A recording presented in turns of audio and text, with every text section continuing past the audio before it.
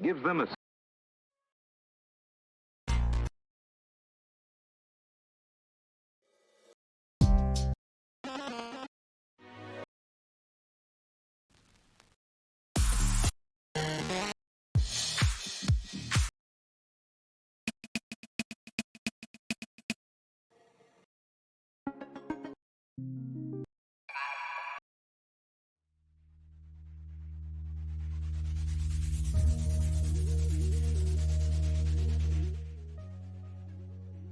All right. Hello, everyone, and welcome. I'm just going through some songs, just looking for one that I want to listen to right now. Hello, everybody. Welcome. So today the plan is we're probably not gonna stream for super long, but I want to get started on some of these bounties and getting this stuff.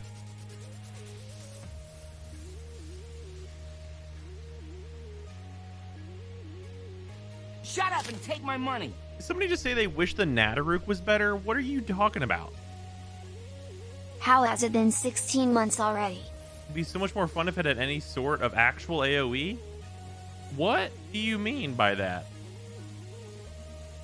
The Nataruk is nutty.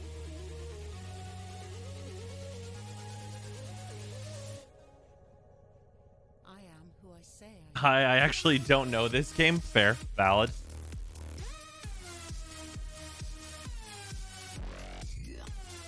The whip is awful. I hate to hear it. I hate to hear that the whip is. I forgot to turn the camera on again. Hello. I hate to hear that the whip is awful. Also, it has literally no fall off either. Does it have no fall off at all? I guess not. Limited AoE is the only thing keeping the Adderg from the nerf hammer. Yeah, like legitimately, if primed Firestorm actually increased the circumference of the tube that this thing fires by plus 66%. Bruh.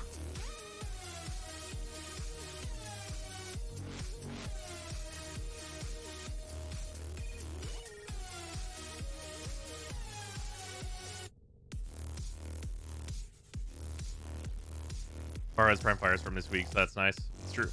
Prime Firestorm does nothing relevant on this weapon, though. Edric not being AoE is fine. We have a ton of AoE weapons. This weapon, okay.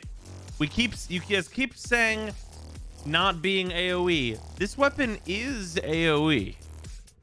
Like, to clarify, this weapon is an AoE weapon, and to say it is not seems foolish. This is not an explosive weapon. That is the thing that this weapon is not. Is an explosive weapon.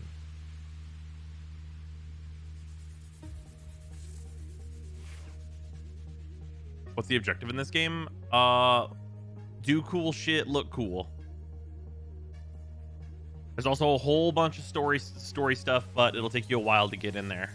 Sorry for asking. No, don't worry about it.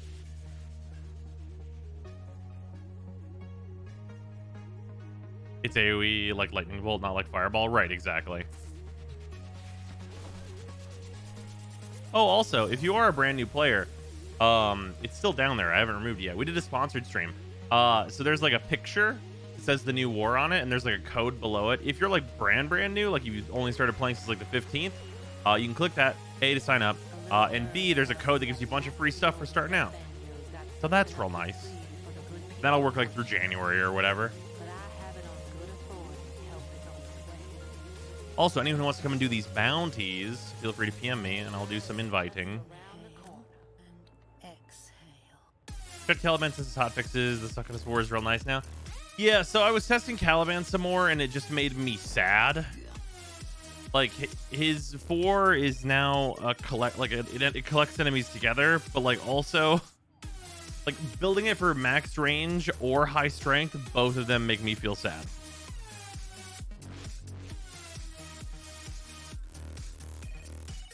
Because I look at it and I go, why am I this Warframe? For what purpose am I playing as this particular Warframe?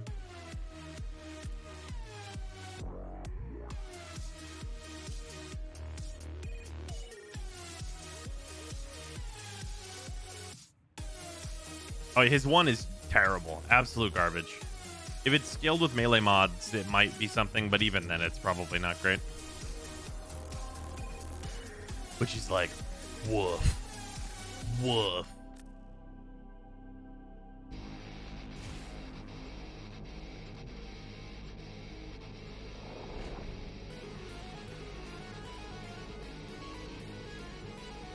I love this song.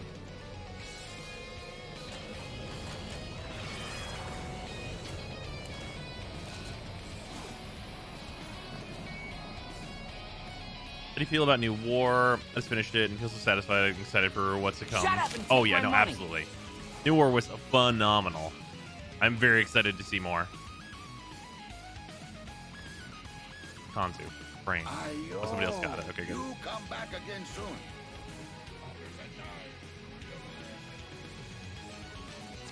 Replace Caliban's one for Gloom, easy. Every time new head glows, we must chop it off. But that's the thing. Okay, Sending you here's after here's the the thing latest about that. failed Replace head Caliban's boss one for killer. Gloom. Yes, that You will know make what Caliban playable. Yoga. But like, why? Why would I be Caliban when I could be Zaku?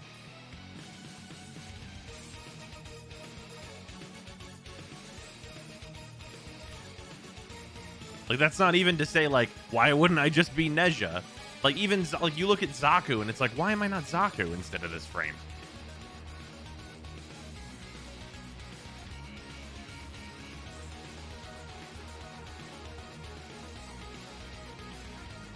Also, we have that maxed out armor on the Sentient Mesa skin. The Warframe should have an instant replaceability? No, absolutely. You just replace the one with Gloom. The one should be better. Yeah, the one is absolutely unusable. It's so bad.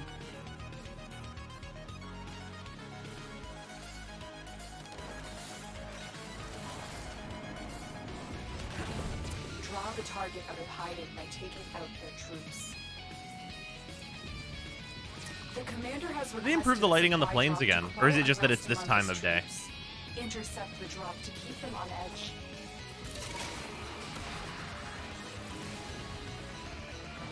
I think it might just be that this time of day always just looks nice. Said Zaku got better. Can you explain how? I would highly advise you go watch my second Zaku builds video. A data mass, and you'll need that to get inside. They dropped the data mass. Grab it. Good. Now insert that data mass into the console. If they destroy the console, we'll never get the vault open.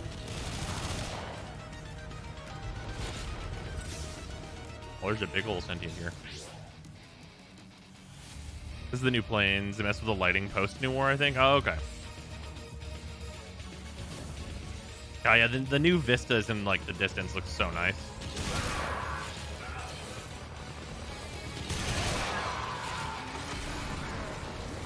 Enemies still die to Mesa, though. Is anyone surprised?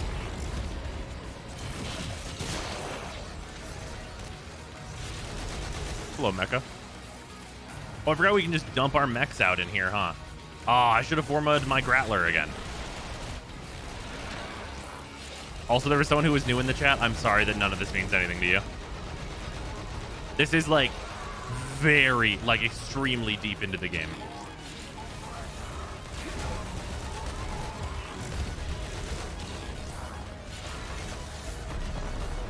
Hey, welcome, Zurian. Sorry, your day sucked. Hey, so you mean Queen of Bounties? I do mean that.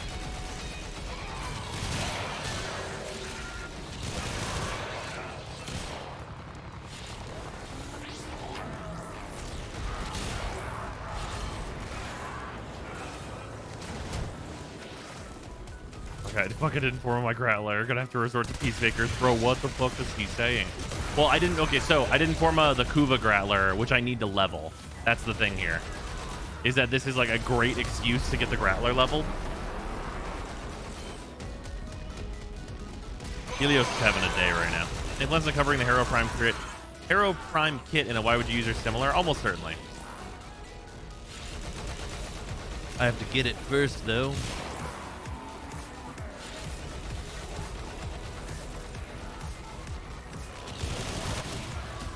We're in. Take the resources. New mod for me. Mission complete. These resources will be useful to our cause.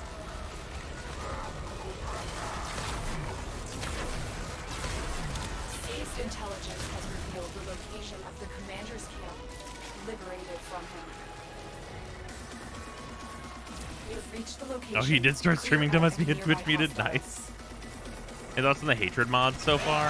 I haven't seen all of them. I need to look at them again. I saw some of them in the Cavalier Rewards and stuff, and I was like fairly unimpressed. They didn't seem like they're going to make too much of a mark. Maybe the ability efficiency one will see used from time to time. Because like if you don't need duration on a frame, then it's better to do maxed fleeting plus that, because the extra shields could matter. But that's like, you know, niche on niche, right?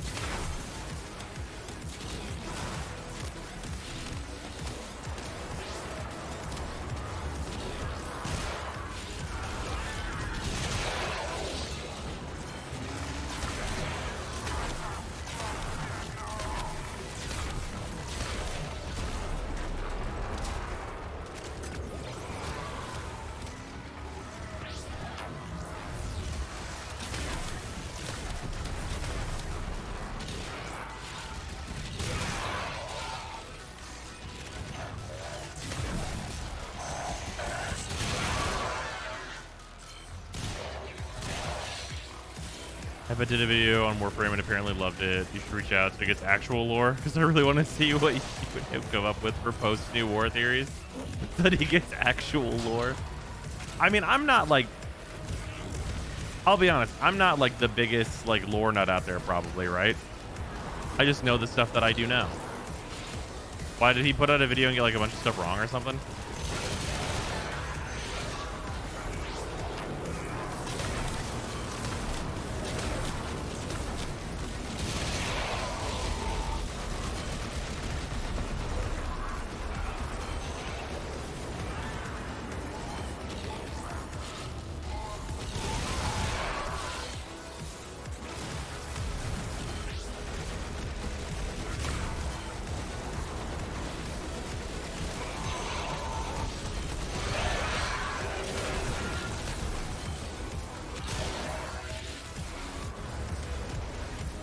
Is Nandork looking like a new and more viable Dread? Oh, it's way better than Dread.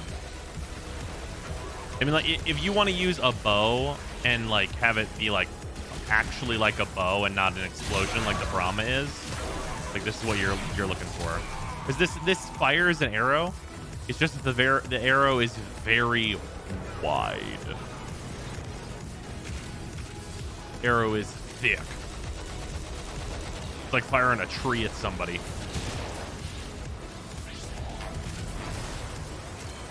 Infinite ammo on a bow, also pretty value. Yeah, that's true.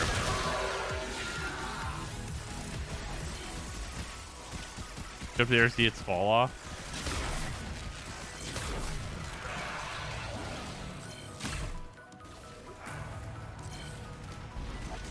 Yeah, no, basically none.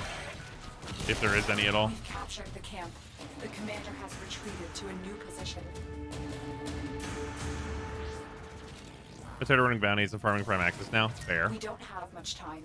An enemy drone has crashed in your area. I need you to... The drone is nearby. Find it and hack it. That's it. The drone is under our control now. Escort it to the extraction point before the enemy can destroy it. It is a bit unfortunate. There's just more bounties. The new Mason Voltskins also upgrade their look through some challenges, or just the armor pieces have that new mechanic. Just the armor pieces. Which I'm glad, because I don't think they wanted to go too crazy with making, like, you know, multiple deluxe skins that are, or like even variants of deluxe skins, right? Because that's like a lot to do.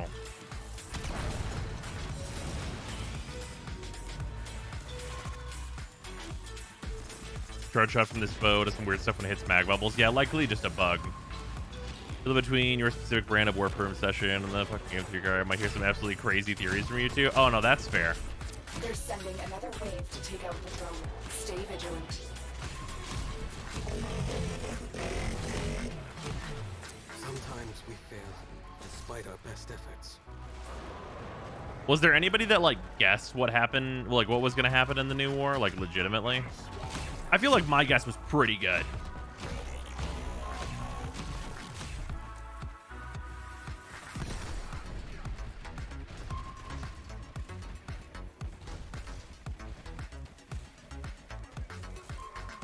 They're sending another wave to take out the drone. This part's a bit like on how.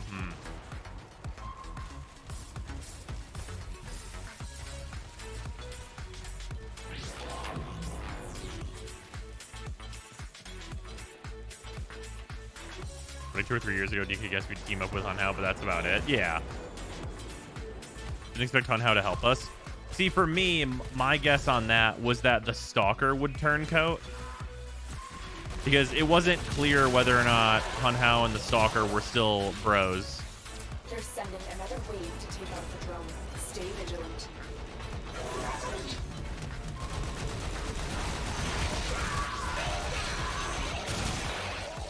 I was just not expecting that Lotus was actually dying.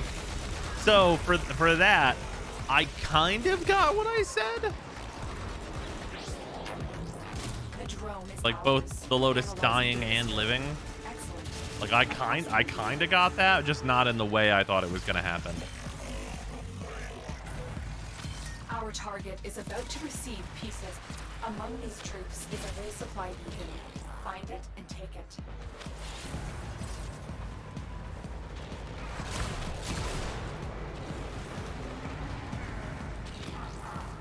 It's just me where multiple deaths super underplayed. What do you mean by what do you mean by multiple? I mean definitely Teshin's was very underplayed. Grab it so I can call in the drop. Burn for the bounty weapons, yeah. Your Stalker and Vegeta was like gold. I'm right. Supplies are dropping now. Destroy them.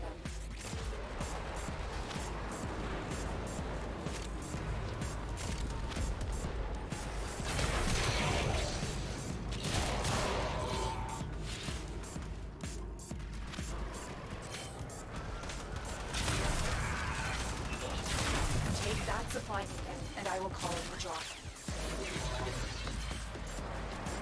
Gonna miss any fun, cool, interesting discussion wise? Has anyone made Caliban do anything relevant? Destroy the supplies before the enemy can get That's their what we hands were on on before. them. There's the supply beacon. Like, does Caliban like Grab it just so for I can sure call definitely in the suck? drop. Or is there something I'm missing? Because I was like testing him with a bunch of different builds and I was like, man, this just blows. That's the last pod. Destroy the supplies. Their comms just lit up. They're not happy about what you just did. Let's keep it that way. Session and Call's assumed death. Yeah, Call did not die on screen. Viso went out like Scanning. for the bro. Peace hiding.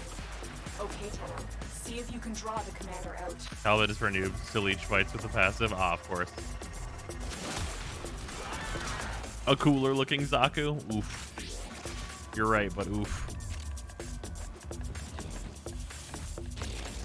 Teshin's almost certainly going to be some metaverse bullshit in the new quest. That's fair.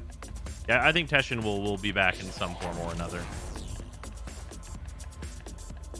Yeah, his ult now sucks enemies into the center of it, but like... Let me tell you how that's not enough.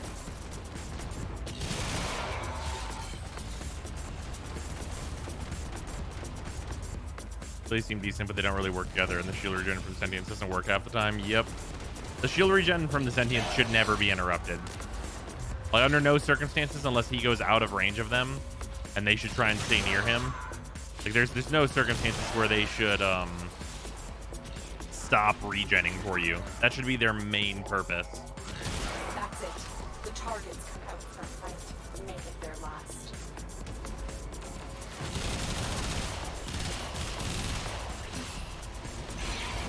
Never was much hope of reasoning with that Ranier. Oh, a bunch of endo. Even less hope when he's got their head full of blood-red normal visions. There'll be another one clapping on the veil he drops soon Cohen's enough. bitchy for an okay crowd control frame. Is he even an okay crowd control frame, though? Like, his 2 has a max target limit. Like, for what? Whose favorite gun? Swazdula, killer.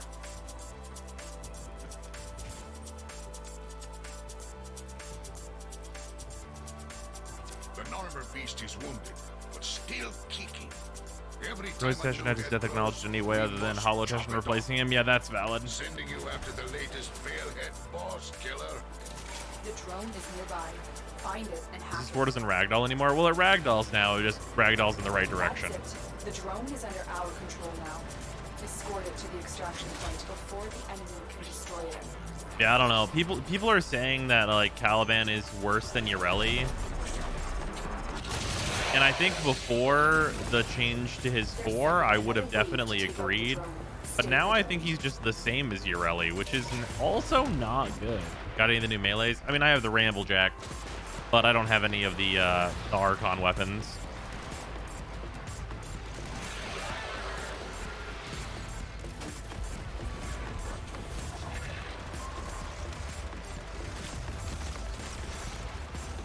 Same as Ureli, but no K-Drive suffering in mission, so pretty much better. Sounds like high praise for Ureli. Does it? They're sending another wave to take out the drone. Stay vigilant. Changes 4 when in a hotfix. It pulls enemies together now instead of blowing them away.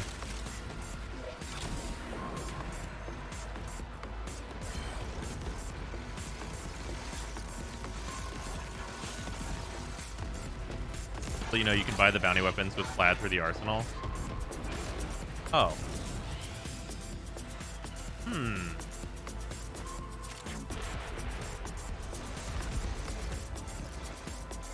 I might do that. They're sending another wave to take I out still need the this drone. stuff for my extra copy of Caliban, even though I'm almost never going to... I'm very unlikely to ever subsume his ability. I still want it in the helmet. Made it only take 150 strength for full armor strip and made his 2 more consistent, he'd be pretty good.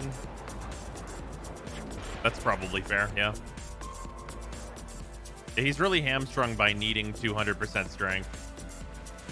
And like I tried him with like just a max range build too though, and it's also really underwhelming. They're sending another wave to take out the drone. Stay vigilant.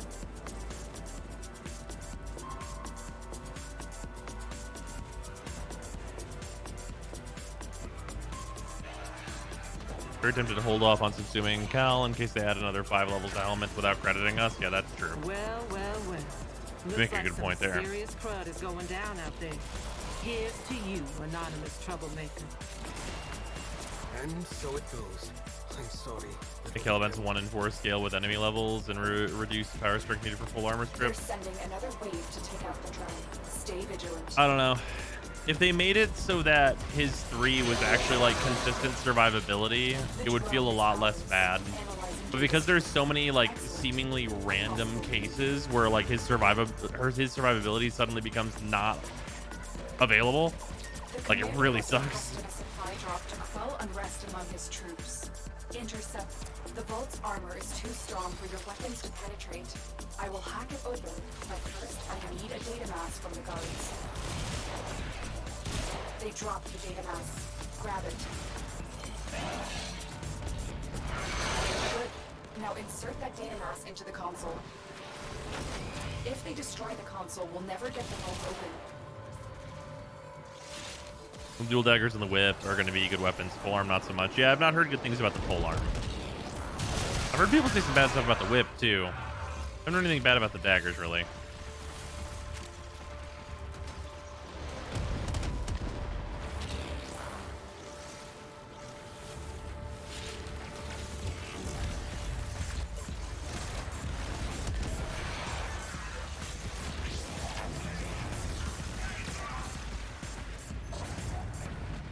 Another update grind for new content. Go to sleep, Sarah.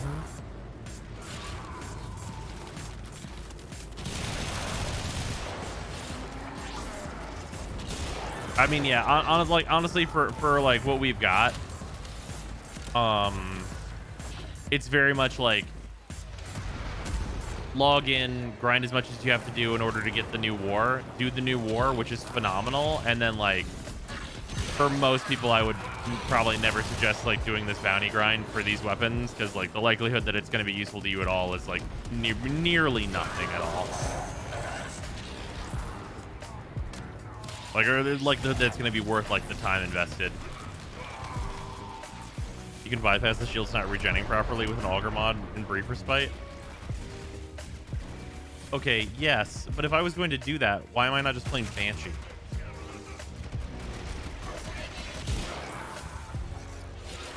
That's my thing, right? Is that like, why am I not another Warframe?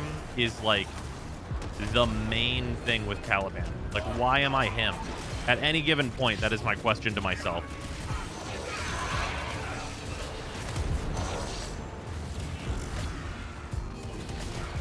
Oops. There we go. Not supposed to launch from the screen. We're in. Take the resources. Yeah, there's his helmet, though.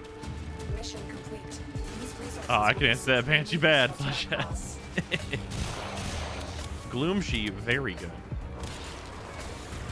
Our target is about to receive pieces of a communications array in a supply drop. Shut up and Interrupt take my the drop money. And destroy.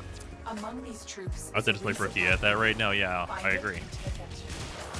Take that supply beacon, and I will call in the drop.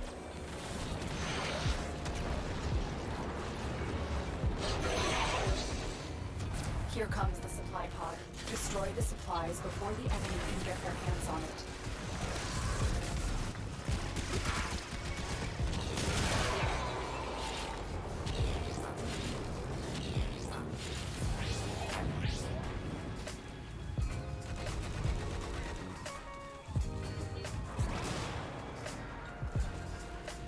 There's the supply beacon.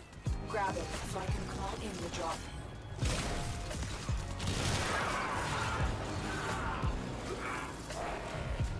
Supplies are dropping now. Destroy them. Take that supply beacon, and I will call in the drop.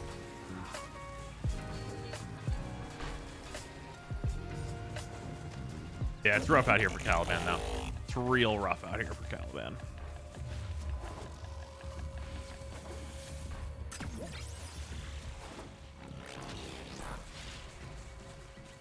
You can call in the drop, Lotus, or nah?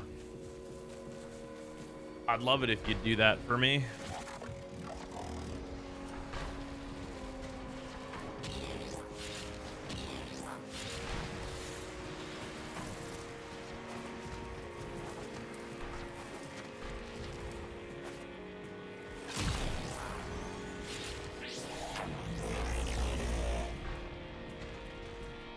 Did it die?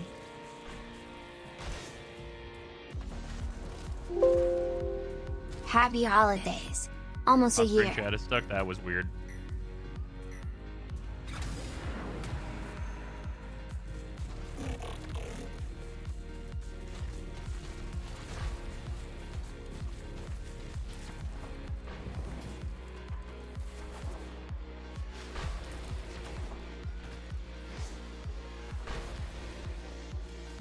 You know anyone who went with Nathan? I assume that's supposed to be Nata. Also, I mean, some people in chat have said that, but I don't know anyone that went with it. I'm curious what Freezer went with. We haven't chatted since the new war.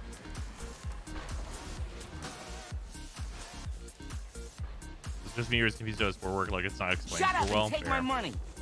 Tank, thank you very much, Theresa. Appreciate it. You want to drop? You want to fucking drop the supplies or what, Lotus? You want to fucking send it in? We're just gonna fail for no reason. Is that gonna be how this is gonna go?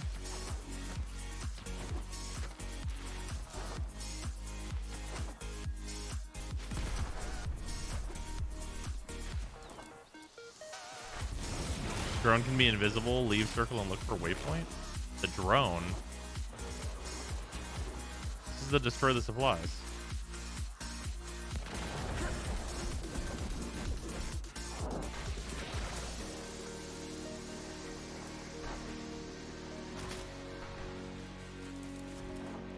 Bounty's bugged? Wow.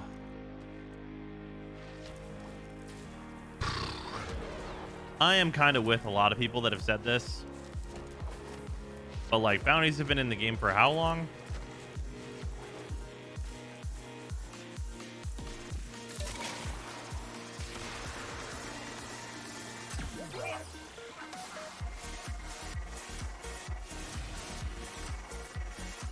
Killed all the enemies too fast? I didn't even kill all the enemies too fast. They were literally still spawning. We're up like an extra 50 fucking enemies.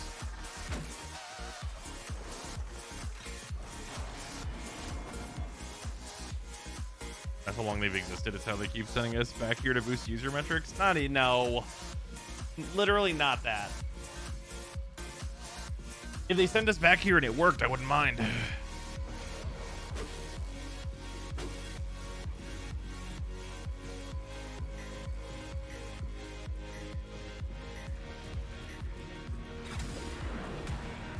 be alive for a bit before they can get the beacon. Yeah, we let them be alive for a bit.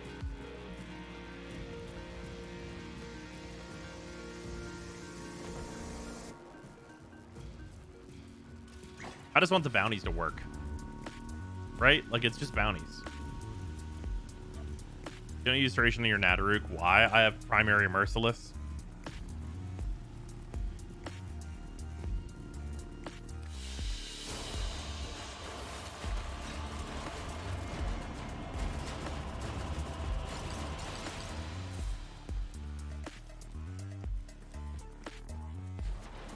Are the new deluxe skins? I like the Mesa one. Not as hot on the Volt one. And the Mesa one doesn't like look like Mesa, but it is really rad. Don't understand the whole Narmer thing. Please explain. It never gets explained. I have no idea why they call him Narmer. You pay me in red, I pay you in silver. Like, I have absolutely no idea.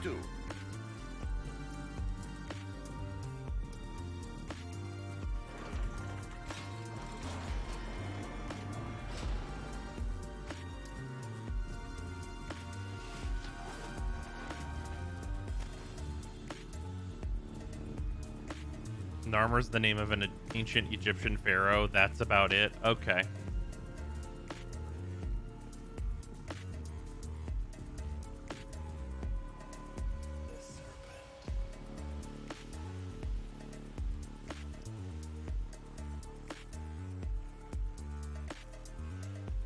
I really do feel like we picked up a book and skipped 2 or 3 chapters before we started reading.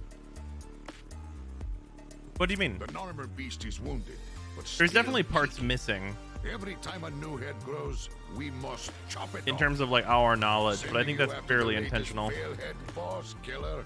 You know what to do. Doga! Our target is nearby, but won't engage us until you force the issue. You're nearing the armored vault. Mirage can rescue the and 5th the element. surrounding The guards. chasing One of Opera. them is Nice. carrying a data mass, and we'll need that to get inside. They dropped the data mass. Grab it. Good. Now insert that data mass into the console. If they destroy the console, we'll never get the vault open.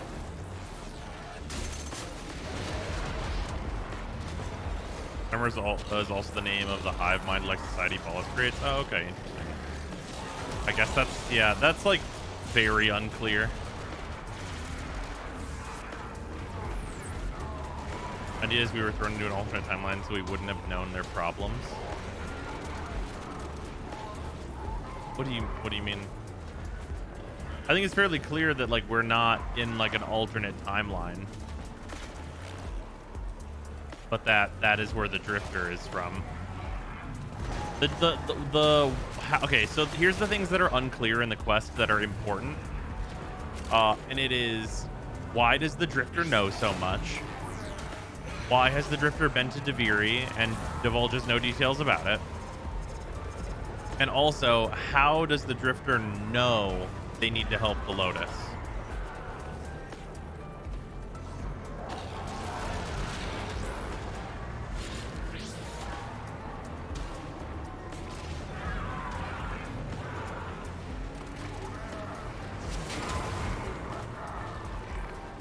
How much time has passed? That part's actually fairly irrelevant. It's probably like, I don't know, a couple months, maybe like more. Half a year or something.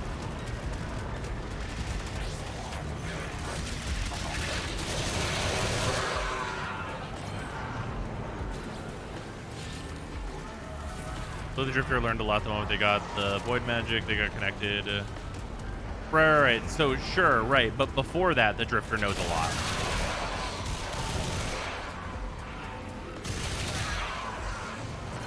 Well, they wouldn't have said back in the day unless it was a few years, I guess. The amount of time is sort of irrelevant. Mission complete. These resources will be supremely useful to our cause.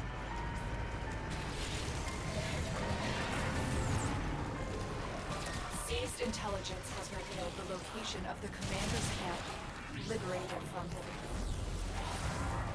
You've reached the location. Clear out any As you form a nearby coalition hostiles. against the Tians, or was that something The for the location is quest that ours. was unexplained? Incoming assault. Oh yeah, I mean that was Take fairly this unexplained in the territory. quest, but like I think they didn't want to do like a council scene, which I'm okay with. Seems like a Tenno who lost their powers. So that's the thing about the Drifter, is the Drifter did not lose their powers.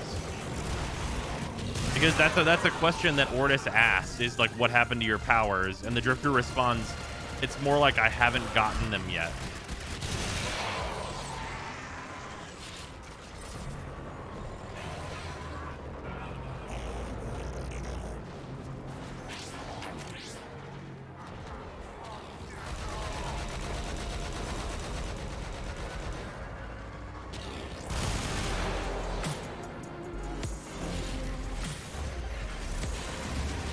Shut up and take my money.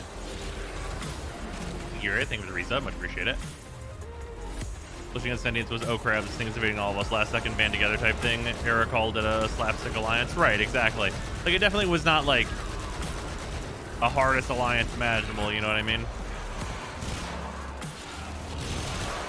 I think it's like fairly reasonable to assume a bunch of the Grenier Corpus would be like, yo, let's all team up to fight that world-ending fucking catastrophe on the horizon.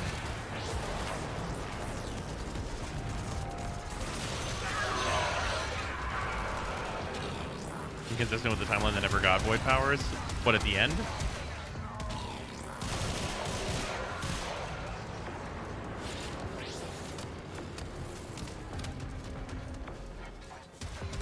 Upward was thrown into the void by Ballast. Drifter swap. Drifter swapped his place and gained most of the knowledge from some form of neural link with the operator. Right, but something like that would need to be explained. That's something that's never nodded to at all.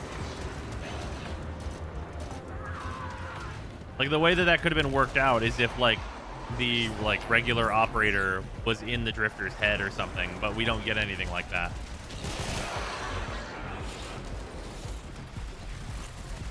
And, like, whenever the operator and Drifter meet face to face, the operator's response is, what the fuck?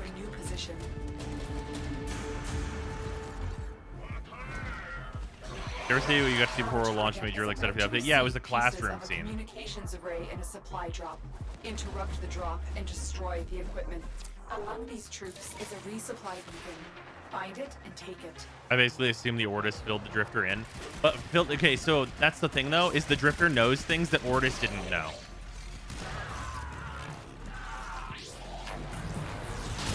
Here's the supply beacon. Oh, like, that's a problem. Call in the drop.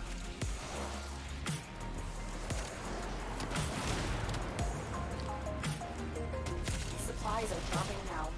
Destroy them. Take that supply beacon, and I will call in the drop.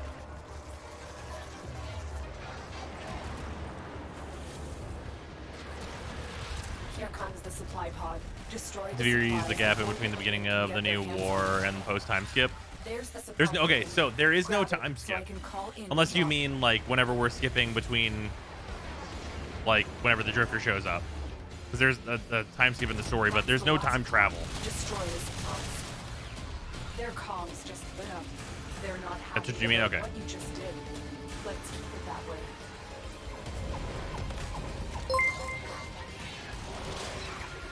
We don't have much time. An enemy drone has crashed in your area. I think that Malice meets previous Drifter and thanks them for something they haven't done yet. Yeah, that's fair. That's it. The drone is under our control. I mean, it's certainly possible that, like, the next part of this is, Destroy it. like, an unknowing Drifter.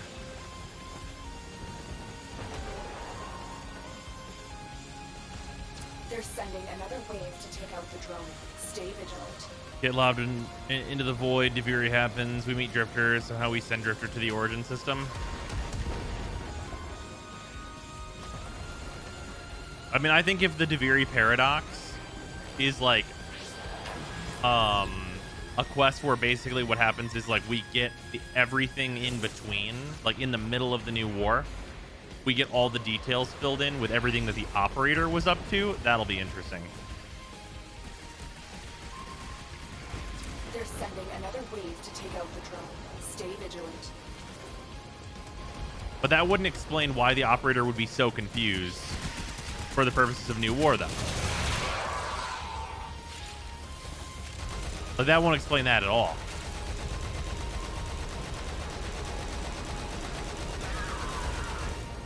So it also have to happen to us out of order.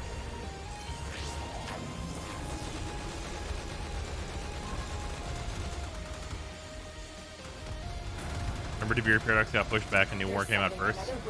Yes, I'm aware.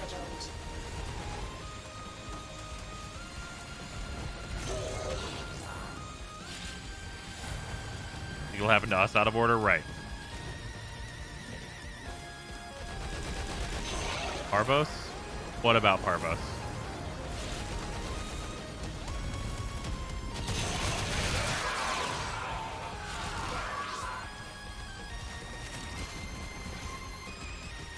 The drone is ours. Analyzing data. Nice. Excellent.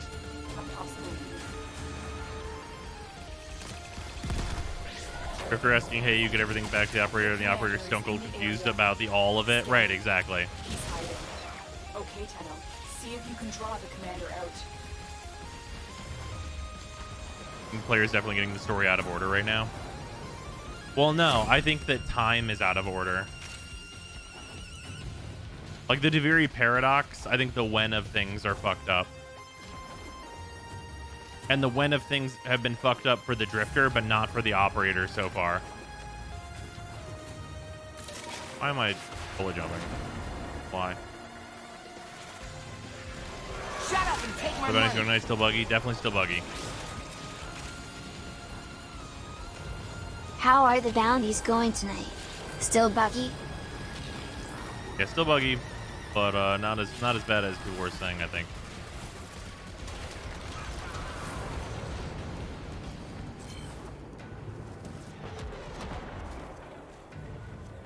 I wonder if there's two Teshans and he somehow knew the end result. Doubt.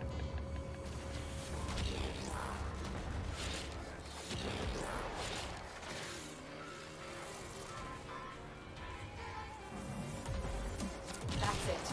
The targets come out for a fight. Make it their last. Never was much hope of reasoning with that Granier. Even less hope when he's got a head. I thought Parvos was preparing. Normal visions. There'll be another one. Yeah, Teshan's not a quill. It is weird that the quills are not like available for like the Unum part. Also, man, I knew we were gonna see the Unum. Like, I didn't know, but I presumed we were gonna see the Unum. But fuck, we saw like none of the Unum. That bitch says like one thing to us.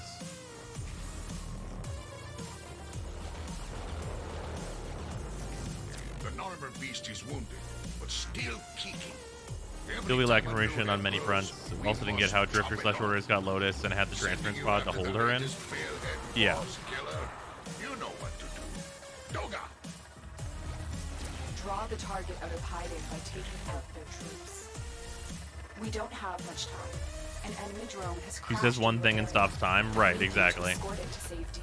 Proceed to It's the 750k for the whole ephemer, right? Yes. Find it and hack it.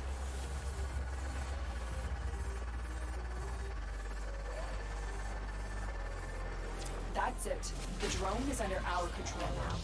Escort it to the extraction point. You notice the Unum sounded very similar to Nora Knight. I didn't think so. I went back and re-listened to it, and I didn't think it sounded like hugely like Nora. They're sending another wave to take out the drone. Stay vigilant.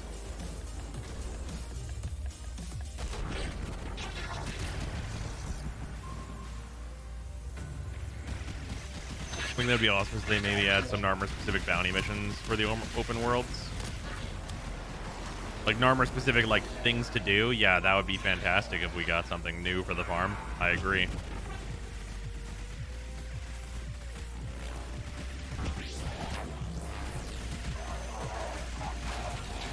If I know some where / what Parvos was doing, probably shitting his pants.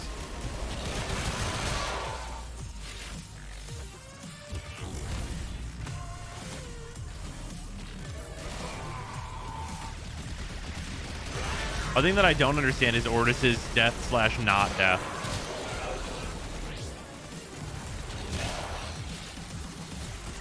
because like it's clearly like the same reality that we're in has Ortis, but it's the Drifters Ortis. Like it's all the same Ortis, so Ortis died, but Ortis not died. The drone is ours. Analyzing data stream. Excellent. A possible lead. I'm sure it was just the body. Ortis could just be uploaded somewhere else and using the Sentinel body. Sure. Of the commander's camp. I don't know. It was really played like Ortis was gonna die. Any nearby hostiles. I think Drifter would have an Ortis. Right, but that's what they seemed to like presume by asking if Ortis was okay. Because it's like the Drifter was there for that. Like, The location is ours. Wait. Incoming assault. Don't let them retake this territory. also for someone saying like Drifter's Ortis never dies, Operator's Ortis is in the ship, that's not the case. We still have the same Ortis who has a body now in the ship. And also, like, the Drifter is the only one that swapped. Why would Ortis swap? Why would there be two Ortises that swap? Never seen it after the quest. Oh, yeah, it's in all the transmissions.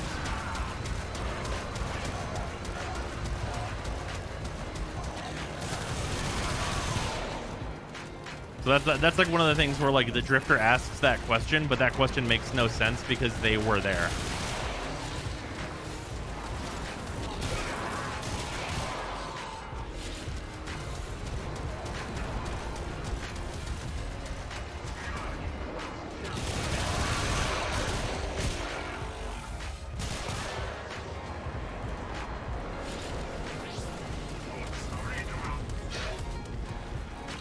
David Anthony explains that Cephalons have backups of themselves. Yeah.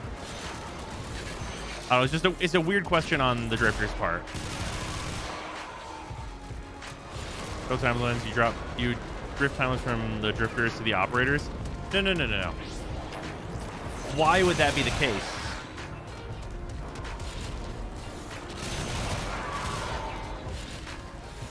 So in the Drifters timeline, but none of the characters would know about the Operator.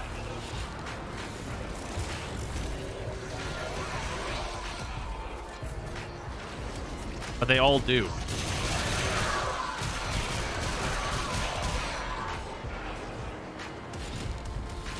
Why was Drifter in our timeline in the first place?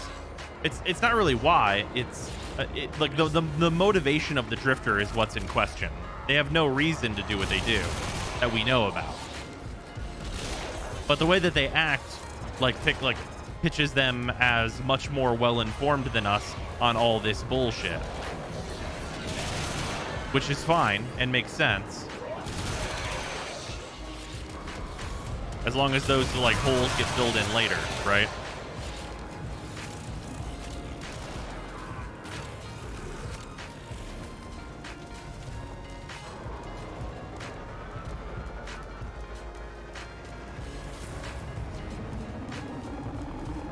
They are us. Why wouldn't they help us? You'd help yourself from a different timeline. Okay. Yes, but they don't converse until meeting on the Zariman. Like, they don't, like, know of each other until meeting on the Zariman, or at least our Operator does not know of the Drifter until then. And before then, the Drifter is helping the Lotus. Why would the Drifter help the Lotus, or even know how to help the Lotus? Or know our history with Hunhao?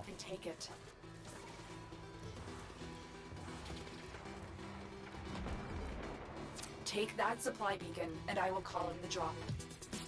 Wally probably told them. Why would Wally have told them? Wally didn't even give them void powers. Here comes the supply pod. Destroy the supplies before the enemy can get their hands on it. That is unfortunate, but we should try again. Helping yourself from another timeline makes sense until you come across you with a goatee. Right. Here's the thing. Why would the Drifter know about us from another timeline? Lotus seems to have some knowledge of the man on the wall too. Oh no, yeah, absolutely. Lotus absolutely saw that shit at the end because like she immediately lies to you, which like I rewatched like what she said after you like bring her back and everything, her fucking the first thing she fucking does is lie to you. Like, God fucking damn it.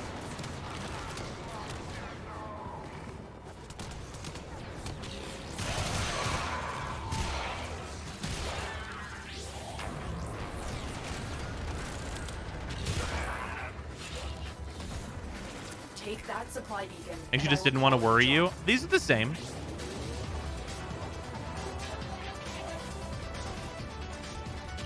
That's the last pod. Destroy the supplies.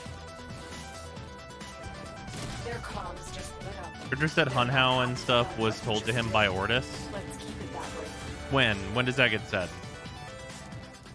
That still fucks with the rest of it. The commander has requested a supply drop to quell unrest among his troops. Intercept Like, I think it's foolish to be able to like say, like, if the answer is, oh, Ortis found them and explained everything and they were like, I got you, fam. That's nonsense. Good.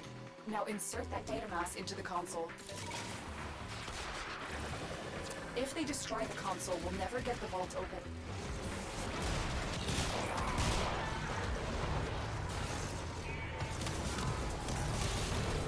Maybe we the players see the man on the wall, but Lotus only could have seen nothingness and just felt a white presence. Nah, not with the way that line's delivered.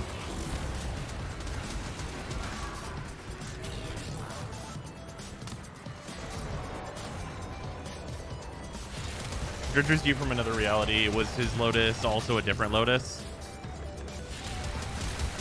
But that's they wouldn't have had a Lotus. They didn't get rescued from this Saruman. They wouldn't have had a Margulis. Like, Margulis would have no reason to have been in the same place. Like, their Margulis would have just been like another Orokin.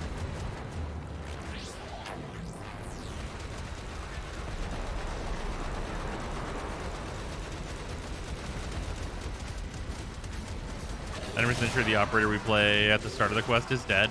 Well, no, because they have continuity with the operator when they return.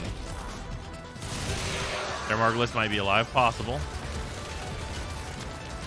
Characters us that never took the deal with Wally. Not necessarily never took a deal with Wally. They were never rescued from the Saruman. But they don't have void powers, so ostensibly that's part of the deal with Wally, but that's not clear. Off topic, why Orokin blue and why big arm? To differentiate them.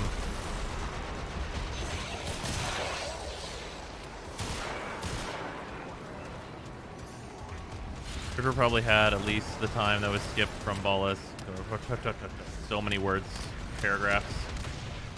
At least the time that was skipped from Ballas to an operator to events the first Drift mission time, in which the cult with manufacturers was established.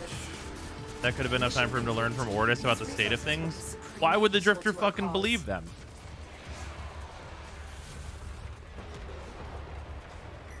The commander is in the area. Who's Wally's that the man on the wall? Yeah. Wally, Waldo. Okay, Tenno. See if you can draw the commander out.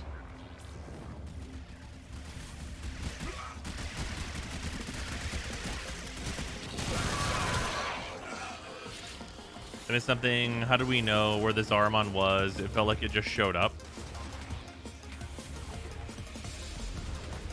What do you mean?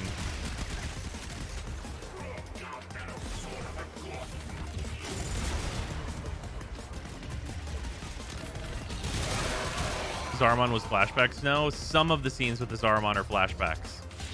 That's it. The targets come out for a fight. Make it The scene where we meet up with the Drifter is not a flashback. Never was much hope of reasoning with that Granier. Even less hope when he's got a head full of blood-red Dahmer visions. I The Drifter drove the Saruman slightly out of the void. Well, the Drifter's been to Duviri. Ostensibly, the Saruman goes to Duviri.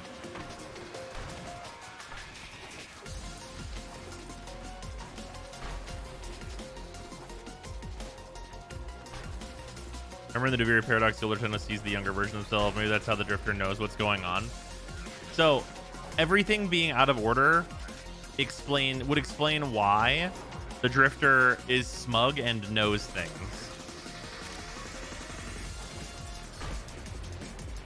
It would also explain why they don't tell us shit.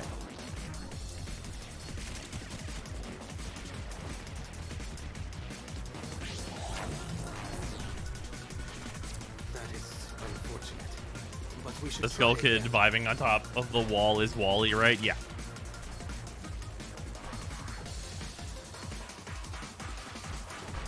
Does that matter with the new bounties? They're bounties.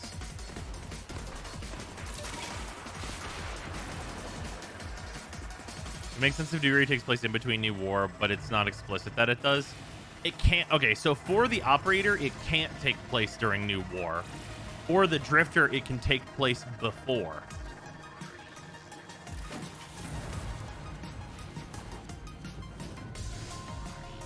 Which would explain the paradox.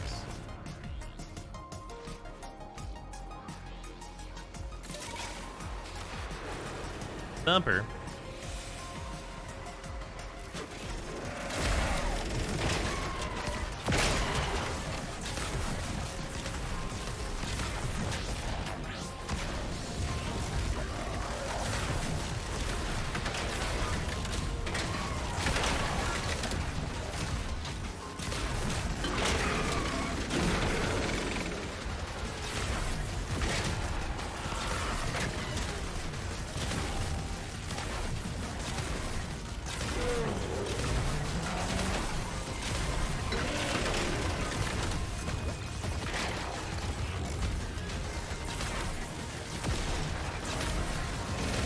Another beast is wounded, but still kicking.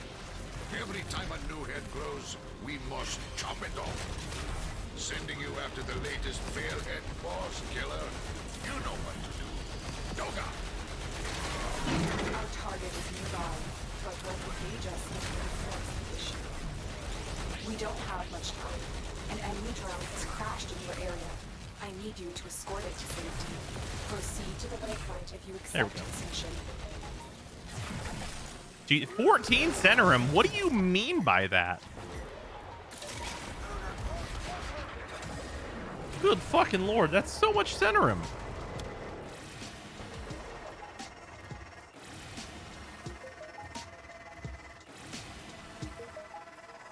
Oh, Drifter is just a version of us that lost our void powers? No. The drone is They are a version of us that never got void powers. They were That's it. not rescued from the drone is under Zaramon. our control now. Escort it to the extraction point before the enemy can destroy it. Yeah, anyway, as I was saying, the thing that would make sense They're sending another wave to take out the is drone. that, Stay vigilant. the Drifter has been through the Deviri Paradox with us already. But we have not been through the Deviri Paradox with them.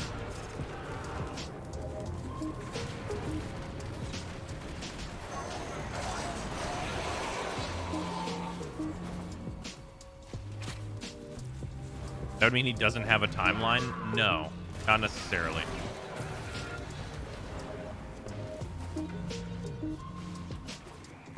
They're sending another wave to take out the drone. Stay vigilant. Sounded very Doctor Who. Yeah, I mean, that's a Doctor Who thing. They do time. Tibbly tobbly wobbly dibblies, or whatever the fuck.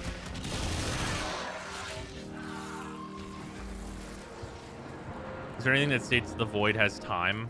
I mean, it's one of, like, the major, like, fucking things that Albrecht talks about. The drone is ours. Analyzing data stream. Excellent. A possible lead. What's OTL stand for? Do a quick recap of OTL in what now? Seized It's supposed to intelligence call has the Drifter's revealed Origins a location of paradox the in the commander's post-quest camp. text. Did they say that? You've Okay. reached the location. It's Clear the whole out fucking any part of the quest nearby about timelines. hostiles. Yeah. Oh, official timeline? Okay, so I'm not going to say it's official. This is the way that I see things as they have been laid out by the video game. How far back should I start? Okay, we're going to start operator timeline, okay? Operator timeline. Operators, regular children on the Zaramon, they get fucked up in the void. The operator takes a deal with Wally, gets void powers. A bunch of void powers are had. They get rescued and experimented on by the Orokin and have Margulis as their caretaker. Eventually, the Orokin want to cancel that shit, and Margulis dies to the Jade Light. The Lotus Nata becomes the Lotus and copies Margulis as like a simulacrum of her in order to control them on Hunhau's orders to kill the Orokin. She does 99% of that job.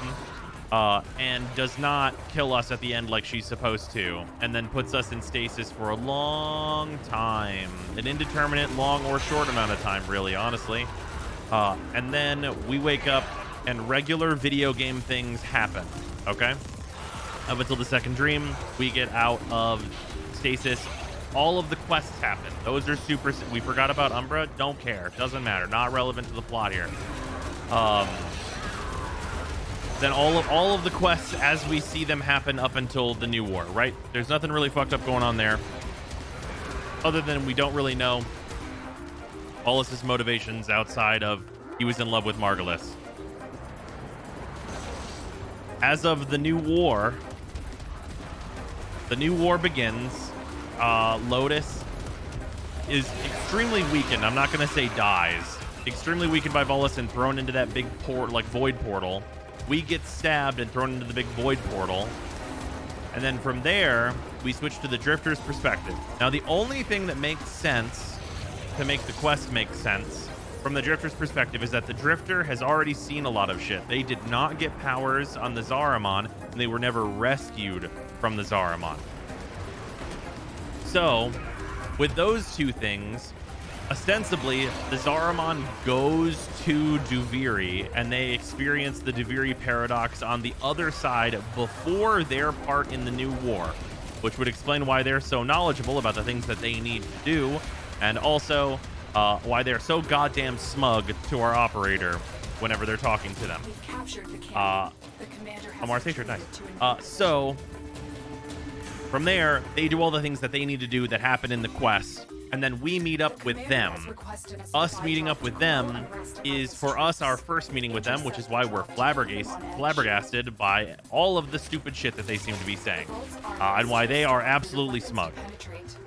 That stuff happens, and then we defeat Wallace. Do we think Man on the Wall is the big bad now? We have absolutely no idea. The motivations of the Man on the Wall are no more clear than they ever have been.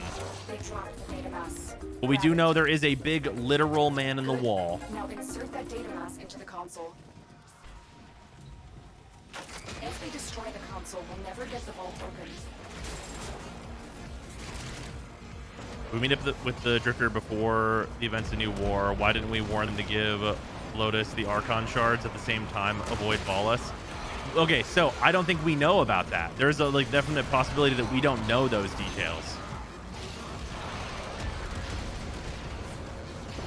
Like, the things that we tell them could just be just enough information for them to know they have to save the Lotus.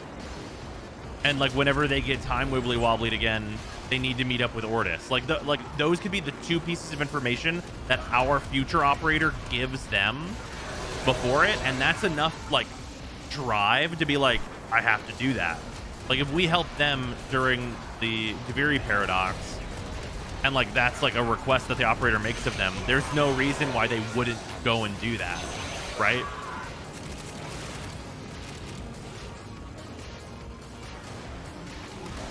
Handshake I thought was Drifter getting his power. Is it the operator handshake and we merge our powers? Unknown. Unclear.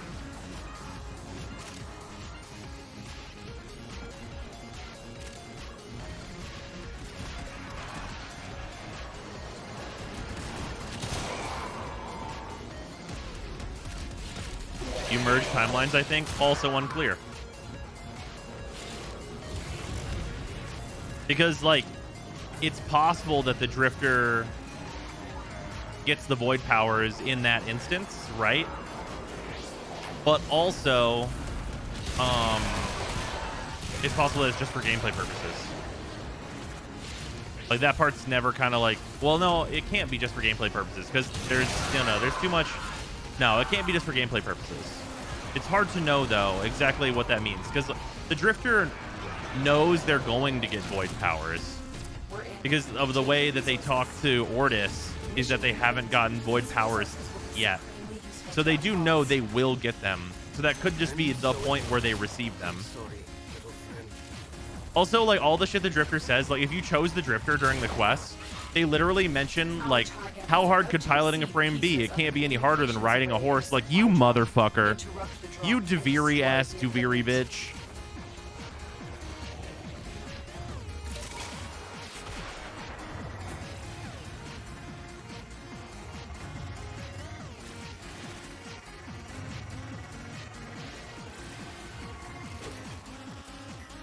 Among these trips is a resupply beacon.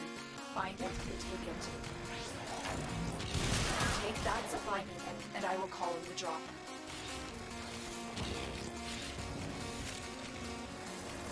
Oh boy, is this one gonna bug out? Here comes the supply pod.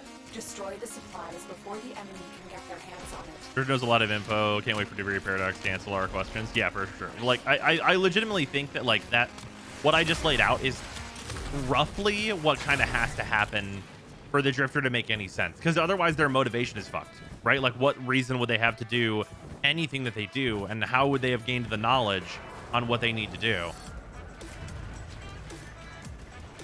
I think they would have gleaned just enough knowledge from Deviri Paradox Operator to know their objective, but not how to get there.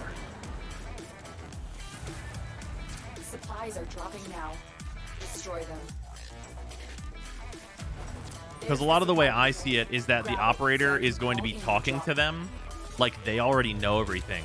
And the Drifter's just going to go with it. That's the last pod. Destroy the supplies. Their comms just lit up. They're not happy about what you just did. Let's keep it that What way. the hell's with the shadow flickering? That's a great question. I don't know. The commander is in the area. Scanning. Session's a possibility. That's true. Okay, Tenno. See if you can draw the commander out. Hello, mech.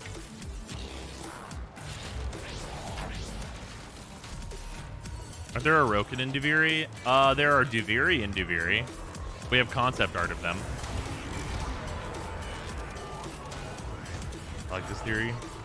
The Drifter opened up the wiki while they were bored and felt that Ballast was just a prick. Jesus.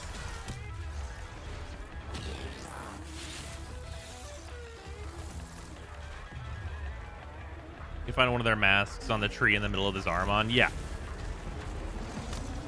Like, it's very clear that, like, where we're going is Deviri Paradox. Like, it has never been more set up than it has been set up right now that the next thing is the Deviri Paradox. My curiosity is mostly in how the Lotus is going to play a role in that.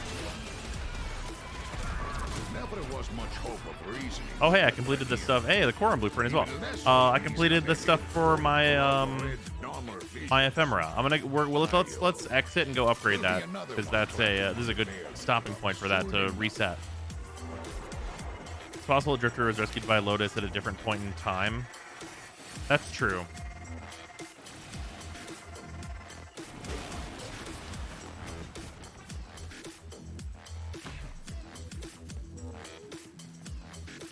She doesn't if you picked Natar. Margot. Ah! You should be the one to accidentally yoink us into the void. Possible.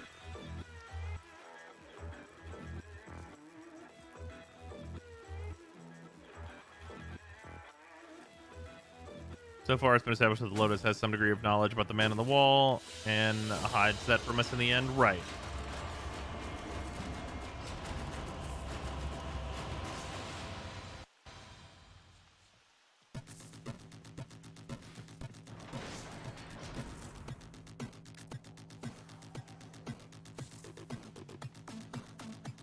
The ephemera keeps visually resetting to look like the original.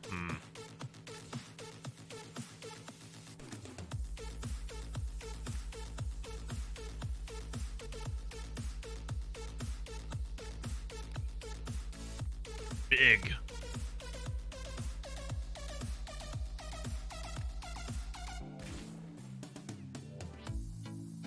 Why do I have an Eidolon swimsuit? Or a sentient swimsuit, rather.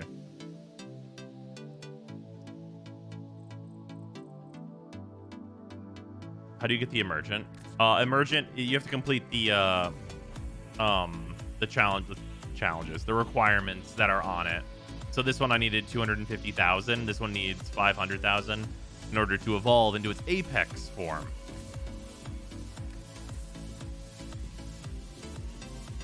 Oh, we lost somebody.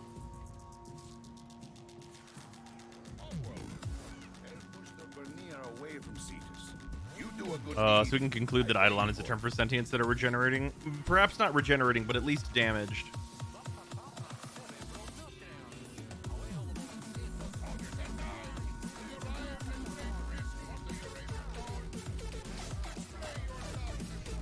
Does the last choice really matter in the new war? We can't know yet, is the answer, honestly. I thought I heard an Eidolon howl my name. It sounded like you, Uncle. Isn't that strange? Isn't that strange?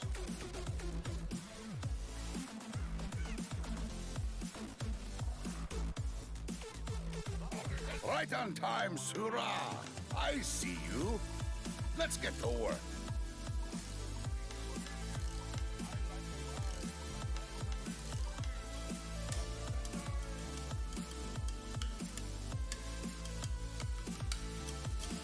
So the sentients were on the plains to revive the Eidolon. Oh, interesting.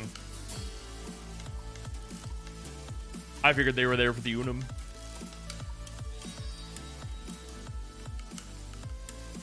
So far, Eidolon has been exclusively used to describe dying / near-dead sentients. Yeah, that's true. Rightio. See you soon. Last night,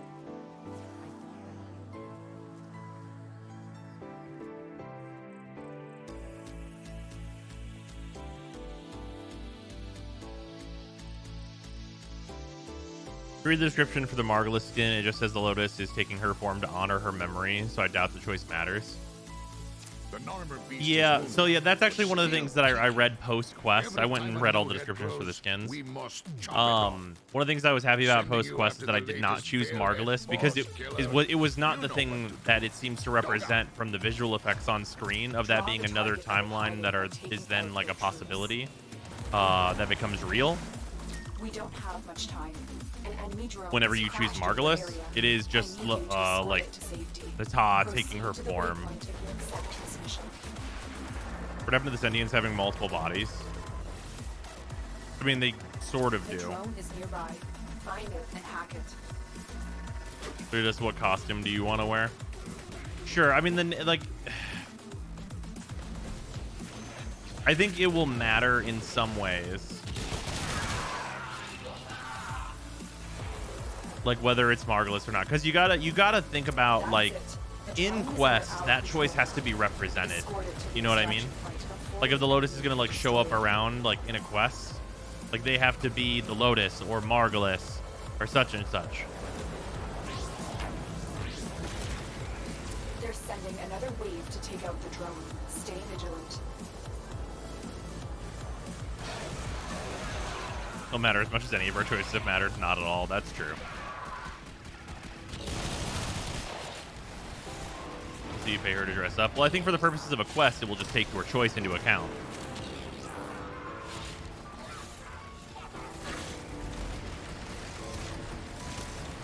Chose Margulis because I thought it would be actual Margulis. Now I hate my choice. That's unfortunate. They're sending another wave to take out the drone. Stay vigilant. Insight as to how Ballas and Era ramped up the forces for the new war. How they ramped up the forces? I mean, like, they got that large mothership by, like, you know, gaslighting the Ta. And then from there, I feel like that mothership builds the army, right? What choice do you recommend? I mean, I would go with what you want to go with. I went with Lotus. You can change it. You can't change your choice on who the Lotus is. Stay vigilant. Or who the Lotus most is. Analyzing data stream. Excellent. A possible lead. Where's it stated though? I thought that she's just a Mary mimic. has requested a supply The Lotus is not You're just a nearing the mimic. armor vault. Take out the surrounding guards. One of them is carrying a data and we'll need that to get inside. As you can, you just have to pay. You can change what they look like, but it will not change your story choice Grab it. or their name. Good. Now insert Because that Margulis, data because I mass into the thought it console. basically meant Margulis from a timeline where If she they leaves the destroy the Tenno, and I feel console, like we'll I'm never making get the Lotus vault pretend open. again. Kind of hate that. Yeah, that was one of the things that, like, we for anyone that was gonna watch that stream archive of me doing the quest, we spend like straight up a half hour discussing like the ins and outs of that choice. I feel like I made the right one.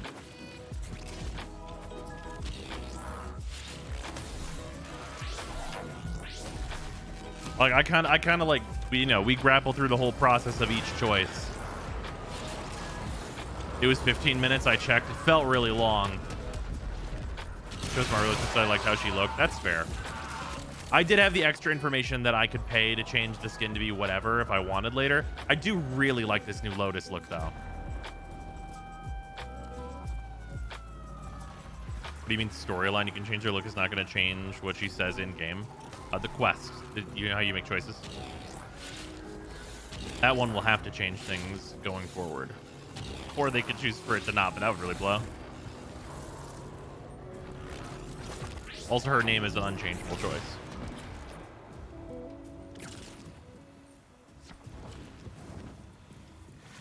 Are the Sentients a universal scale entity? And like the only reason they stay away from the original system is because they really do not vibe with the Void and by proxy the Tenno? No. So the Sentients were made by the Iroken as like a fully sentient machine life form, which is a thing that they don't like doing, and that's the only time they did do it. To be sent to Tau because they wanted to colonize Tau, basically, is the whole thing.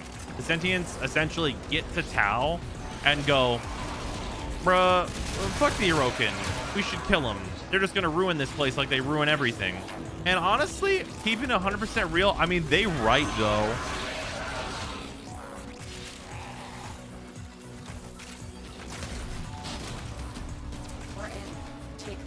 Like, I'm not going to sit here and pretend that they were wrong. The Sentients were 100% correct. Useful to our cause.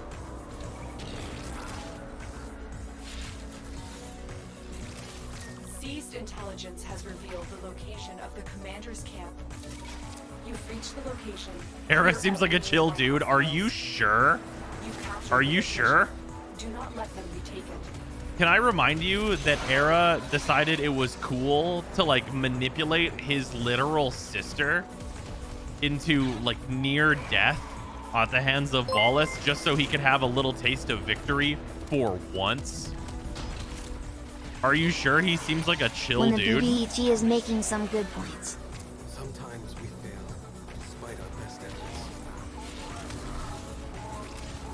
Yeah, also he snapped Teshin's neck, which in fairness, like Teshin would be a natural enemy of Hera.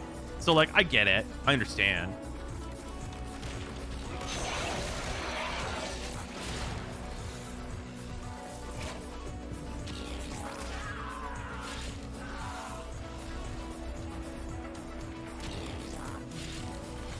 Didn't snap the neck, he caused cranial trauma? Sure.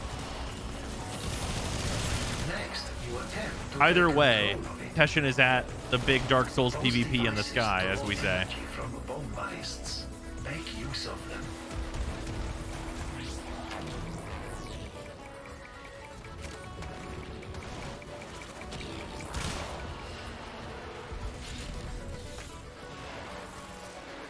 Marvelous, I want her to be your best self. See, for me, I think that's the Lotus, right? That's what that choice is, right? It's you choosing what you think is her best self. There's a lot of reasons to choose each one, I think. Wait, Teshin died? Should have paid more attention. Yeah, no, he dies real quick. Also, Viso mega dead.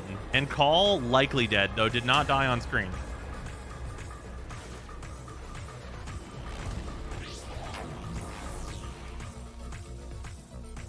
Here, no one acknowledges Teshin's death. He could be MIA.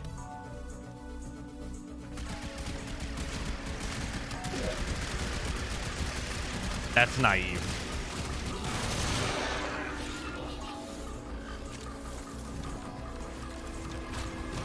Yeah, Call likely got converted. Yeah, Viso is just a fucking Omni Chad.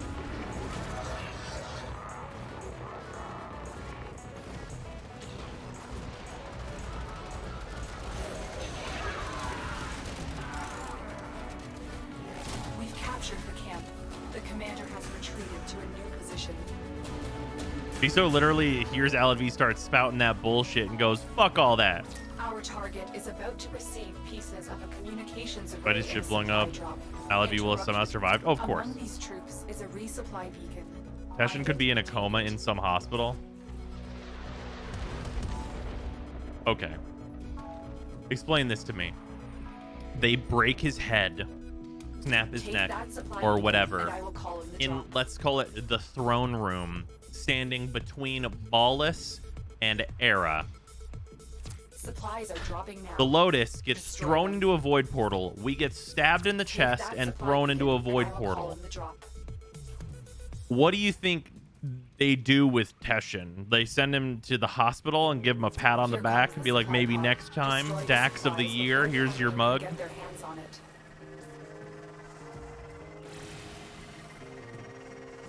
There's the supply beacon. Grab it so I can call in the drop.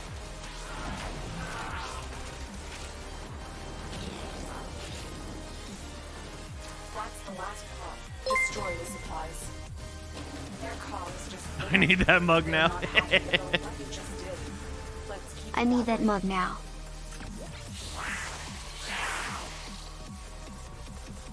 The commander is in the area. Scanning. He's hiding. Okay, Tenno. See if you can draw the commander out.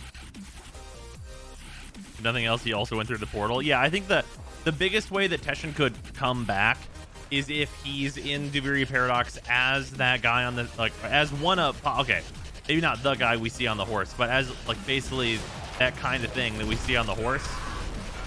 If Teshin's back in that regard, that's the way I could see Teshin coming back. Is him being Duvirified. Because, like, bruh, that is a fucking Dax. On that Duviri horse, in that Duviri Paradox trailer, bro, that's a Dax. We don't know if it's Teshin, but that is a Dax.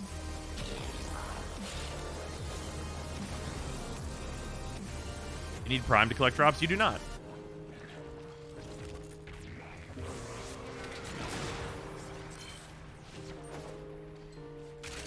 Like Teshin being dead, it accurately reflects the Conclave. Hey, wait, he runs the Steel Path, too.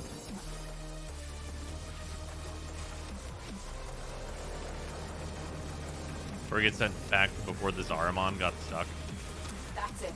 The targets come out for a fight. Make it their last. Echo represents Steel Path too. Hey, wait a minute.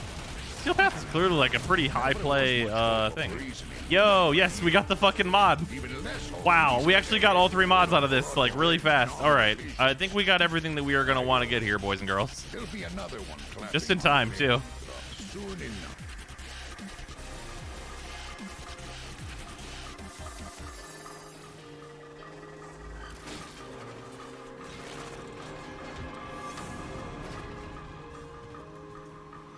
Yeah, that's probably correct, Flint. Mods are pretty just okay. I still want to collect them. Taylor confirmed Conclave revamp today. Why? Just remove it. Just get rid of it.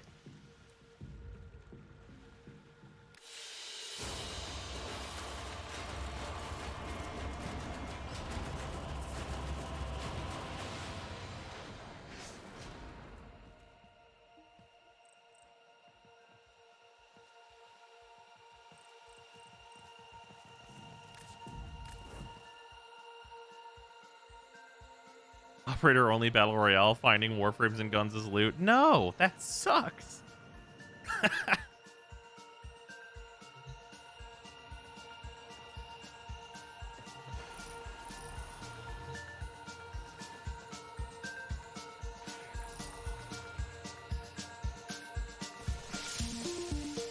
Surely they'll get Warframe PvP right this time. No!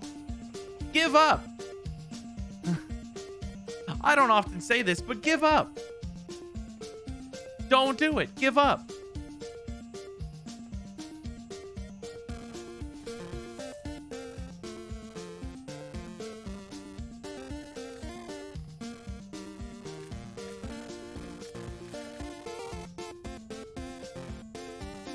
Wait, has this changed?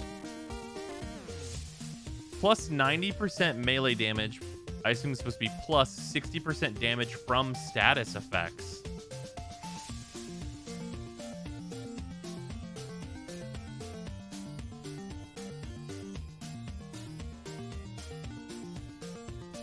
Nope, that's what it is. This is an interesting effect.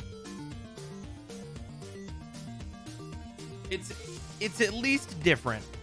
Probably not useful, but it's at least different.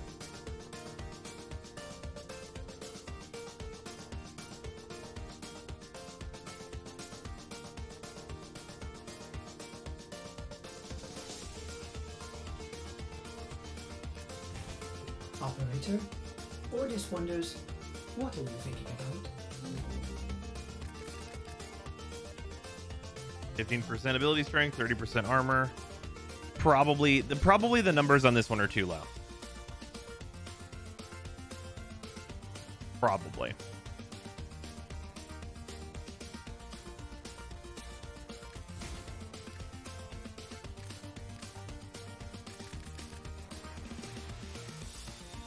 This one's really sad because like the top effect is okay.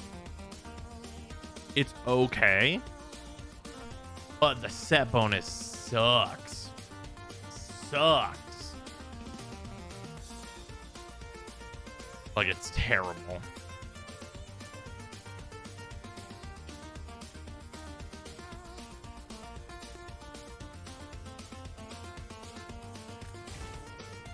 The efficiency one has the highest chance of being useful. Yeah, I agree.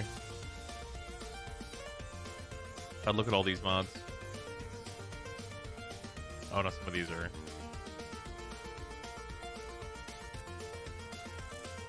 There we go. Only useful mods.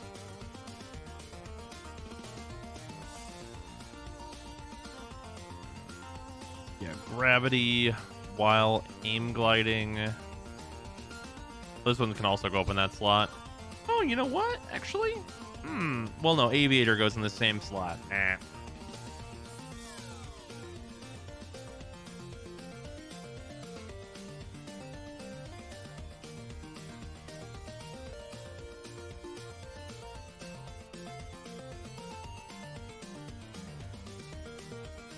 I mean, Boreal's Hatred, probably the right call on Titania, right? As long as the set bonus stacks with Aviator.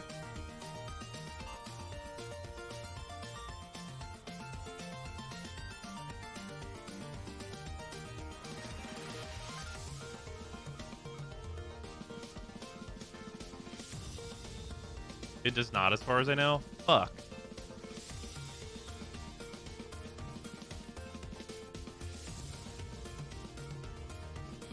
Doesn't Titania want some duration, though? I mean, a little.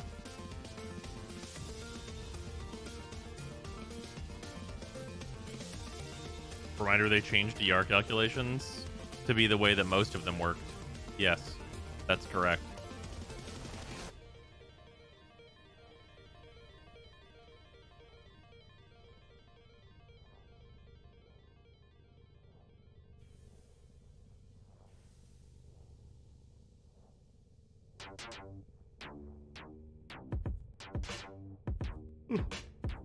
Multiplicative DR bonuses is definitely correct. But it would be a thing you would do in addition to Aviator. With other stats that are relevant for Titania. Does the bonus work for Razor Wing?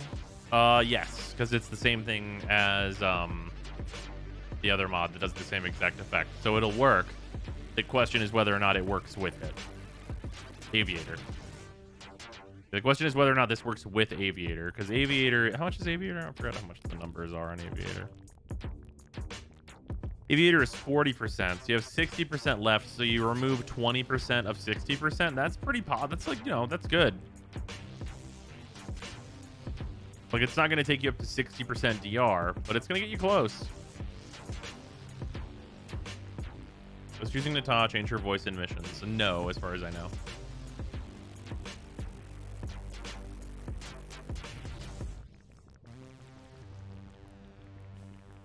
think DE clarified Caliban's passive is not additive with adaptation. Hopefully them not stacking is a bug. That'd be nice. You're taking no damage with the evasion too. Yeah.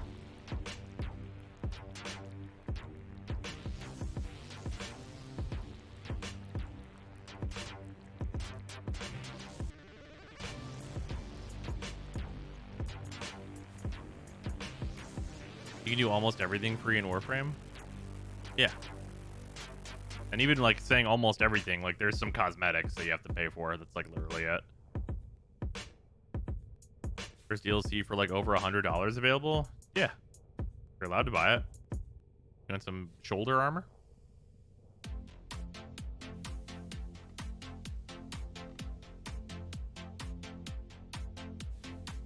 Okay, thanks. Not a problem.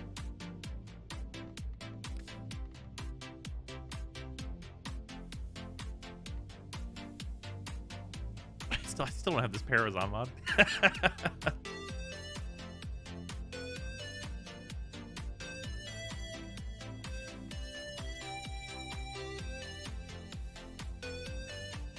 Yeah, a lot of these new mods are not useful though.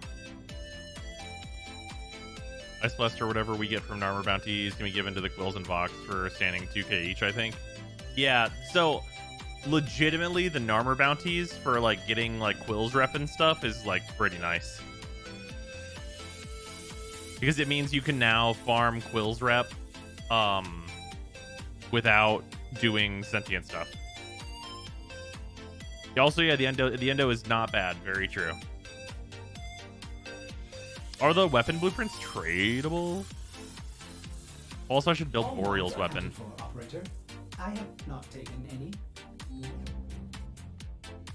I need 3 more Radiant Zodian. I have that anyway. Radiant Zodian. Man, looking at my amount of Fortuna resources is like hysterical.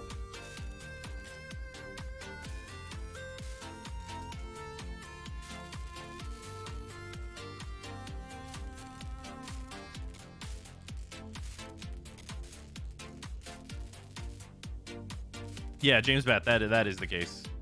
We have deduced such a thing.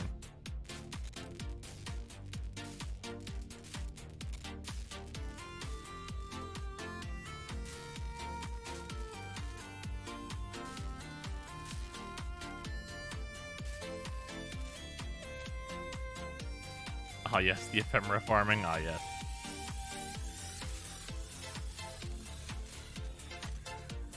Is Drifter's Wally the same as our Wally then? Drifter does not have a Wally. Or at least not until the end of this quest.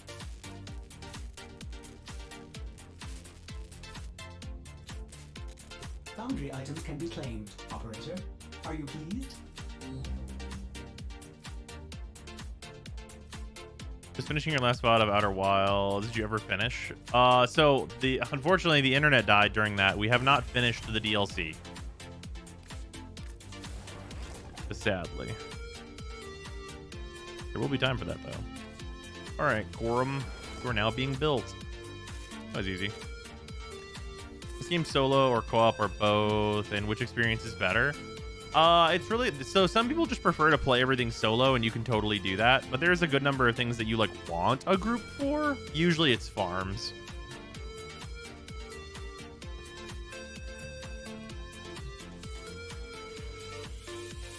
Yeah, all like the story content is single player though. For whatever reason, you can put side-on ribbons on the Quorum. Wait, really? That's so weird.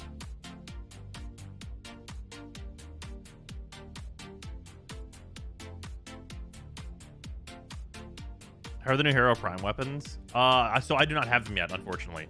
Because with New War stuff, we've been farming all that stuff. I got the Rumblejack. It's a Dagger. Are you pleased? It's a Dagger. Well put together, operator. Now get out there and cut down the and make the Lotus proud.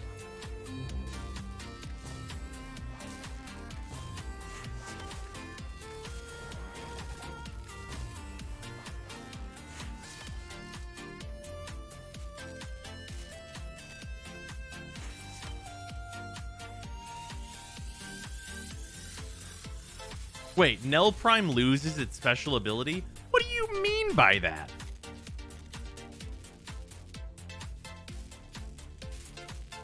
That's like the whole reason that gun exists. Oh, it's just bugged? Okay, never mind then.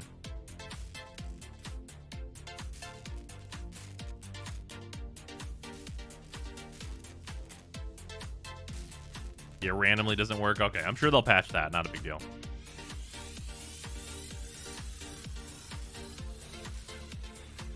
The Nell Prime isn't an L. It's just Prime. I'm thinking about rushing this.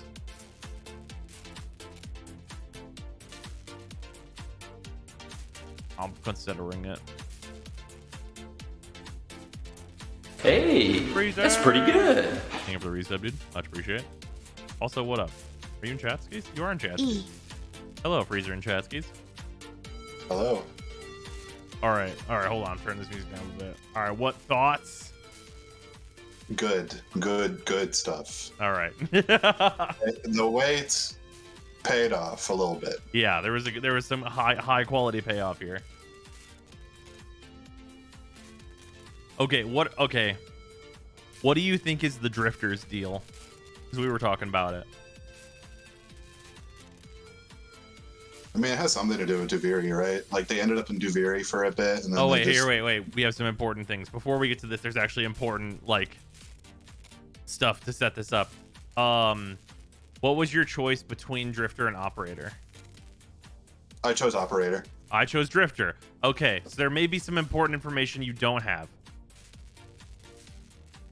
Well, I know they mentioned Duviri a couple times. Like, I watched your VOD. Okay, cool. Okay, cool. So I have information. I don't have information that you have then, because I haven't watched an Operator playthrough yet, because I'm going to do that on the free to playthrough account.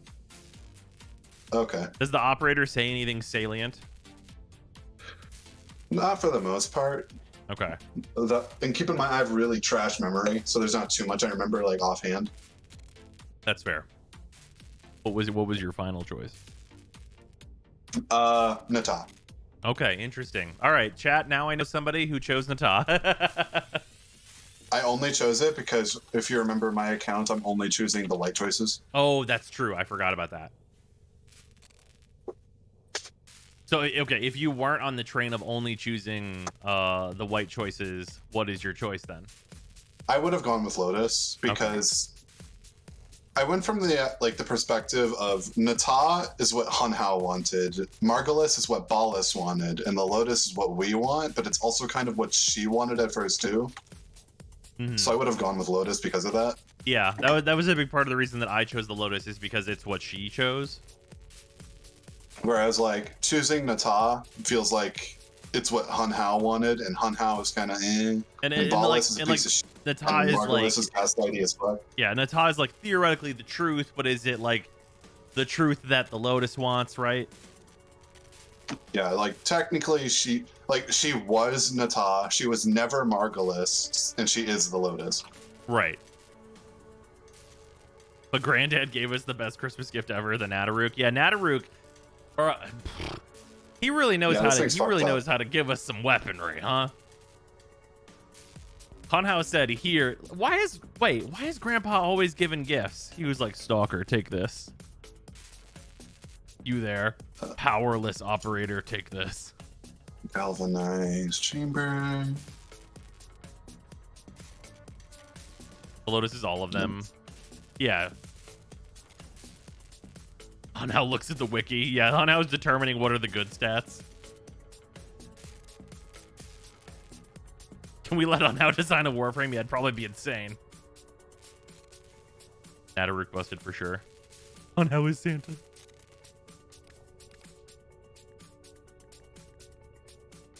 Fuck. I forgot the Caliban tape. Oh my god. Have you seen stuff with Caliban yet, Freezer? I need to farm him. Okay. I haven't seen any of the other durabilities or anything. Okay, he sucks. He's bad? He's like maybe worse than Ureli. He has built-in adaptation. How'd they fuck it up? I know.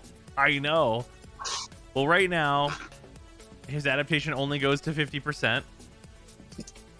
And also... That's not terrible. And also, it doesn't stack with adaptation. Like, does adaptation override it, or does it override adaptation? Adaptation overrides it. So it's like not having a passive because you really want like full power adaptation. That's And they changed his 4 so that it like sucks enemies in instead of blows enemies away. But it's like a really low damage beam that like strips armor at 200% strength, which is like arguably worse than Ash's 1. And then his 3 summons the drones, but they will just randomly stop giving you shields, so it's like really inconsistent and really sucks. Like whenever they're giving you shields, it's sweet, and they are really invincible. Like it's very hard for them to die. They're not gonna die, but sometimes they just fucking don't give you shields, and that blows. Which that just might be bugs. Possible that it's bugs. And then his 2 is Rhino's 4, but we stopped using Rhino's 4 like 2.5 years ago. So there's that. And his 1 doesn't scale with anything, so it does like 0 damage.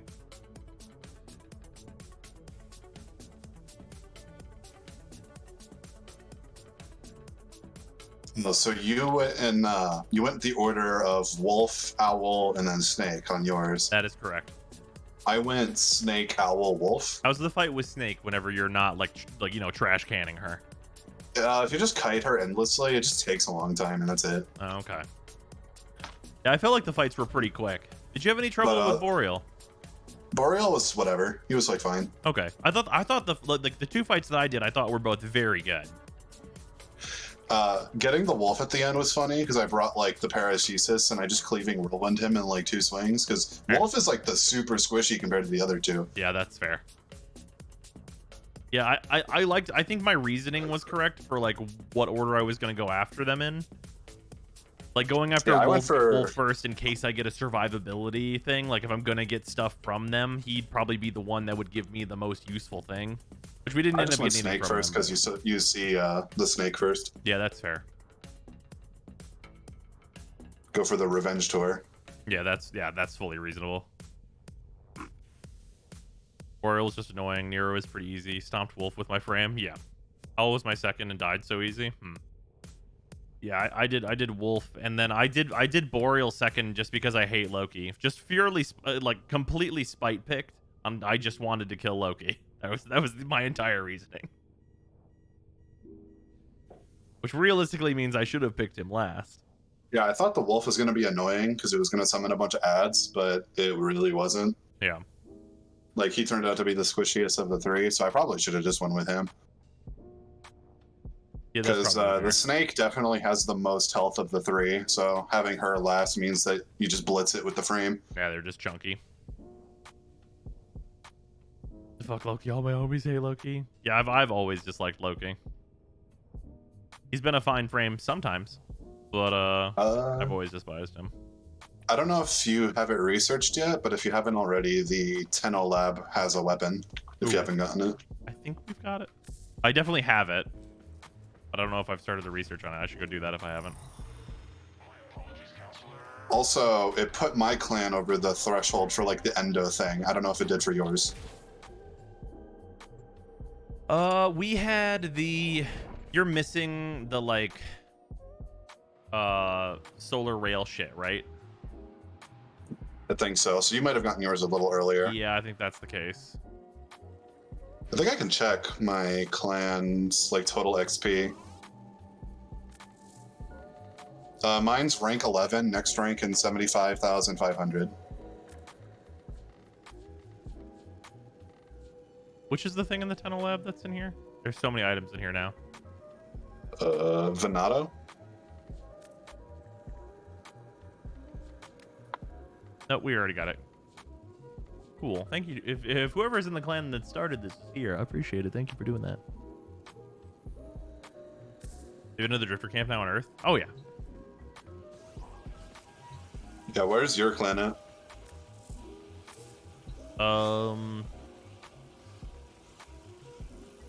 Communication clan. Is it in communication clan? Yeah. Next it'll rank be just is on like the bottom left. 78,000. Basically. 78,500. I have one thing more than you do. It's probably some of like the... Do you have all the colors done? I'm 3K ahead. I think I have every color. Yeah, we definitely don't.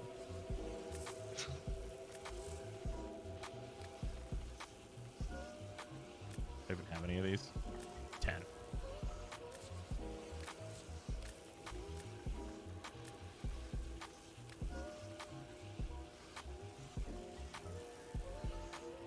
Yeah, we don't have the we're actually not missing that many colors, I guess. We're missing this coolant blue one, and then the 010001 cyan. All right, I have to give my duplicate Sepagoth to Omega Poggers. And then you'll have gloom. For anyone. Oh, what are my invigorations? Wow, these suck. Caliban's passive isn't overridden by adaptation, just caps at 90 right now. Caliban's passive isn't overridden by adaptation, it just caps at 90% right now. Oh.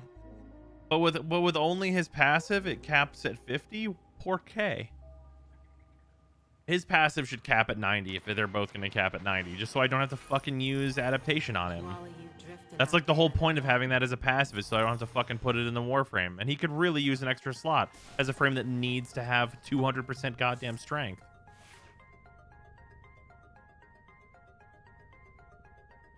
Also, were you very happy that your Drifter is like immediately cool outfit? Oh yeah, it's the outfit I'm still using. Yeah. I can send you a screenshot of mine, or I can just pop out my Drifter in the mission if you want to look at it. Oh yeah, I'm down for that. I changed my Drifter up again. Oh yeah, chat, thoughts. I changed my Drifter up more since the end of the quest. I went with adding in a little bit of Templar stuff. I've got like the Templar helm, but down, and then I'm using the Templar like lower bits. I think it looks nice. Then I went with like a more like green kind of fatigue look. I'm not sure if I'll keep that.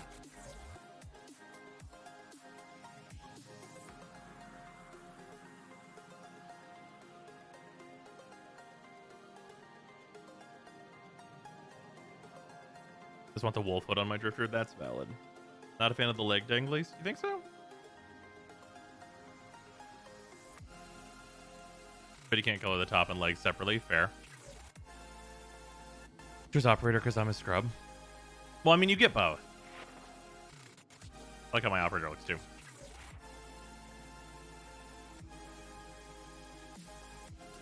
Plus, we can't use our old prime armor on them. I think that's more of a matter of time thing. I think there's a bunch of stuff that's going to get ported over.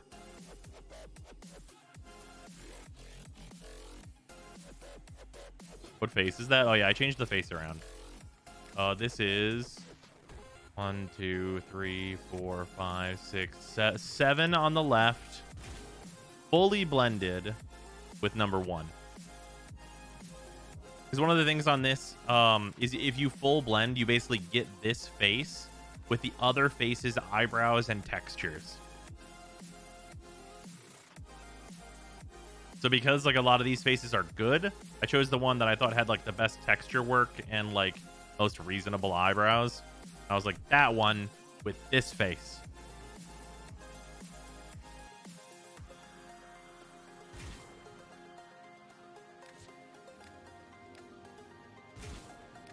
You can see here, like it doesn't, unless I go to that one. Changing through these, it doesn't change like anything except for like basically like the detailing and stuff.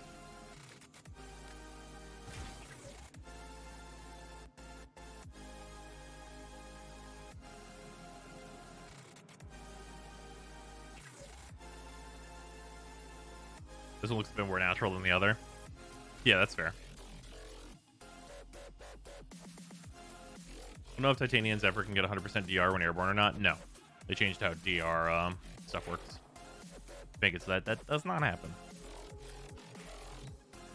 The only like super minor gripe I have about the Drifter is that I wish I had the what are they called? Where are it even under? Markings. I wish I had the somatics. Oh yeah. Well, they wouldn't have the somatics because they don't get their void powers and stuff the way we do, and like, you know, all that stuff. That stuff makes sense that it's not there for the Drifter specifically, I think. Error, not a number. Did the operator enjoy this? Yeah, I kind of agree though, because I think the somatics. Yeah, because like, I just like the. nice. Yeah, because on my base operator, I use the schematics TT11. I like them on them. I think that might be the same one I use actually. They're like the ones that make them look like they have dark circles in their eyes. Oh no, that's not the one I use. I use the one that's just like the little metal bits on like the chin and head and stuff. What do I use?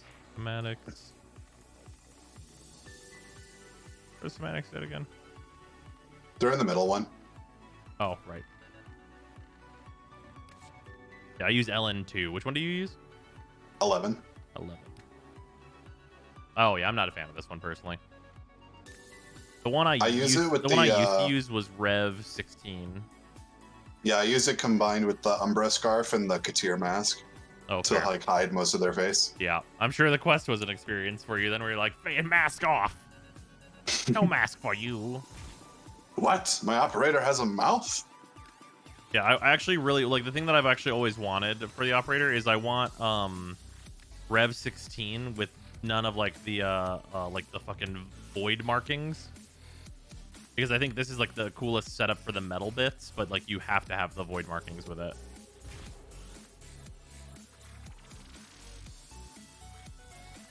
Did Ortis become the thing he is now because he used to be a Cephalon? Yeah, the state of Ortis post quest is a bit on the confusing side. Because it's not like there should be two Ortises. So why is Ortis fine?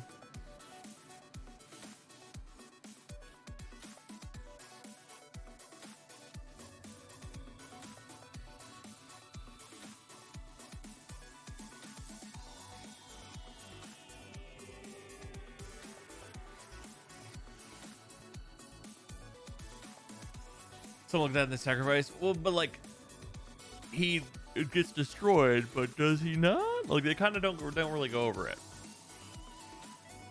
All right. Have you leveled the new amp yet? I have not. I'm gonna equip mine so I can get some passive XP. That's fair. I do want to try the new amp on like Eidolons. I have a feeling it's not going to be great. I've heard that it's like much better than the mode at least. And like if you do Matter-Eye charge shots, they probably chunk.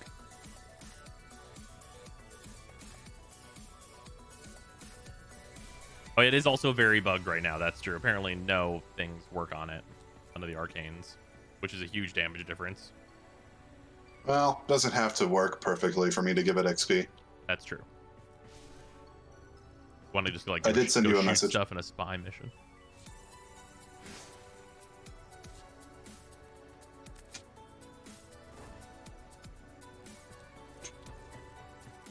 Want to go do operator only shoot bangs in a spy mission?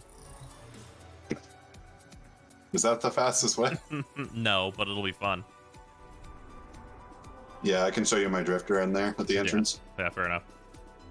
Here, let's go. Let's do one that's not super annoying. I have to polarize something. Kuva Nucor, you don't need any more.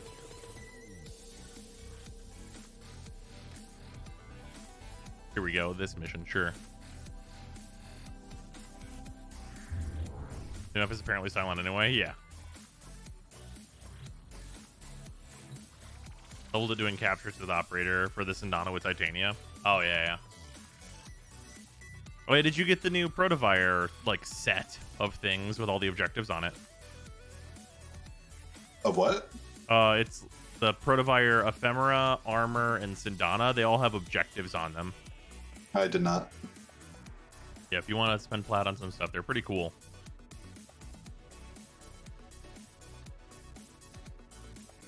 And you basically get like 3 cosmetics for the price of 1. They're just like the different versions of it. Is that the max Sindana? This is the level 2 Sindana, not the maxed out one.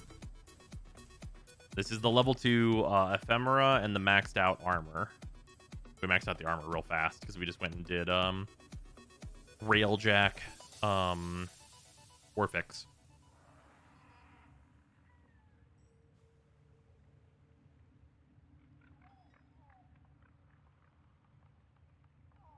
The melee primary secondary all receive their own separate videos too? Yes.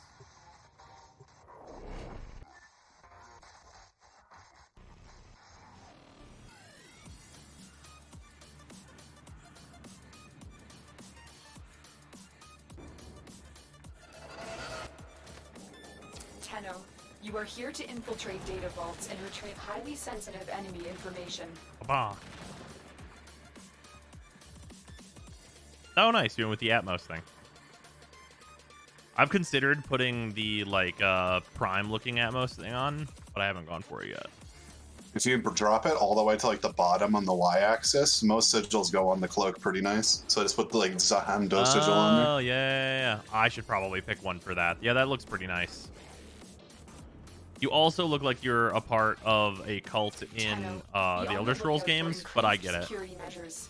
The enemy would rather destroy their data than let it get into our hands. You ready to go fuck them up? Oh, right, operator only. Yeah, operator only. None of the scanners have detected you. Drifter only. Yeah, drifter only. It's a shame we lose. Like, I know like the smoke one is irrelevant because we have operator stealth now, but it'd be nice to keep like the radar. Even like, I mean, I would want to keep like the stealth stuff too.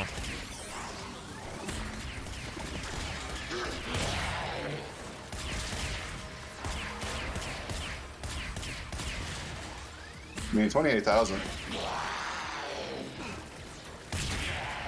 Yeah, no, I mean, it can definitely kill these enemies for sure,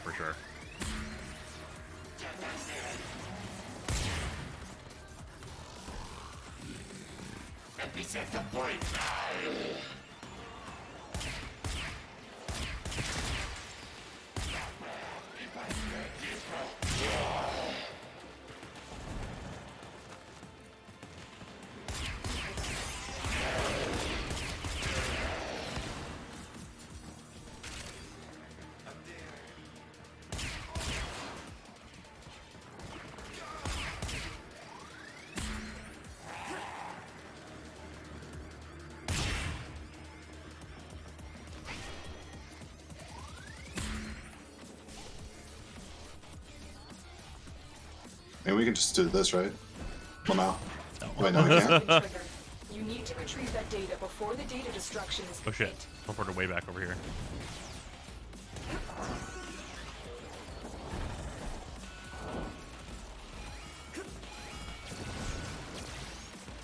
Gremlin coming through. Oh, Integrity verified. you're so fast. Retrieval was successful. Oh, we got Xmas in here.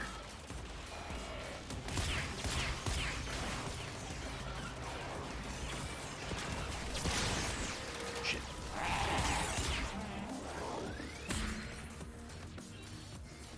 Am I practicing for Deviri? Whoops, I've said too much. Ah, yes, of course.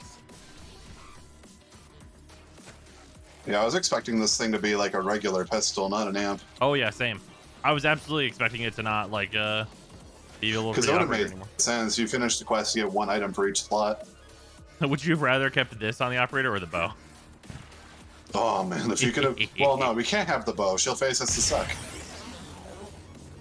Yeah. Keeping this, man, keeping the bow instead of this though, he would just, we'd permanently be in 2013 mode though. Hey man, the Dread and the Paris Prime are pretty top tier. Like, they're pretty comparable. Also, when I say 2013 mode, I actually mean because every main character needed a bow back then. Because, like, the Dread, you have to wait for Stalker to show up, but the Paris Prime, you can just give to a new player at MR2, and they're good to go. That's true.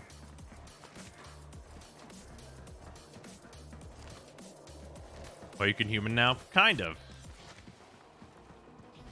You're nearing the console. Trigger the alarms now, and they will start destroying the data.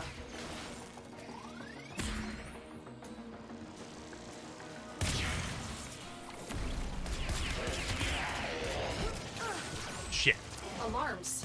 Data I didn't teleport as far as I thought I was going to. You need to hurry.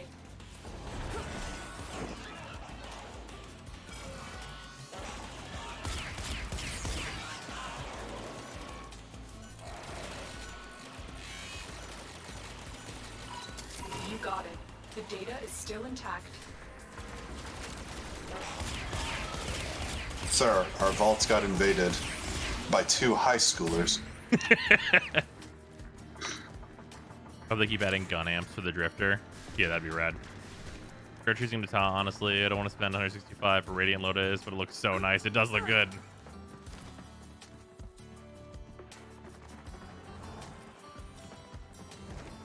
I will say, the one thing I'm not used to with the operator is that you can't do butt scoots. Oh, you mean with the drifter? Yeah. Yeah, that's fair. Well, it's because during the quests, like, you did legitimately get the slide. Yeah. Warframe without butt scoots? It's unnatural. Yeah, it really is unnatural.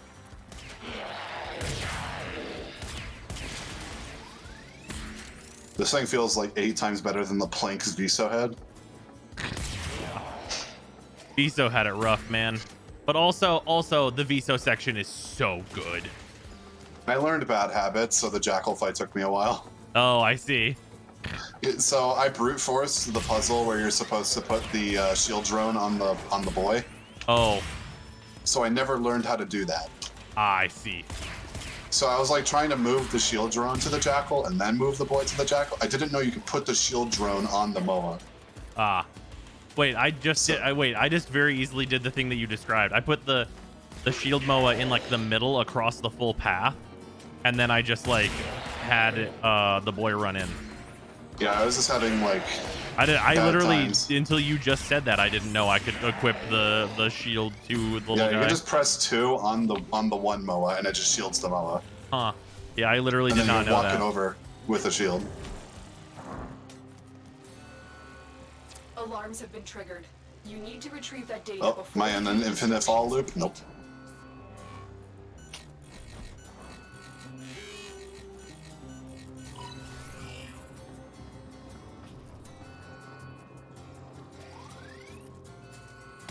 Data integrity verified. Retrieval was successful. We've set off too many alarms. Eliminate all remaining enemies so that news of our infiltration does not reach high We're command. getting the full mission experience with the drifter here. Shit. That's not open.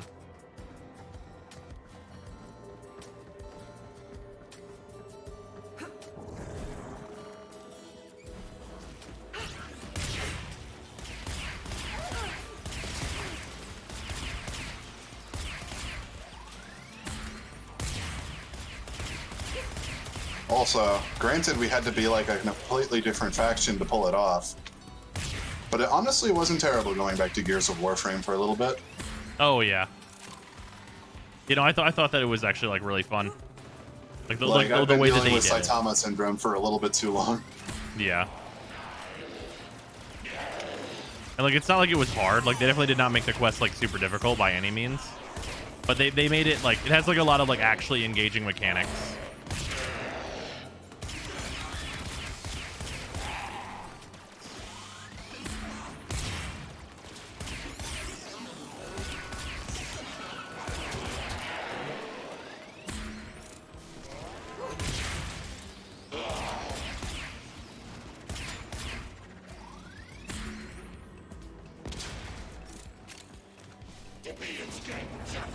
Also, I changed my Lotus. One. I changed my Lotus like visually to the base one, and it did change the name back. So not sure how that works. Oh, interesting.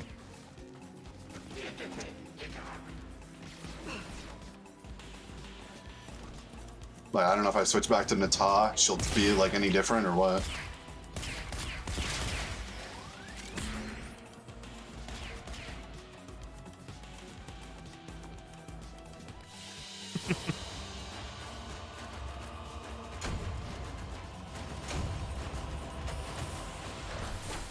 Well, Soraka got 10 levels off of that. Yeah, mine's up to rank 24.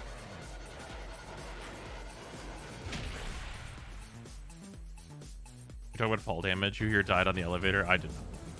Only person who chose Margulis also getting why would you use on the new bow. Yeah, the new bow is definitely getting why would you use. There's gonna be a video on the Boreal mods on Zephyr. Like all of them?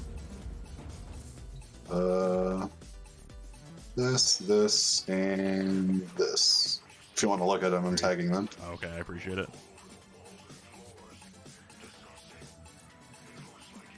I mean, I wouldn't want to equip that. Guess this is Exilus though, but Aviator goes in that slot.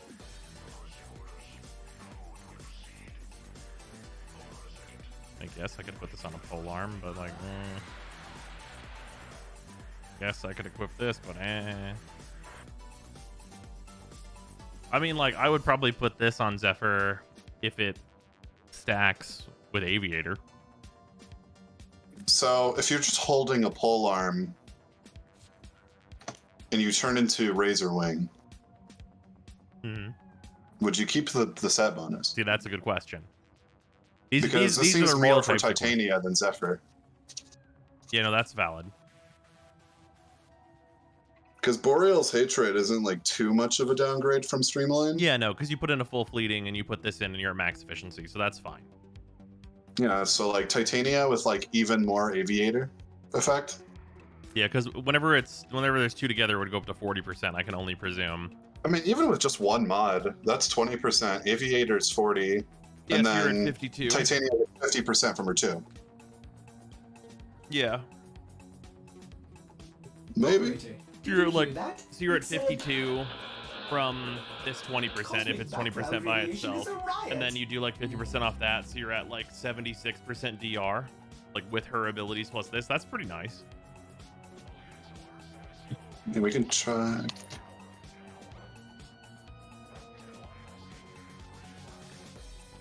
Naira. Not how it works, sadly. Then how does it work? Does it just not? What was the name of the other wolf? option here.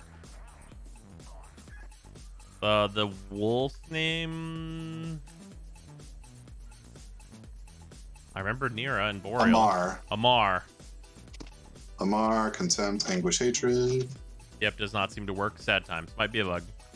All right, there's the other 6 mods if you wanted to look at them. Yeah, Mars are like pretty bad, unfortunately.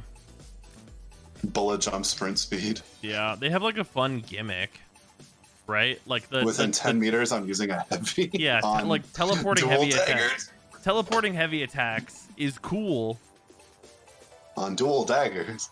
I mean, whatever. I mean, let's just assume you're not bringing dual daggers and you're getting like a 20-meter teleport. Hey like man, that's Amar's fine. Hatred on a shit post Rhino build that's not actually good. Yeah. I mean, like, think about it like this. If I'm using...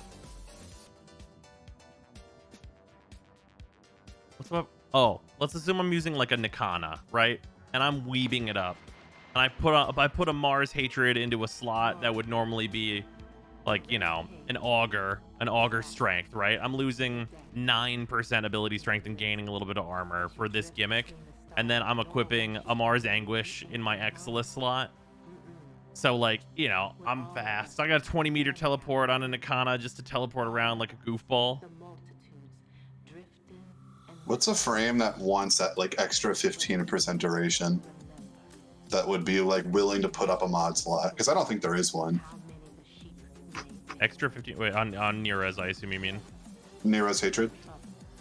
In a Warframe that wants health and ability duration that badly, I don't think that exists. Because like Chroma's already too strapped for mod slots, and he has enough duration. Oh yeah.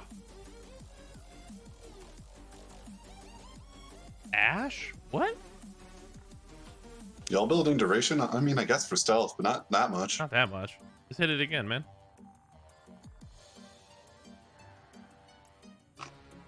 A lot of Nova. I feel like, she's not hurting too bad for mod space. Do you not already have it? You run narrow-minded. Because my Nova's at 232. Like, I guess you could drop the augment if you wanted to be slightly bigger, but I feel like it's big enough. Mm-hmm. Nyx assimilate with teleport heavy attacks. See, now that's fun. That's a good time. It says health. It's for Inaros. Oh man. Naira's Contempt seems okay. Apparently, it's just most melee weapons are pretty strapped for slots. Apparently, Naira's Contempt set bonus is specifically for the Naira Whip. Apparently, it scales off the slams pretty well. Allegedly. I don't know Like, 90 how that melee could possibly damage, be 60 worth it. status isn't terrible. Yeah. And then there's actually one of these mods is actually really weird. It's Boreal's Contempt. It has a new stat on it, which is more damage from status effects. So, Reaper? But wait, it has to be pole arms. Yeah. I mean, it's for the Boreal staff, but it's a new stat. That's the part that's important here. I mean, the Legion's a pole arm, right? Yeah. They just slap that on there. Yeah. Because the Legion with viral heat, like it's procs heat and toxin because of its passive, and those two will dot up real fast. Yeah, it's more about if you have room for it. I think in a lot of cases. On the Legion, I think you do. Yeah, on the Legion. Like, what is my Legion build? The Legion, you probably have room. Because I feel like I know I fucking still talk about it, but I feel like the Legion is slept on. Good once again. I just don't think the range is enough for it to be slept on. Yeah, because like I had a smite mod in here in the last slot, so that's what I've been running. Yeah. Like you just slap it in that empty mod slot. Mm.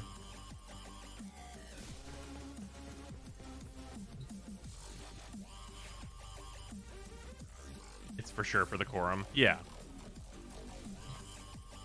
I'm just thinking about rushing this damn thing. Please rush him real quick. Alright.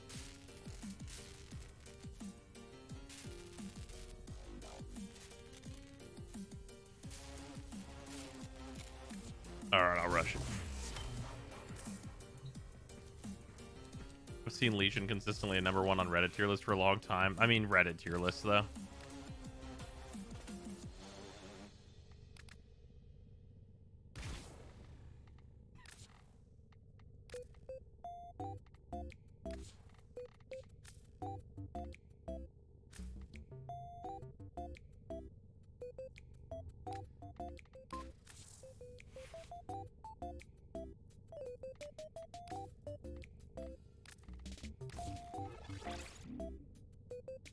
Every single one of these weapons has wanted to use a weird stance.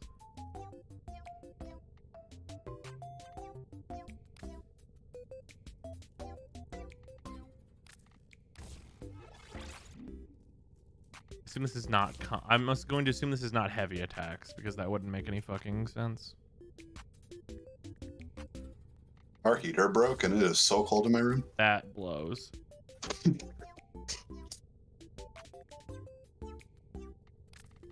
Like it feels like it's like maybe 60 something degrees in here. Oof.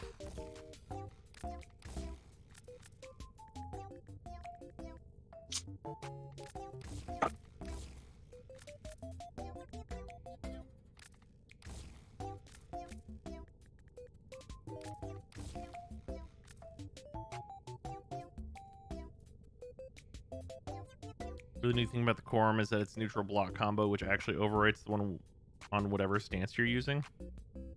Interesting. No range. Oh, right, that's important. Woof.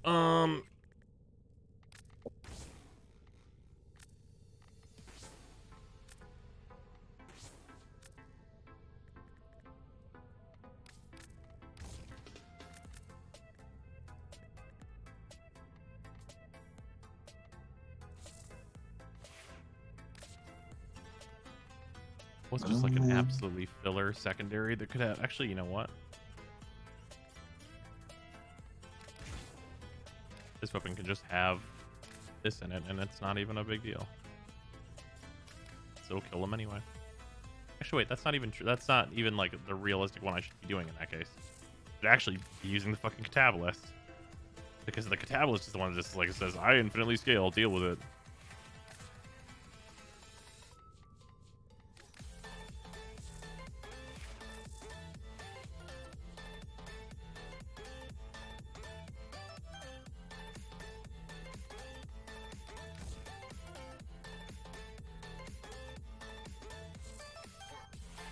Want to level stuff?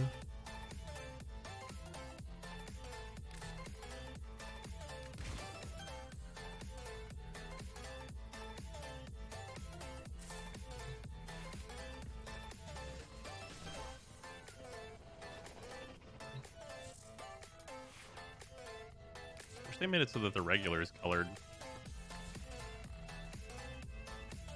Ordis did not think the operator could be more attractive. Wrong again, Ordis. They still just stay red. Alright, so all of the Archon mods seem to be from Cetus bounties. Yep. Well, they're from Cetus or Fortuna bounties. Whenever it's night on Cetus, the Fortuna bounties open up.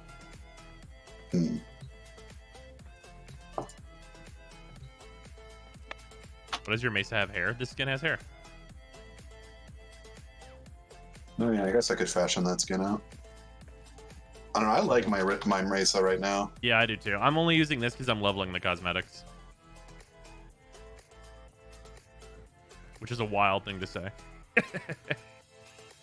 Okay, let's see. Projectilist.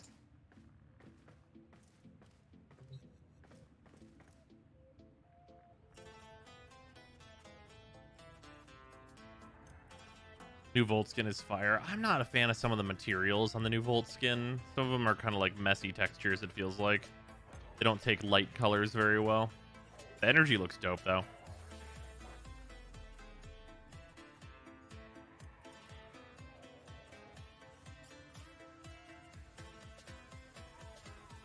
Yeah, once all these cosmetics are like fully leveled up, though, I'll probably like keep this as like one of my Mesa loadouts, but use my other one. Yeah, I feel like I like my regular Mesa just too much, the Bloodborne aesthetic. Yeah, that's very valid. Because I've always just used the Pursudo skin with the Prime Helm. I think for any Mesa skin, is that Mesa Prime and her Presidio skin are straight fire? Yeah, honestly. Credit booster not working on index right now? That sucks. Sentient Sindana looks really nice on Zaku. Oh, I definitely believe that. I bet this ephemera looks sweet on Zaku, too. Oh god. My Volt fashion is so... This skin better be an improvement. Man, my Volt is down bad. He's down bad? What do you mean? In terms of fashion. Oh, my Volt fashion for the longest time has been an Ava Unit 1 cosplay. Well, yeah, but you're willing to spend 10 gen on Volt. I was. You were willing. I were.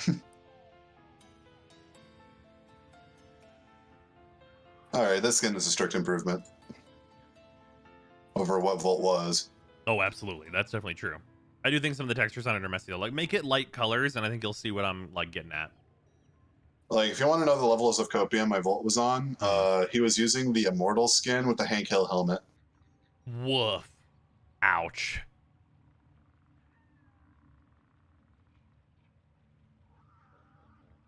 Love your previous Mesa fashion a crap ton from the Pillager Mesa video. That's fair. That one did look nice. How did you get those Cetus Wisp decorations? So I have 2 of these because I am a streamer man's. You're only supposed to be able to have 1. But I got given 1 by DE and I got 1 from drops. What's the Hank Hill helm? Oh, the Hank Hill helm. Volt has a deluxe skin where he has Hank Hill ass.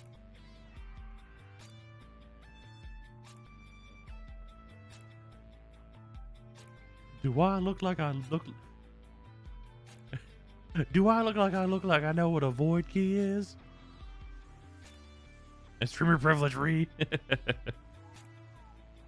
Oh, it's another floating animation set. The proto skin, yeah. It is another floating animation set. Too bad he doesn't float like Wisp. For Caliban. Oh, yeah. Yep. He doesn't get the floating animations like Wisp does. I don't understand. I really like Mirage Noble when it's not clipping through 80% of the cast. Yeah, I get that. Like, the rare time Mirage Noble, the hand doesn't clip through something, I love to use it. Mm-hmm. What's this leveling cosmetics now? That's crazy. Oh, here, I'll show. Oop. Go down there. You should have just slid like the Sentients do. Oh, yeah. No motion, just moving. Agreed. Okay, so leveling cosmetics. So I have the Apex version of all of the armor. So I've already done that, but you get it for killing Sentients. You start with the Protovire, then it becomes Protovire Emergent, and then it ends up as Protovire Apex whenever you complete all the missions. And basically, this one is just kill Sentients while wearing it, and it will level up. And then we have the Ephemera, which is focus gained. The first level needed 250,000 focus. Now this one needs 500,000 focus in order for the Ephemera to level, and it's emergent. You still get both, so you can switch between, so you can see the like level up of this one. I'm curious what the last one's going to look like. I'm sure it's going to be very much. And then there's also the Sindana. And the Sindana needs you to get either Relics or Aya in order for it to level. You can see both versions of this. I'm kind of a fan of both versions so far. I think the obviously like the last one I think is gonna be a fully like a full cape, and that's probably also going to look sweet. Don't like the cod piece and the upgraded ephemera. Yeah, that's fair.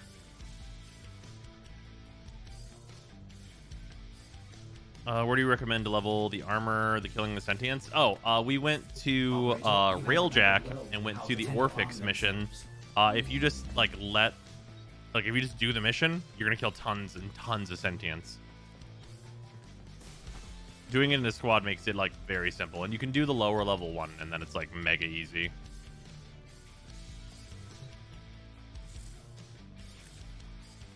Speaking of which, I need to put another forma into this. Just strictly for the MR.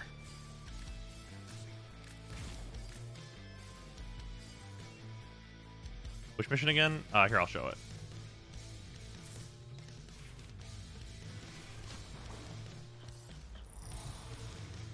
Oh yeah, the mission type I excised for my memory, indeed. Did the second stage of the armor in 20 minutes in one of the Octavia's Anthem missions. Yeah, replaying Octavia's Anthem also an option. But in Railjack, we just went... This one? Yeah, we went to Memon's Prospect, I believe it was. It might have been actually the Venus one. Might have been Vesper Strait. One of those. Yeah, they're just very early on, very simple. You can also do like the one in the Vale if you like want a chance at getting some relevant arcanes. Currently Caliban can go into the field in Orphix. Ooh. An actual use for this Warframe?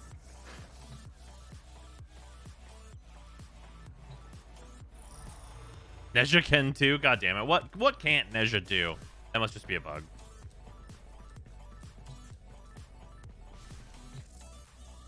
It'd be a shame if my teleport messed with your tile sets. Once again.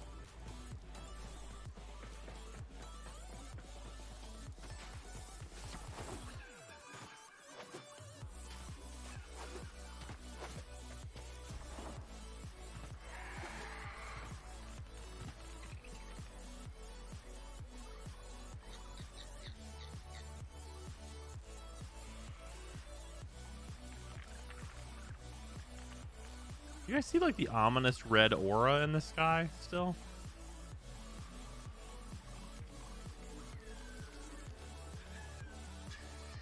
You ever mess with Deimos in the storyline of the New War? No.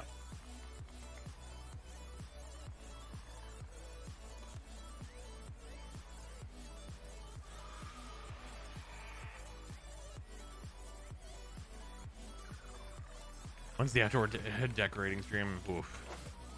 Yeah, that's the best I could come up with.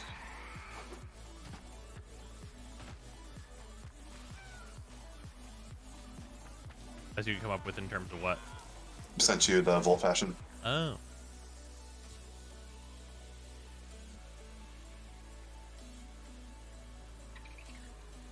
Yeah, this is fair.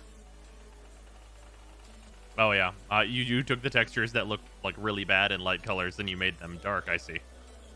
Ah. That's the trick. There it is.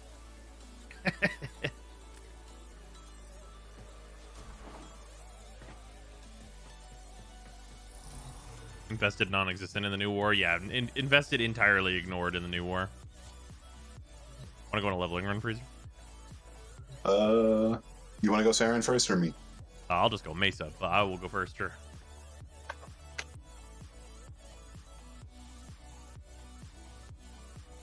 Alright, and then the name of this dagger. Rumblejack. Yeah, the Rambler. I'm gonna close a bunch of tabs. If anybody wants to go, PM me. Oh, you might find this interesting, but I don't know how. My Railjack had your Railjack's name during the quest. I don't know why. That's so I'm hysterical. just doing my quests, and instead of being named the River Person, my Railjack was named Super Railjack Fucko Gustav Max. Yeah. You're just looking at it like, what do you mean by this? If my ship fucking pulls up and it's like, beep, beep, Yu-Gi-Oh! Like, that's not my ship. Oh, that's fucking funny. Old bug, your Railjack takes on the name of host. Oh, and it just never switched back. I see.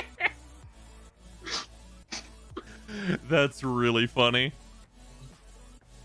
That's not my ship. It's better.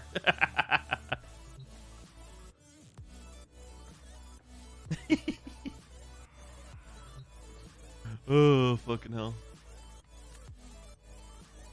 If anybody else wants to go for a leveling run, PM me. Otherwise, we'll just match it to whoever.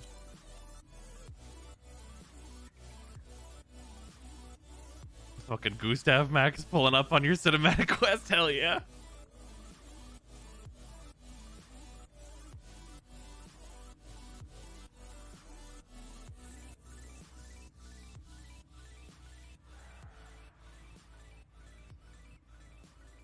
I see you want to run viral heat. It would be a shame if this weapon had innate electricity.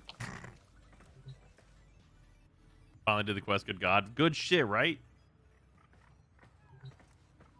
Man, the end of the quest. I've seen a lot of criticism of the end of the quest. What did you... Okay, Freezer, what are your thoughts on how they handled Era? I felt it kind of weird how he just kind of switched sides. It's like his personality just completely changed from what it was. Yeah, I definitely agree.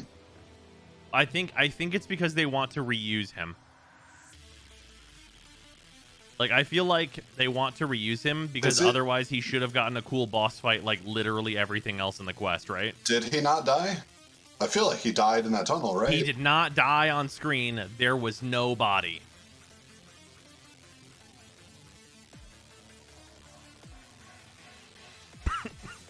We just gotta wait for the next reuse of an event, and if we see a big orange era like we do with Teshin, then we'll know. Oh, yeah, there you go. It's nice that Teshin's getting some Dark Souls PvP in, though. Yeah, big Dark Souls PvP in the sky, you said? Yep. That is the canon. That is the canon place that Teshin goes when he dies. It was a Twitch comment while you were doing like the very beginning of the quest, right? What? And it made me chuckle. Was well, the first time you see the Archon Naira, someone commented, finally a good helmet for Mag Prime. I missed that. Fuck, that's good though. Feels like everyone's trying to save his own skin and that he'll turn on non-sentience given the chance if he comes back. Yeah, it feels like they want to reuse Era. Is like, yeah, that's what it felt like to me. If they don't reuse Era, then I think that was really weird that he wasn't just like staying an enemy. You know what I mean?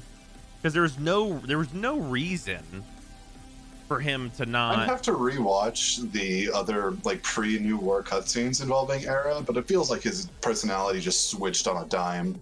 Yeah, no, I agree. You're ignoring me on Warframe. What do?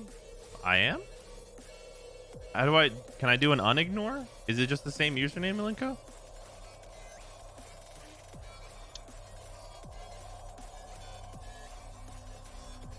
Oh, I don't know why I was ignoring you.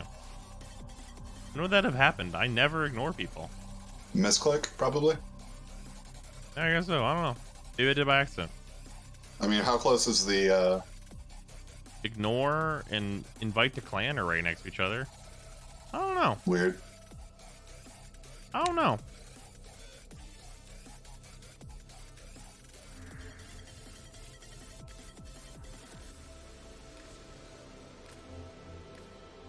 But yeah, like, he kind of had this, like... We're not a whole party of people who are at least MR30, so we can't go to ESO. No, I'm fucking with y'all. That doesn't matter.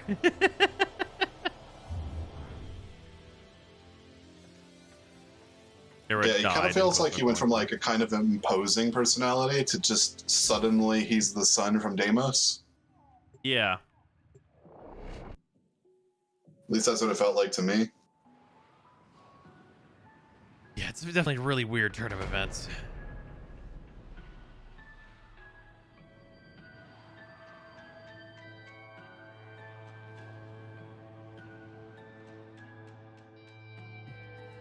Kill everything you encounter. Do not relent. The integrity of this experiment relies on your efficiency.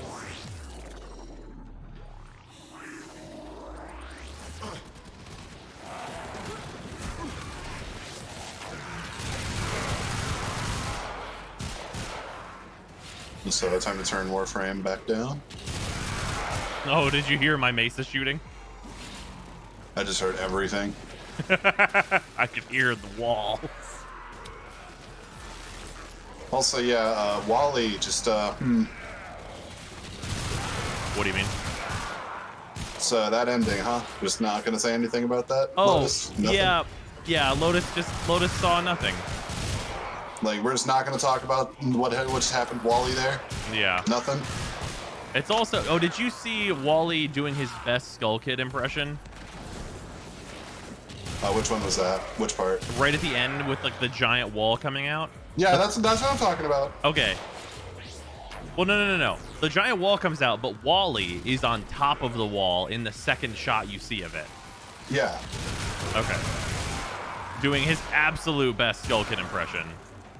He's gonna drop the moon. We were worried about the sentient ship eating the sun. We were too busy ignoring the moon crashing into the earth. Yeah, for real. Time to end up in a 3-day time loop instead of a 22-minute time loop. God damn it. I'm sure you appreciated me saying that during that quest. The reference during like the Eat the Sun section. Yeah.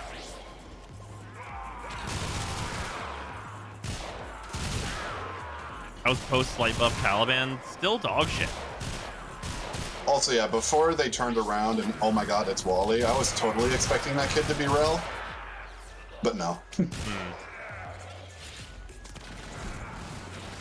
Yeah, for me, my like upon like first look, I was also like Rel, and then it was like, oh no, hello there, hello. You're Wally, hello. 10 out of 10 did not see giant wall coming. No, yeah, no. I don't know. I don't think anyone could have predicted that like man in the wall was about to be a wall with a man in it. Like very, very literally. Man is the wall? He plays Dark Souls 1? Yeah, for real.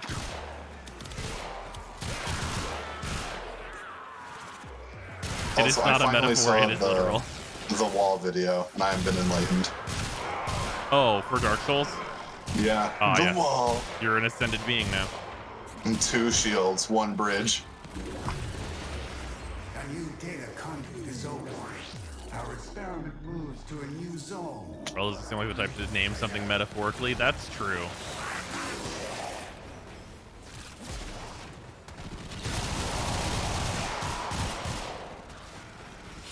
Yeah, I wonder if they're ever gonna explain what's going on with that guy. I know we just got a whole quest and everything, but Jesus. Oh yeah, definitely more questions were raised than anything else. My like, theory is that Duviri Paradox... Did the Lotus? Go on. Did the Lotus teleport us away? Did the man on the wall be like, hey, yo, I'm gonna teleport you like away from the sun now, peace? Also, like, did we stop the sun from getting eaten? Was he just like there to spook us and then we teleport away? What the fuck's going on here? Yeah. Like, did we just, like, you know, kind of leave the Lotus there for a minute? Be like, I gotta turn off the machine that eats the sun real quick. Give me a minute. No eating the sun here. We have stuff to do. This quest answered, like, 2 questions and raised, like, 24 new ones. Yeah, that's absolutely the case.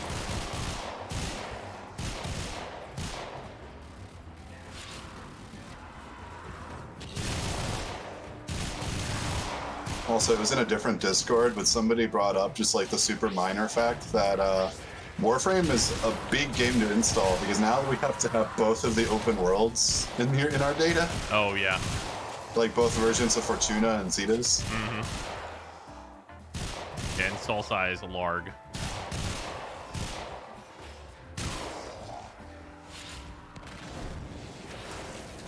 Main question of this quest is, if it's an actual man on the wall, how does he go to the bathroom? I don't think that's the main question here.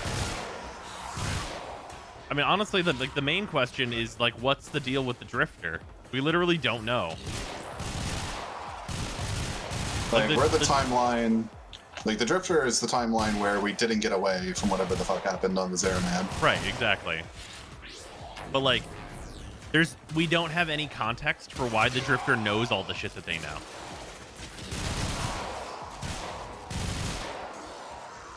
Like, they're, like, talking a bunch of shit about Duviri and riding horses and stuff and, like, being, like, very on the nose. Like, I know about Duviri, a hardy har. And also, like, their smug-ass shit when they're like, here's dinner and a drink, you bitch. Welcome to it. like, and our operator being like on the full confused side of things, like I don't understand. Like they have to have already gone through the Deviri paradox in order to like have all of the info that they have. It's like the Drifter knew about us, but we don't know shit about them. Right, exactly. So like, is the Deviri paradox gonna be we meet the Drifter and like just like one of two things, right? We act like they know everything and they just go with it and don't know shit. Or alternatively, we like tell them a bunch of things that they need to do later, and that's why they do the things that they do, right?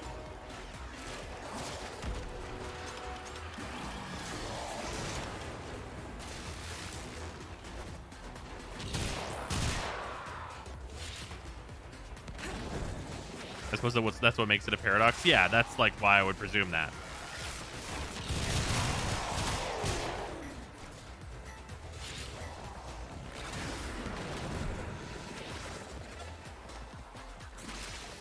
Big paranoid Drifter works for Wally. That doesn't seem like it. Eh.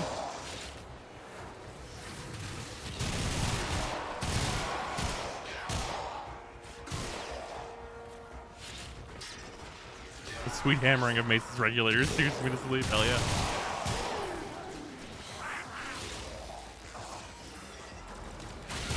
People expected many things out of New War. Second character creation, 2,000 hours in, was not it. Yeah, no. Okay, so I didn't customize my Drifter until like after the quest was over. So it was kind of funny when we get to the dinner table scene. It's like, I'm you, and I'm me, you, and they just look completely different. Because like my base operator is basically like a little fucking corpse of a person, and then the other person is just like, I'm a healthy person that's just bald. I am a regular human. Well, so the bald thing is actually a bug, unfortunately.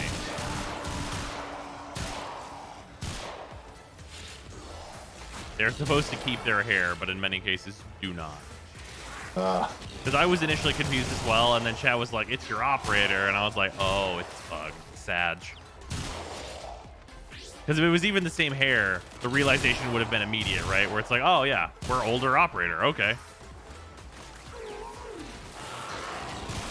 It's also fucking weird, but like also makes perfect sense that they are not actually older operator. Alternate reality operator, parentheses, happens to be older. Yeah, well, they aren't older. They are the same age as us.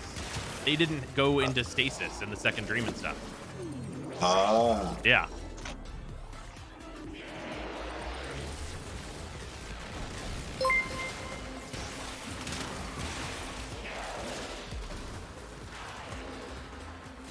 Best part of the quest, operator with head and hands. Oh yeah. Operator just absolutely like, what the fuck?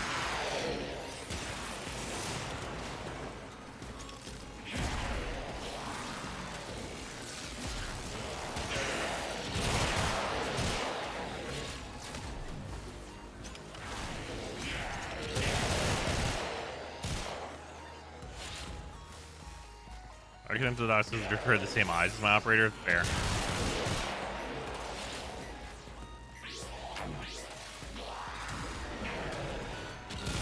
Also, Warframe, anytime they have to do a new thing involving the corpus, insert musical number. Okay, for the Solarans, it makes perfect sense though. Because like that's how they originally got introduced. The instant it said go to Fortuna, I'm like, oh, they're gonna twist We All Live Together, aren't they? And they did. Yeah, I was not like paying attention to exactly where on Venus we were going, but yeah, it makes perfect sense that that's the way they went with the Solarians.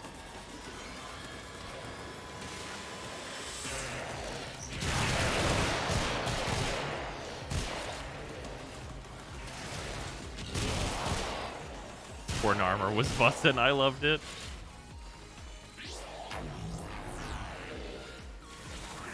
It's definitely like really appropriate for where it is in the quest.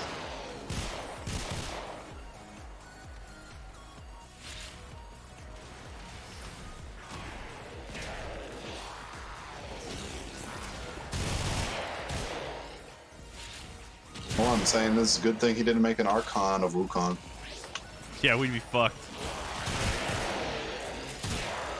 It's like, oh, I killed him. Do it 3 more times. Yep. Don't do that boss fight again, Bucky. I feel like this new trend, every new quest needs a song. Okay, I don't like Cold Below. I don't think it goes into that quest cleanly. But if they can make it like clean, like Narmer and We All Lift and stuff, then I'm into it. A data conduit is open. Go I don't know how much of a hipster take it is, but I think my favorite song from Warframe is still just like the Kuva Fortress ambience. That's fair. Cold Blow felt Turbo Force. Yeah, Cold Blow was absolutely Turbo Force. And I think it didn't have to be Turbo Force. I think Cold Below, I've described this a million times, but the place I think Cold Below needed to go was I think they needed to extend like the dive into the void to get the sarcophagus, and it should have gone there. Like it should have been its own thing with no like gameplay attached to it besides like slowly piloting the railjack to the like sarcophagus of Sevagoth.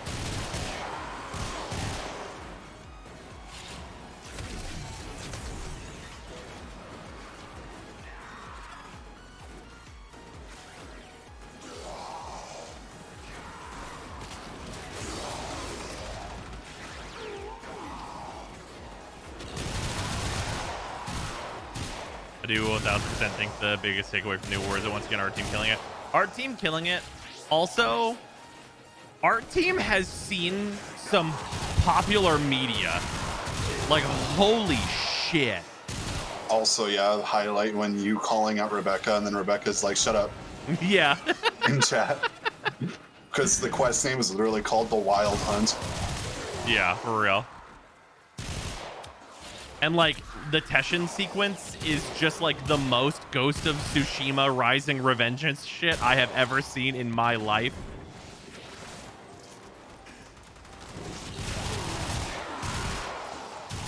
Teshin said to wake the fuck up, Samurai, and then he got his neck snapped. Savage. Yeah. That's not how I was expecting him to go. I was expecting a much more cinematic death, but not. Arrow just snapped his neck. Yeah, Arrow just being like, nah, dog.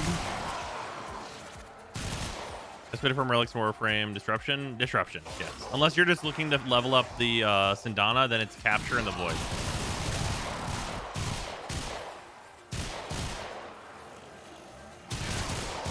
Man, none of these enemies are level 38, but I'm swinging this dagger at things and they're dying, I guess. Yeah.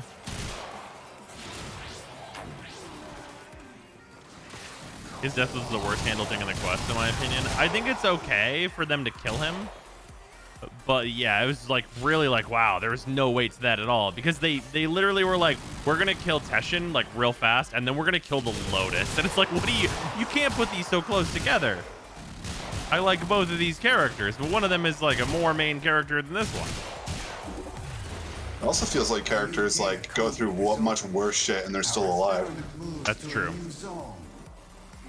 Like the Operator and the Lotus get sucked into the Turbo Void, and the Lotus gets their hand chopped off, and the Operator gets a sword in their stomach. Yeah.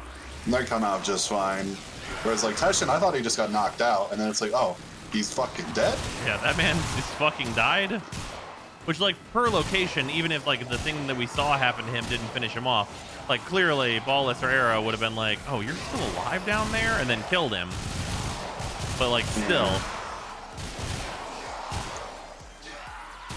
When does Conclave finally follow Teshin to the grave? Apparently, Taylor was saying something about, like, there being more PvP. And I could not be less, like, excited for that if I tried. Teshin didn't die, he just used the red soapstone crystal. He'll be back any second. Yeah, no, he's just in Dark Souls PvP right now. Drifter PvP? Why would I want that? Why would I want that? They finally nerfed a moveset enough to be used in PvP, and it's still not going to be good. You don't want PvP in Warframe. Doesn't if they have PvP source on that for breeds. Taylor, though? That was literally Guy in chat is my source right now, so... PvP brings out like the worst in people. Truly true.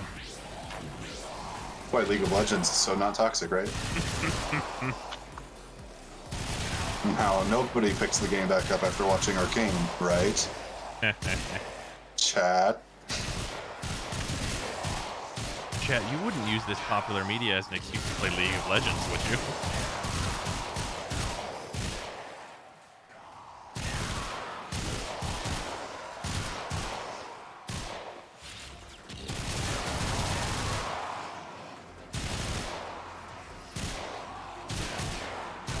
PvP but Unreal Tournament style. Make a different game.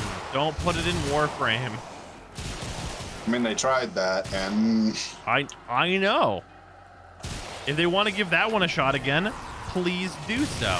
Even if it's like Warframe themed, just don't put it in Warframe.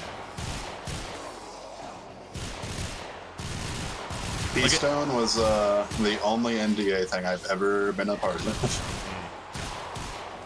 And then I played some Keystone. I liked it better than any PvP that's ever been in Warframe. Yeah, I guess. But the bar is on the floor. I have opened a new data conduit. Proceed immediately. PvE challenge with leaderboard. We did that and the community fucking hated it. I love sitting in the same mission for 8 hours. It's great. Is no one else going through the portal? Did I just fuck myself? I went through because my melee weapon's at 29. I don't have an affinity booster right now, so bang chat. Bang bang. The Rumble Jack's level 15. The dream.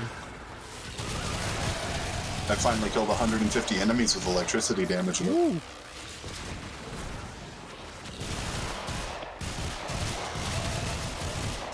There's a reason why two of the communities best known for being friendly and welcoming are games with memetically bad PvP. Yeah.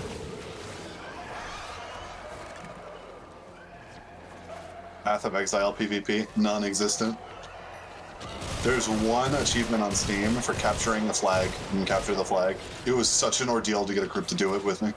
I had to go into like Mathel's global chat and be like, hey, can I get 5 people to help me out? Damn. Because it's such a pain in the ass to even get like a match started because you have to get 6 people, right?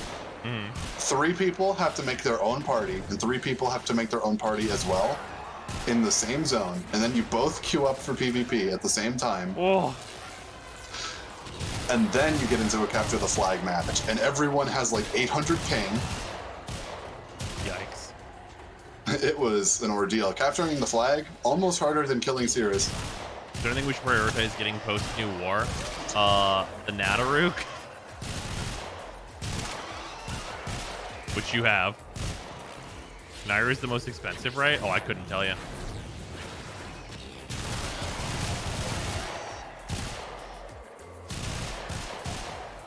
Let's be honest, League and those kind of team-based games aren't that bad. It's the community that makes it fucking terrible. Okay.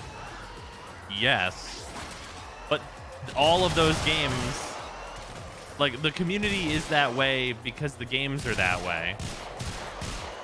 Like, A I plus like League B of Legends equals as a C. game. It's just, man, people suck. Like, I feel like the gameplay, it's like the best MOBA, like, period, for me.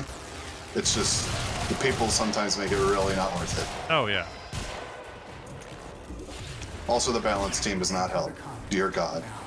Focus on ranked is what makes it terrible? Yeah. Any game that focuses on ranked is like a toxic shithole. That's, like, just true. Also, yeah, when I say I play League, I play like 90% ARAM.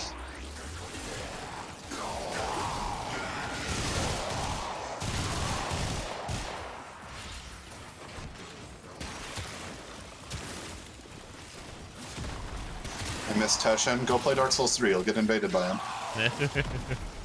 Oh, fucking hell. I love that this is the thing. I love that we're all on board. Mission comes up to you with the wind blades. Problem. PvP games are inherently toxic and parasitic. Yeah.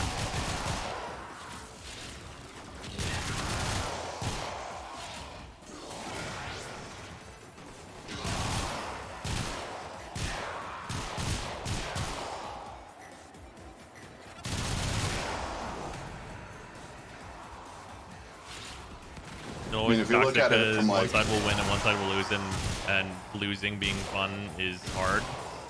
Yeah, well, okay, so making losing fun is hard is absolutely, I totally agree.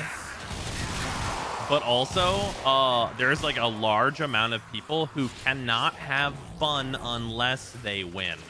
And there's no helping them. Because the only recipe for success for them, for your game being fun for them, is for them to fucking get good.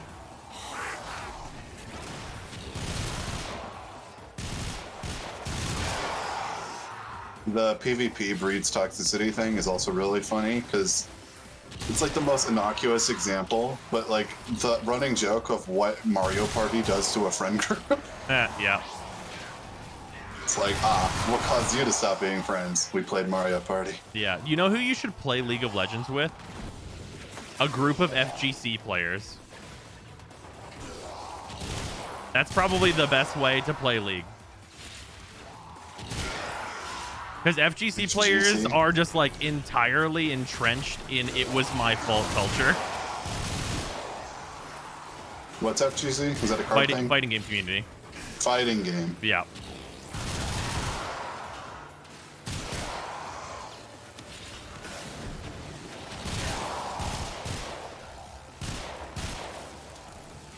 FGC players know how to trash talk without taking it personally. Yeah. And they also know that when they lose, it was them. Fighting games are a sphere that I know I'm just not going to be a part of. That's fair. It's a sphere that I know I'm never going to be like good enough to be a part of. Because like, it's like the big boy fighting games want you to input like the Konami code to do like the good combos. Meanwhile, I could do like a quarter circle. That League of Legends fighting game is based on Rising Thunder. You could get in that. That's one button and a direction for their specials. Rising Thunder is the shit. I love Rising Thunder. Yeah, like Rising Thunder is the only like fighting game I've ever laddered in.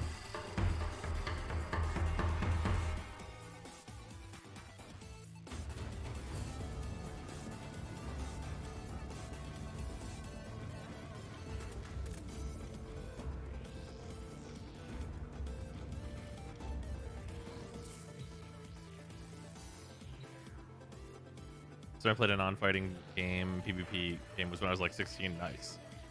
Smash isn't too bad. At least it's only single input. That's true. I mean, well, Smash has a million other problems. PvP is more and more bearable the less seriously people take it. That's why I had way more fun in Overwatch, and people would just be like, "Ayo, 6 Winstons." Would you just play Commander with us already? It's like the least competitive card game imaginable. It's all about just like having fun. That's so much cards, though. What do you mean? Also, I just don't have like the setup for it. Oh, that's fair. Yeah, the webcam necessity. Well, I have the webcam. It's just my desk does not have enough space for like anything else. What? Oh, it's just full. Okay.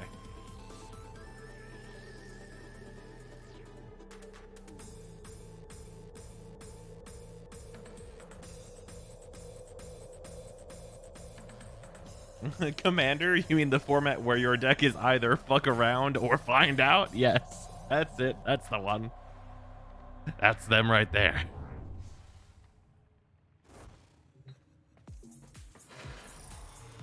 What are the requirements for the new war? I don't have a necromech or a ship, but I still play it, or is it better to watch your playthrough? You would need a necromech and a ship. But yeah, watch my playthrough. Totally an option. Operator, I've run diagnostic regressions. All systems nominal. You don't need to thank me.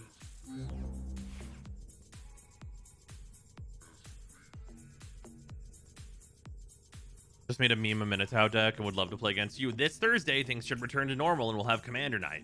So there's that. I gotta get this all cleaned up. But there's that.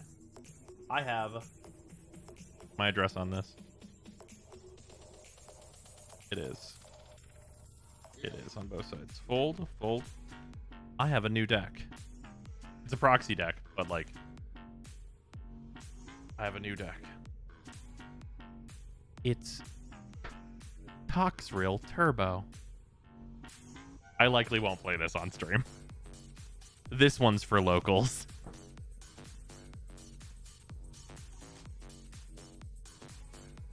Yeah, how are we looking at for crack packs? Was the camera set up that was holding this back? Yeah, I just haven't set everything back up again. And this area is a nightmare. About to have some Christmas money to spend, and I'm slightly interested in getting into Commander games. What is a good, funny deck to play? So you can grab any precon, with like very few exceptions. Just ask me, that you think is cool, and you're gonna have a fun time. If you want to build a deck, you can go with proxies, and I can explain to you how to do that. It's relatively simple. There's a couple weeks wait on that usually though. And then otherwise you can build your own deck, and there's like, you know, there's a million different things you can buy on a budget. But yeah, there's a ton of good precons. There's a ton of good precons depending on like what you want to play. So I play Commander with, unfortunately, only play Kenrith Baby Stacks or Counterspell Tribal, so I'm not currently having fun. Oh, just fuck them up then. Oh, wait, I can... Okay, Strix, do you want me to tell you what to play to just ruin them for good? Or do you not want that? Because I can tell you what to play to stop them.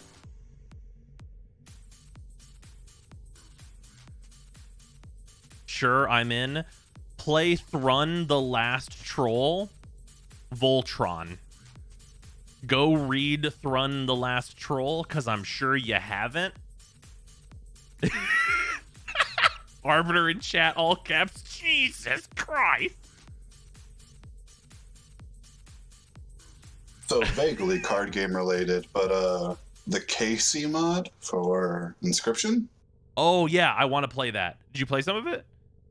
I'm probably going to. Yeah, it looks fucking cool. I've it's only been like told to me what it is, and I'm like, yeah, I want that. Of course I want that. Yeah, because like spoilers, fuck. Yeah, no, a million spoilers. The trailer bit was my favorite part from that game. Mm-hmm. Wink. So more of that sounds good. Yep, Thrun will do it. Yeah, if you tell me a couple of commander decks, I'll tell you the fucking counter pick.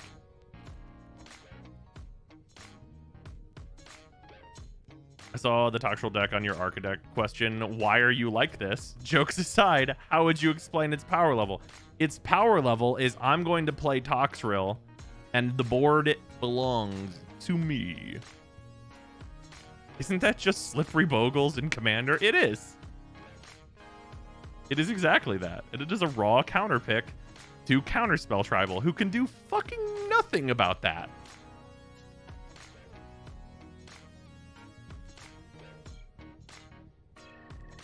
This man's Heroes Prime is 1 level off of 30, so we can't do ESO. Big said. I'm opening these cards right now. Give me 1 second. They refuse to open for me. You are now eligible to get your new war grab bag. Oh boy. Alternatively, play Send Triplets and always pick the Counterspell player. No. See, that doesn't work. That doesn't work. Send Triplets is too expensive and can be countered. You will just get Send Triplets will just always be countered before it resolves. So you can't choose to go that way. Counterspell Tribal is a particularly annoying poison, and the way to beat it is either a deck that was just gonna fucking kill them before they do anything, or with a deck that doesn't give a fuck if you're trying to counter them, which is always a green deck.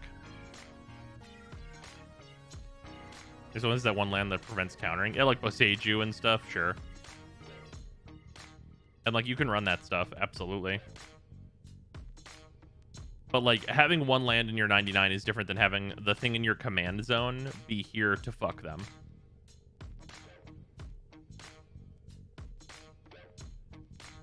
And I'm not saying that Thrun the Last Troll is a deck you should play. In fact, that deck does one thing, and that one thing does kill people, but it's like kind of lame. But if your opponents are kind of lame, your only option is to be kind of lame and fucking kill them.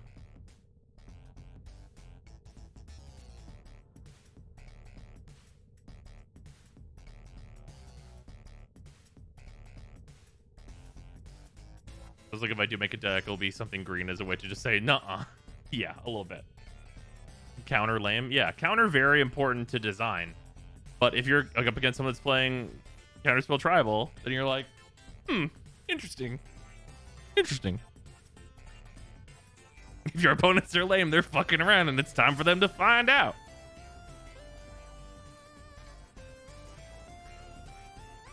Commander didn't exist when I played MTG. I can't build around a Rubble Hulk anymore for that, I think. A Rubble Hulk. Look at that Mesa fashion. It's beautiful. Can I have the color? Sure. Also, they should be in the gold panel over on the left here. So between this and that, I'll be right back. Get more water.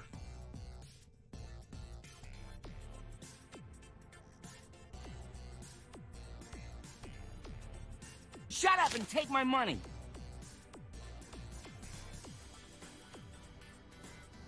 So do we wait 3 years for the new war now?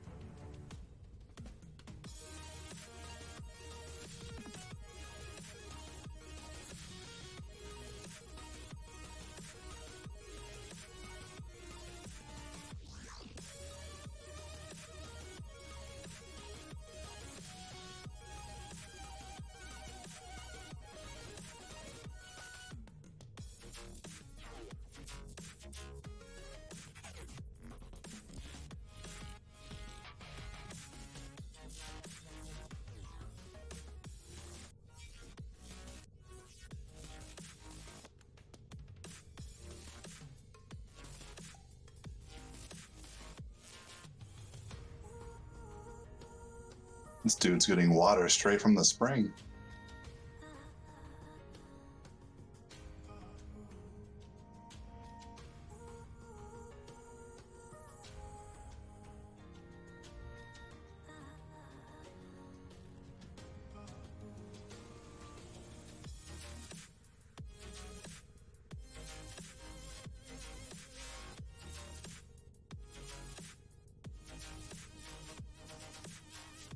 Scared the shit out of you?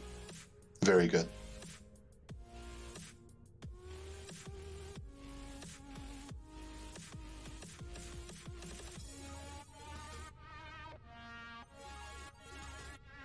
Return.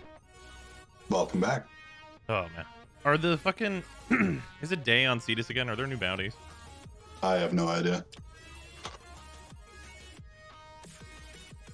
Shut up and take my money. Yes, hell yeah. I just want this anniversary pop-up to go away. Are they? They're basically just like regular bounties, yeah. Yeah, pretty much. Also, Azuki, thank you very much for the resub. I just want this anniversary pop to go away. I appreciate the resub. Can I have your fashion link? If you click over there, you can see all the fashion stuff. I can tell you this is the new Mesa skin with all of the new Protovire cosmetics, though.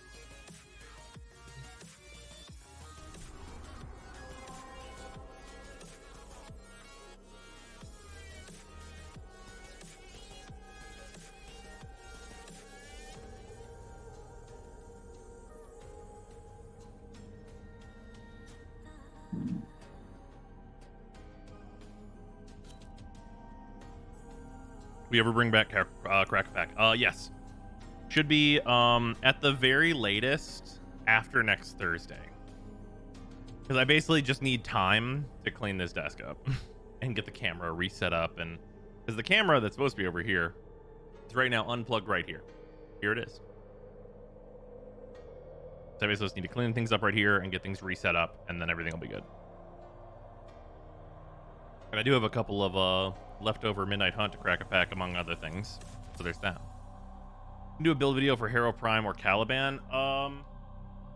Caliban won't be a build video as much as it will be a review. Because the TLDR on a build video for Caliban is that you probably should not build Caliban. Because he's kind of shit.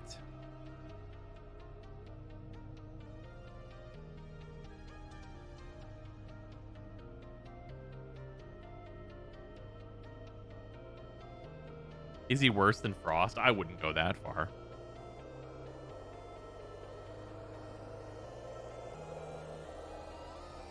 Yeah, I think I'm pretty firmly at the point where I would actually rather be Ureli than Caliban.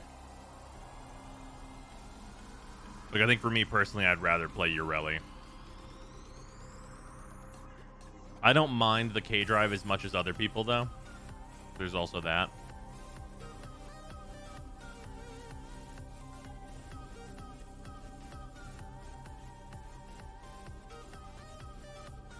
Is armor strip good, or is Saren or any other armor strip better? I mean, any other armor strip is better, and also armor stripping not that relevant right now. We use heat. Heat damage is more than enough armor stripping for us.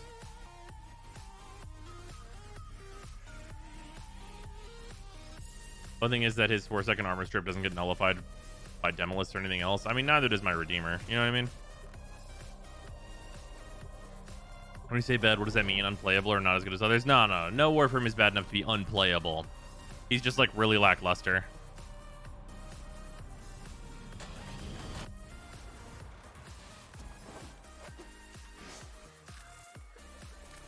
You pay me in red, I pay you in silver. What do we got? Nira's Contempt and the Vertilac. Oh yeah, the Vertilac is the one I'm actually most interested in. So hopefully we get that. One more off the docket. Hop 2. Offworlder. I'm hiring combat talent. Let's talk rates. The Narmer beast is wounded, but still kicking. Every time a new head grows, we must chop it off. Sending you after the latest Veilhead boss killer? You know what to do. Berlek is a whip. The dual swords have a cool blast thing. I believe it. It's good but weird. Gimmick waves don't build combo.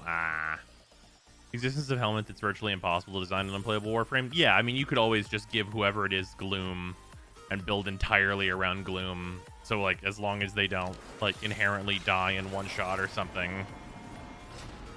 Our target is nearby, but won't engage us until Not we have any other armor strip is better than Caliban's. You know what? That's We fair. don't have You're much valid time. for that. An enemy drone has crashed in your area. I need you to escort it to safety. The Protobire armor change with the ephemera too. Yeah, the ephemera also levels. I've got the second level of the ephemera right now, working on the third. That's it. The drone is under our control now. Escort it to the Helmet allows for a extraction discount point Sevagoth. before the enemy Yeah. can destroy it. At the very least, you will have survivability. That much is for certain. Also, adaptation is a mod, so They're sending another there are wave to take out the Warframes that drone. are bad to the Stay point vigilant. where why are you playing them though? And that's like Caliban and Ureli. Where like the why are you playing them for Caliban or Ureli is limited pretty much to they look cool, which is fine. Like play whatever you want. Like go and have fun. I don't give a shit. But like why are you Hydroid? Because you think that the pirate waterman looks cool. There's no like other real reason. You know, all right there, bud? I don't think this drone understands what's going on. They're sending another wave to take out the drone. Stay vigilant.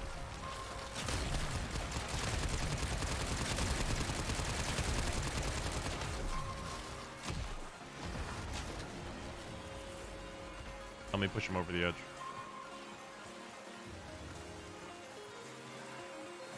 Could have brought Nova, I guess. Yeah, well. Go. If we're standing in the space he's trying to be in, it might actually fix it. He's moving slightly. There we go. Come on. Come on. There we go. We got it. They're sending another wave For to take out the geniuses. drone. It's a good thing I Stay understand how this vigilant. buggy fucking AI works. Oh yeah, Necromech push. Should have done that.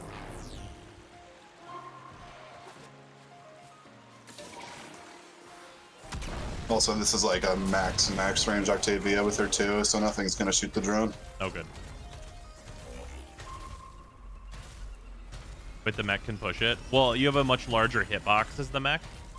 So pushing it out of areas is much easier because you're way wider. They're sending another wave to take out the drone. Stay vigilant. Just have to give the drone a little nudge, yep, so that its fucking brain works.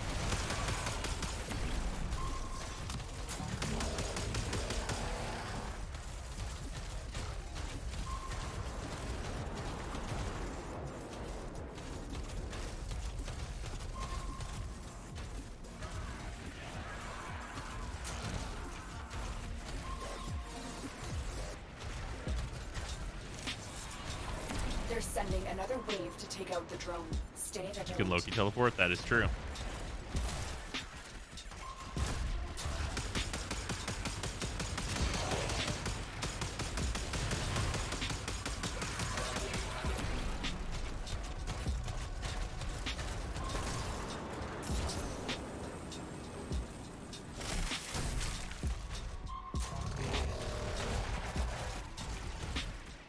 Why do you have a focus lens in your Necromech? Is that even allowed? I actually don't They're remember. sending another wave to take out the drone. Stay vigilant. It is? Huh. Probably throw it in, I guess. Oh well. There's an up-to-date helmet spreadsheet. There is not. I need to do that at some point. That's also another thing I'd like to do if I had time. The drone is ours. Analyzing data stream. Excellent. A possible lead.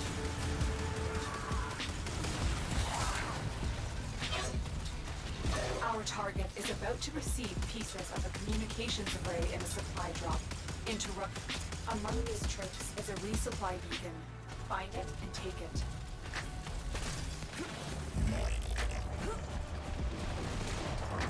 Take that supply beacon, and I will call in the drop.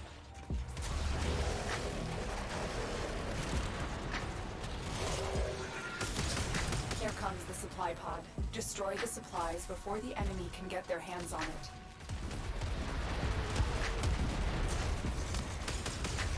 There's the supply beacon. travel, so I can call in the drop.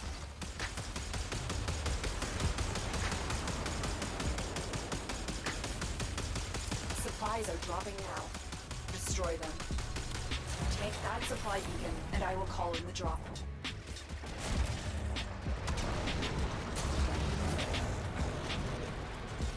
That's the last. Good, at least he doesn't give us one. Yeah, that's true.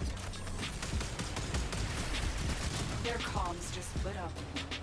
The Netherrook is terrible with item damage. Also, another Caliban part. That's 2 of 3 for me. Although, is the blueprint also in the bounties? I actually don't know. I don't think so.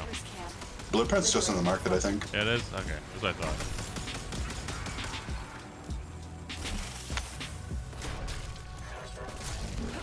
You've reached the location.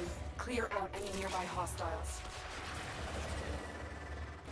You've captured the location. Do not let them retake it.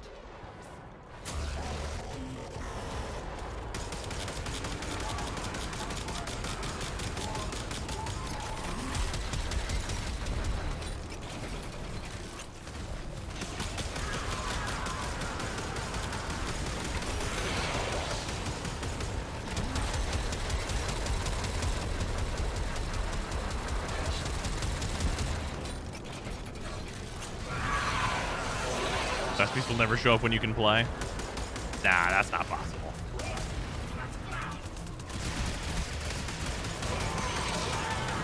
Two growlers on the struggle bus? Wait, why is that? Seems like fine. I mean, against this, sure. I mean, compared to the fucking 4 of this thing, sure. Like, so is everything. Killing the guys just fine.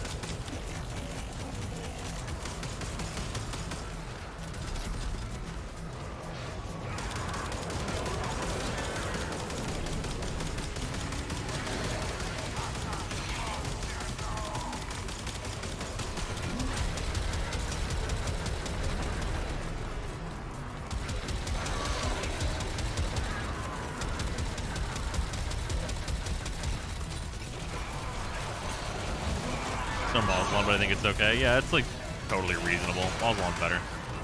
This thing does have a much larger AoE though, so it's actually way better against low-level enemies.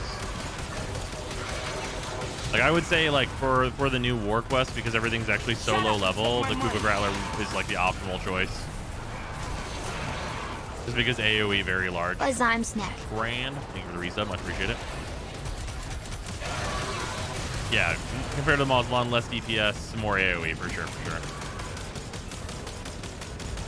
Like if you just want like a casual like necromech weapon, like this is probably the best one actually.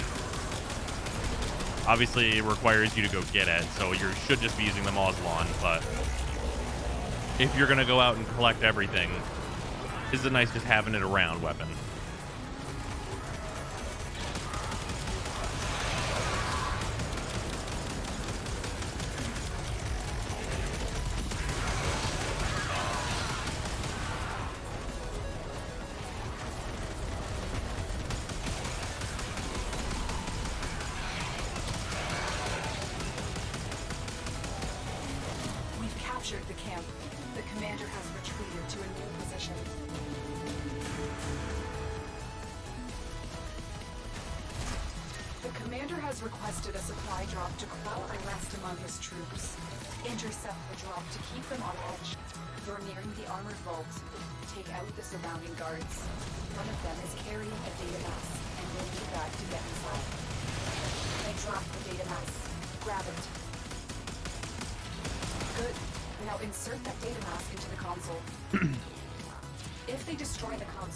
A defense of the mobile variety?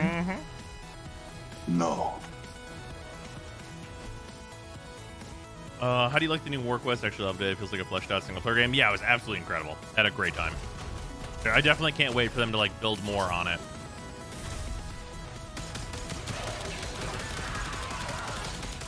Like based on the way they've been talking, it seems like January might actually be like very exciting.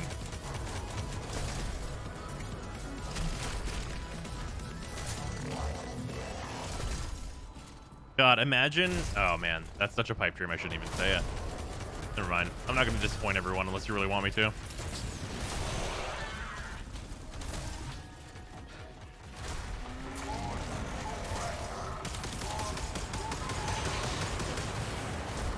Make us sad. Do it. I'm a masochist. Do it. Say it. We live for sad. We live for the sadness you give us. We're just gonna say Duviri in like February. No, not even that. Not even that. That's like hilarious impossibility. Come on now. I was gonna say, imagine if we got like a monthly update that was like a couple missions and like a conversation between the drifter and the operator.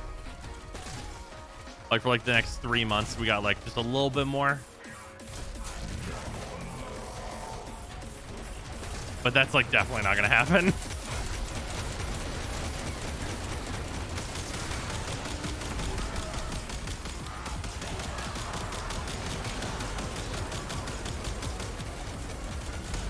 You're cruel. It'd be pretty rad. It would be awesome. Just getting like a little bit of a what's next, right?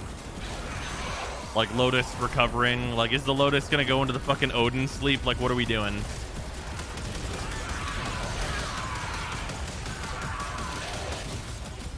We're in. Take the resources. Mission complete. These resources will be supremely useful to our cause.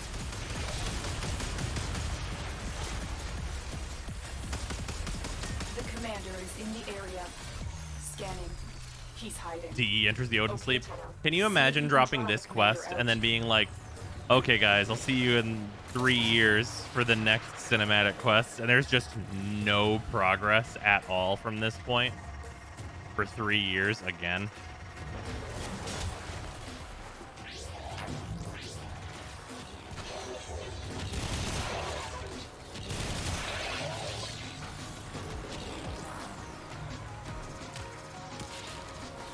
Ooh, I would hate that.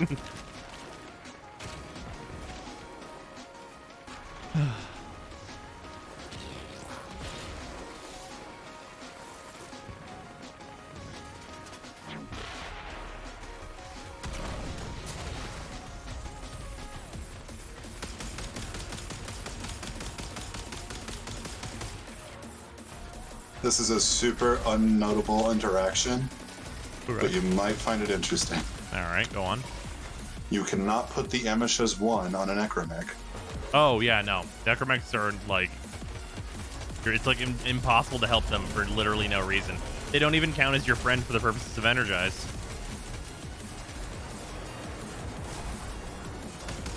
That's it. The targets come out for a fight. Make it their last.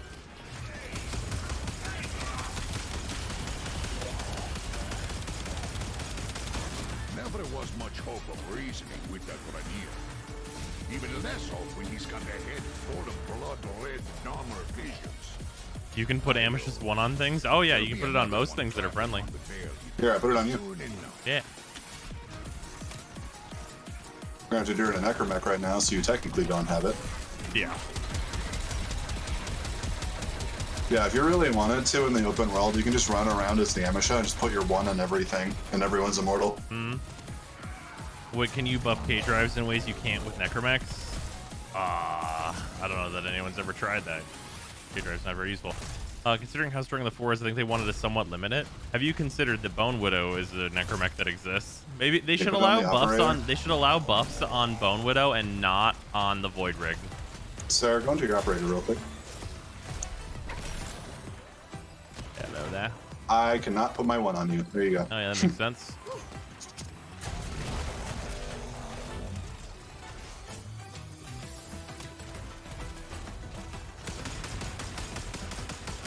The armor beast is wounded, but still kicking. Every time a new head grows, we must chop it off. Sending you after the latest Palehead boss killer? You know what to do. Among these troops is a resupply beacon. Find it. But can the Amisha go on the operator and not the drifter? We'll never know. Everyone plays as the drifter now. Grab it so I can call in the drop. So they have become the cooler Daniel. Supplies are dropping. You really have. Destroy them.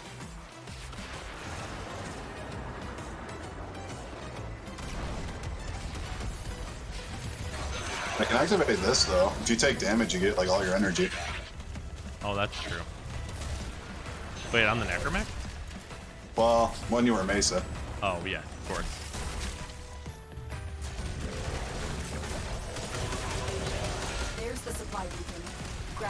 so I can call in the drop.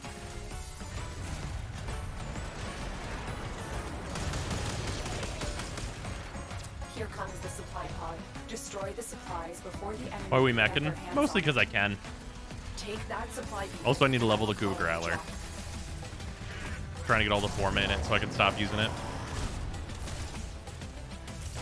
That's the last Wish Necromechs had an actual Destroy gameplay the use supplies. besides the new war. Hey, they're really good for killing Necromechs. You know, right after you don't need to do that anymore. What you just did. Let's keep it that way.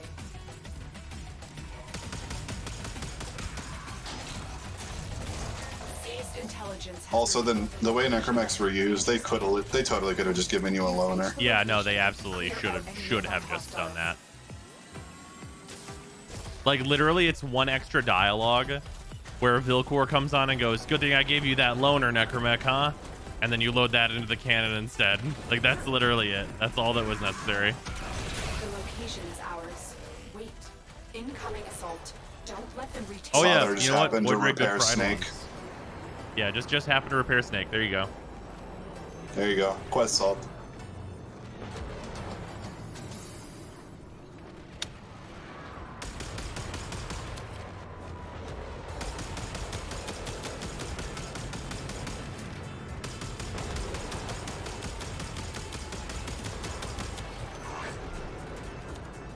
Left a Void Rig on the Railjack just in case, kid. Yep, there it is.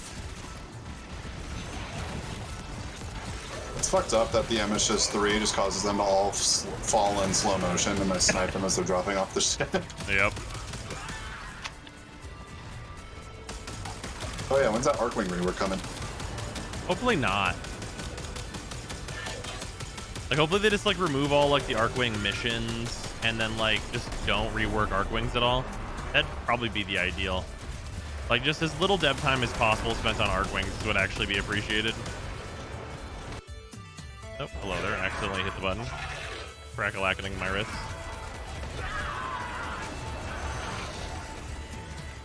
What's wrong with Arcwing missions? They suck and have no rewards. Keep Salacia. Just that one. That one can stay.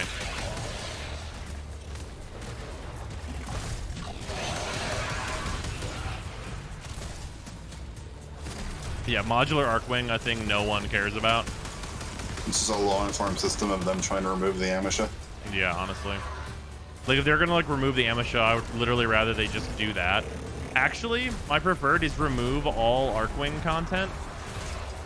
Like, just get rid of, like, all of the Arcwing only missions. Just do that, and then actually get rid of all of the other Arcwings, too, and just make the Odinata good. And then, like, that's actually probably optimal, right?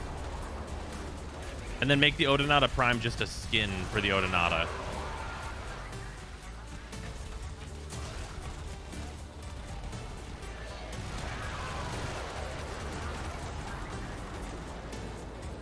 Yeah, change the Odinata's name, just make it Arcwing.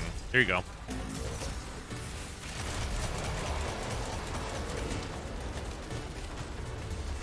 We need Arcwing for open worlds? Yeah. You remove all of the things like that is just like extra nonsense that you don't need for Arcwing. But then the Volt Prime access would just be Volt. Yeah.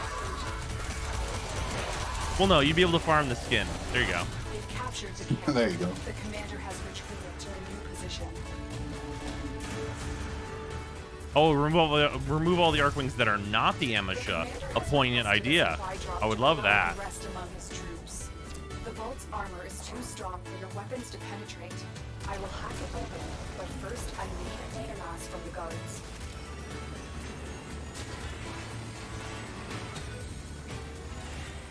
Imagine a no request in the future where the final reward is a Lotus skin. Oh, absolutely. All right, right. Like, it has to be coming.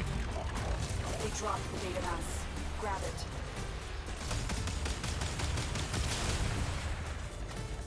Good. Now insert What about the data mass Itzel's into the speed and console. AoE resource grab? If they destroy the console, we'll never get I the don't know, vault man. open. Removing all, like, Also- also change all the Arcwing mods to make it so that they're all gone and we just use regular fucking Warframe mods. That's a good one, too. Anything that you can do to, like, really simplify anything that has to do with Arcwing would be real nice. I can totally just put my 1 on this terminal and I just can't take damage. There you go.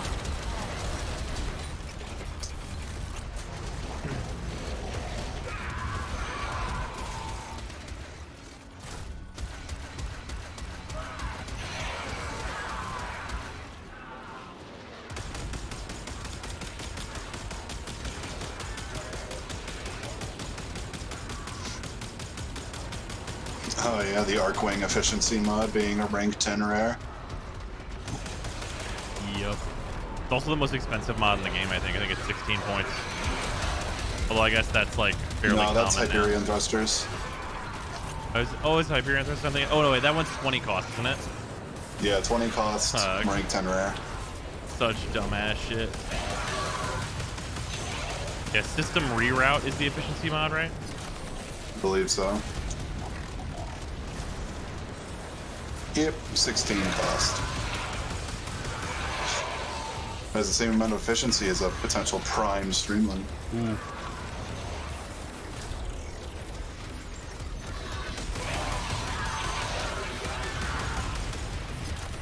What happened on Demo? What was happening on Demos? What was the fam doing?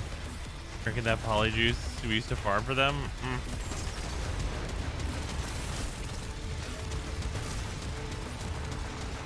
Malice going by Deimos, like, no one's there. Well, just a bunch of infested. Yeah, here's the thing. That's actually one of the weird things about it, right? Is that, like, because... Okay, so think about it this way.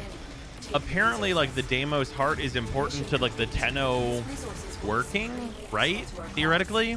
Like, that's what that quest seemed to imply, yeah? So wouldn't Ballus want to go in and destroy that, like, very explicitly so that we could never come back and use our void powers to stop him? Have you considered? You're asking too many questions. Okay. And also, they just didn't think about that.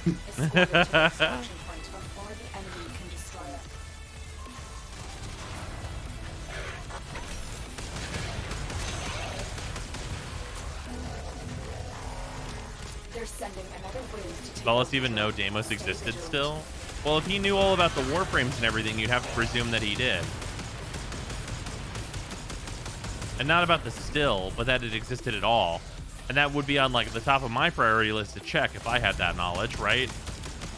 Like, if I'm over here, like, trying to rule the whole solar system, I'd be like, send a fucking fleet over there to go look at that.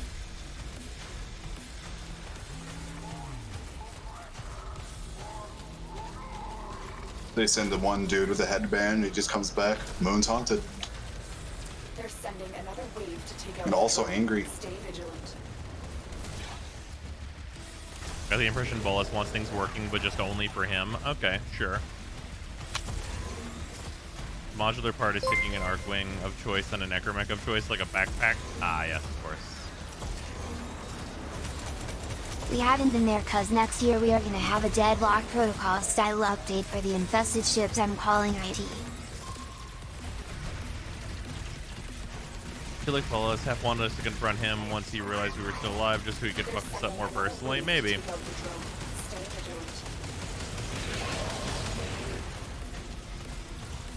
Kinirokun pretty explicitly very much not want to fuck around with the out of control infested. I mean, yeah, they wanted to kill him.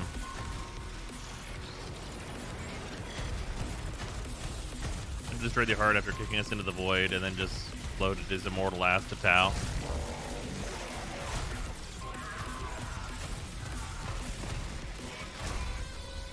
Did you explain why Era had a dog collar on Ballus at one point? Oh, yeah. Those two were gaslighting Nata.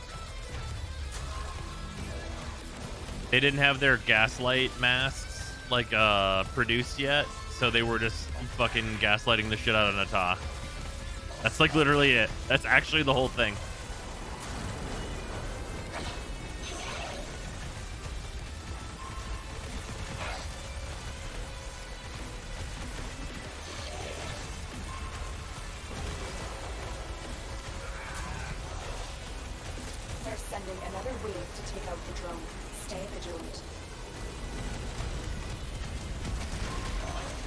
Man, that's so fucked, yeah.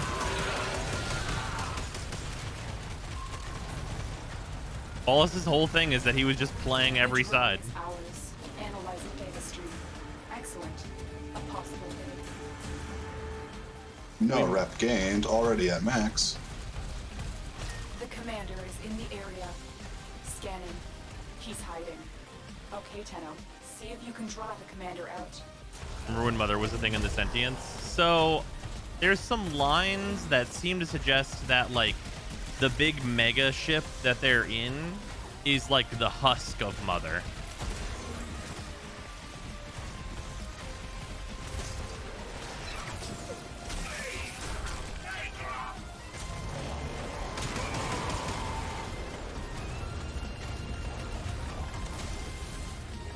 You ever just crash in your mom's corpse? Mother? Oh, mother as in Lotus's mom. Oh yeah, we never fought Space Grandma.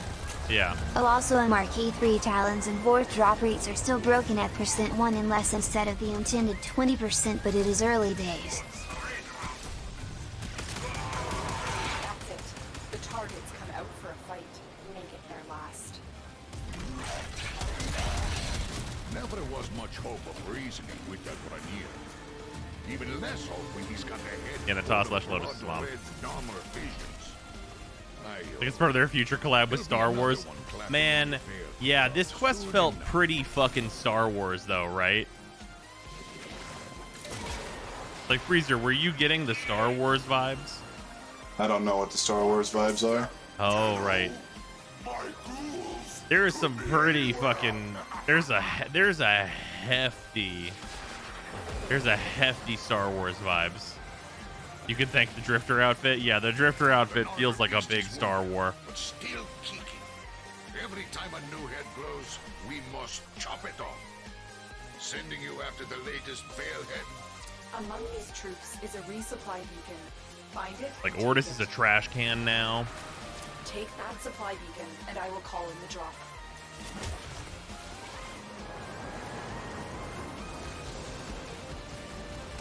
Supplies are dropping now. Destroy them.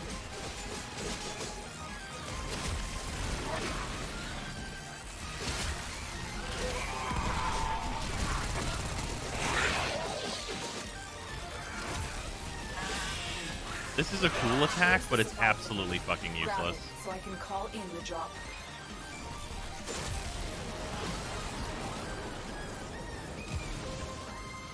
Here comes the supply pod. Destroy the supplies before the enemy can get their hands on it. There's the supply beacon. Grab it so I can call in the drop.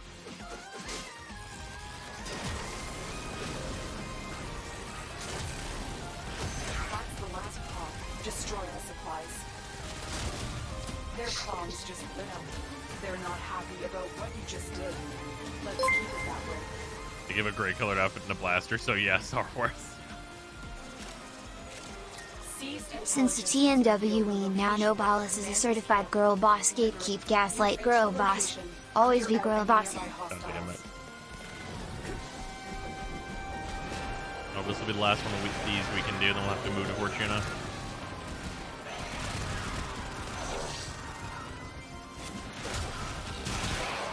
You captured the location.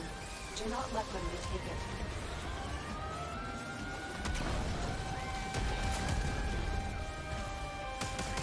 Remember when, like, Planes was about to come out and the night was advertised as this huge, scary thing that you never want to be out here at night? Yeah, but in fact, you actually want to be pretty much out here exclusively at night.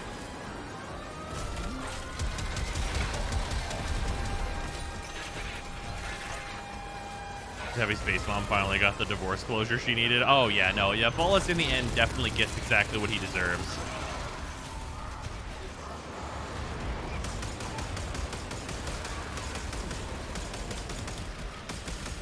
No, they finally kicked me out of my amateur. It only took 3 years.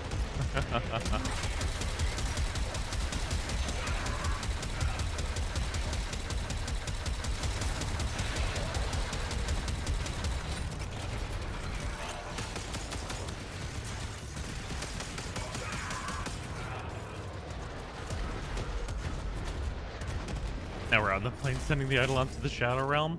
But the Eidolons are, like, legitimately non-threatening.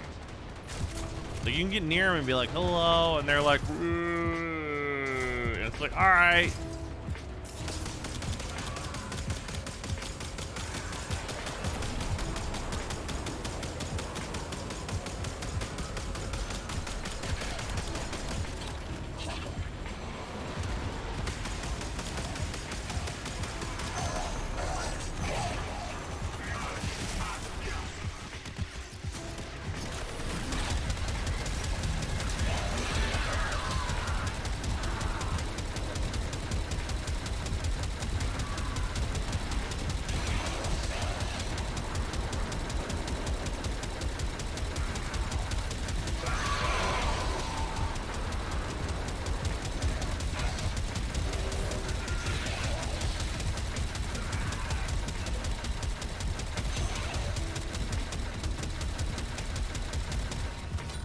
Holy shit, they're sentient cows, pretty much.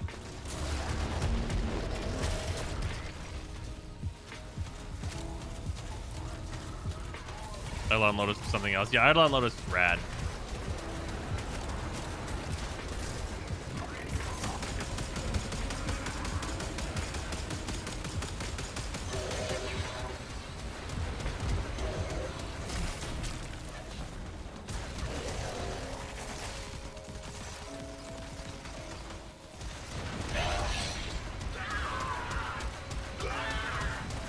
Hopefully Hunhow's like, yeah, I'm done with these kids. Nata, Operator, Stalker, y'all want to come to Uranus for a barbecue? Well, we've captured the camp.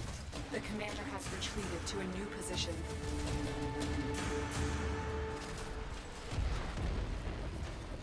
The commander has requested. Did a great job voice acting in Lays Quiz. I think everyone did. I think there's only a couple spots where I like wasn't into the voice acting, and it's like right at the beginning in the Railjack section specifically. I don't think I like the new operator voice. There's like a lot of the transmission warble on it, and I think it's too much. So there's that. And like besides that, I'm way into it.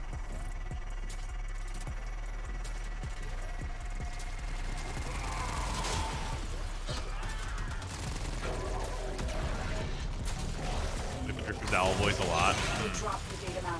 Grab it. The last time we saw Hunhow was the Octavia quest, so I guess we beat his ass in the Octavia quest and he sat in Uranus for like 10 years to sulk. That sounds correct. If they destroy the console, we'll never wait. Actually, time is convoluted in Lordran because that quest is not a prerequisite, is it? For the new Warframe? I believe it's not. Then he's a bro and he helps us out, and then he's like, hey, yo, I'm gonna beat your ass, and then we beat his ass.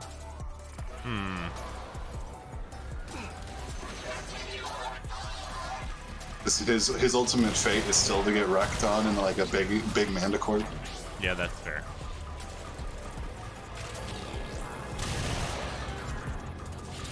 I can't believe the Tenno were master platformers, even after I gave them my back scratcher, the ultimate weapon. I can't believe I lost to DDR. And so it goes. I'm sorry, little friend.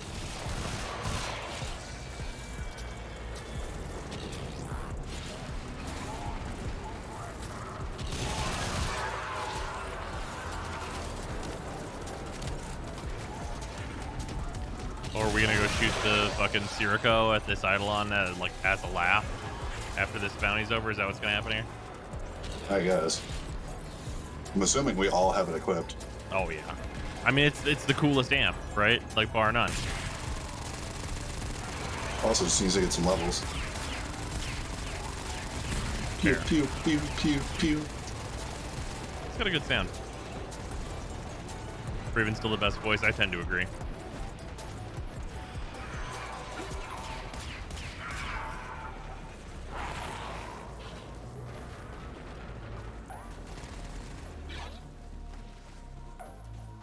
If only the Sirocco were good. Why are we saying the Sirocco is bad?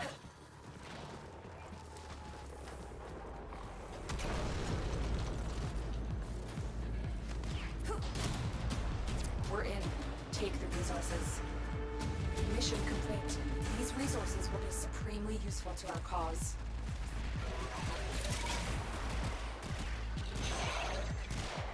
We don't have much time. An enemy drone has crashed in your area. I need you to escort it to safety. The drone is nearby. Find it and hack it. Guess Eidolon's is pretty bad, worse than my 212. I figure it might be a good candidate for using Matarai, like just only doing charge shots. Escort it to the extraction point before the enemy can destroy it. Also, yeah, it might just be bugged because apparently it doesn't work with the arcane. They're sending another wave to take out the drone. Stay vigilant.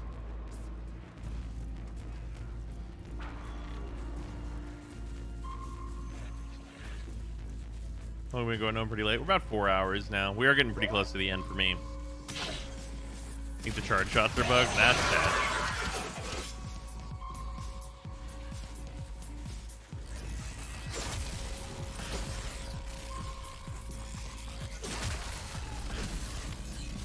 What a cool and absolutely useless move. They're sending another wave to take out the drone. Its skin is bugged as well. Jesus.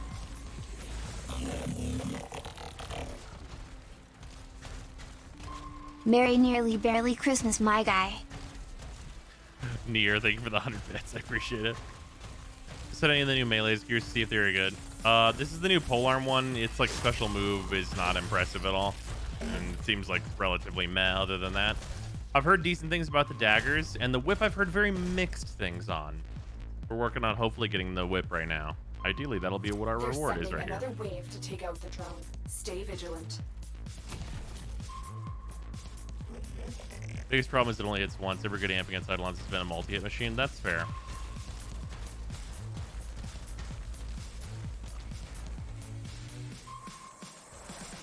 The state of endgame of Warframe.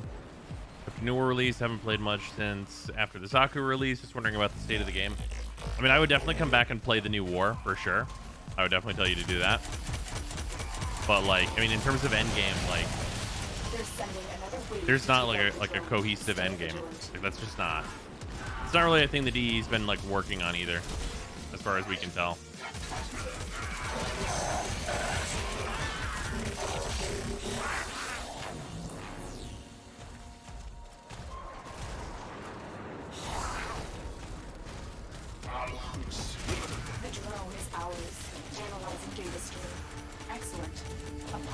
What is endgame? Right, exactly. That's also the problem. Technically, Steel Pass does a good amount of relevant items and shit. Yeah, I mean, but like, whether or not you consider that to be endgame is like entirely personally dependent. Like, I consider that to be more in like an endgame direction, but like, I don't think it's gonna be like the slam dunk, yes, this is endgame type of thing for people. To take control of it.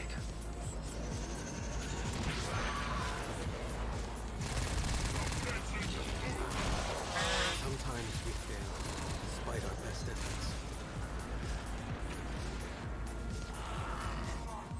DE literally doesn't consider it endgame, right?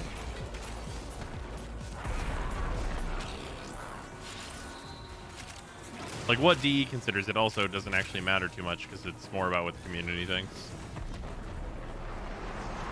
The game's going to be hard to even consider since we got people who kill 9999 enemies. I don't think that like the level of enemies is really determinant on whether or not something is endgame. That's it. The targets come out for a fight. Make it their last.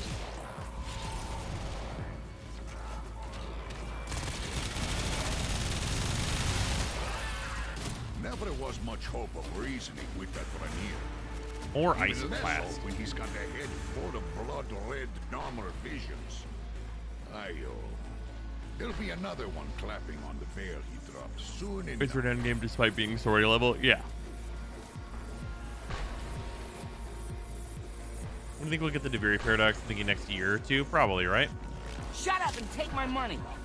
If it's the next two, we'll probably get like an interim. Like a quest So how's the somewhere in there to bullshit kind of going? tie things together. How's the bullshit going? It's okay. Doing bounties. We got one of the weapons already. It's critting it for like 356 when it crits.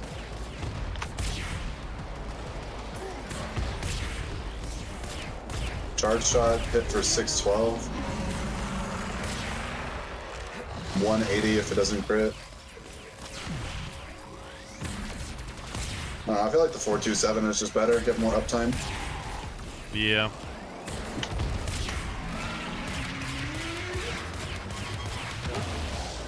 I wish it was doing the 20,000 damage it does to regular fucking enemies.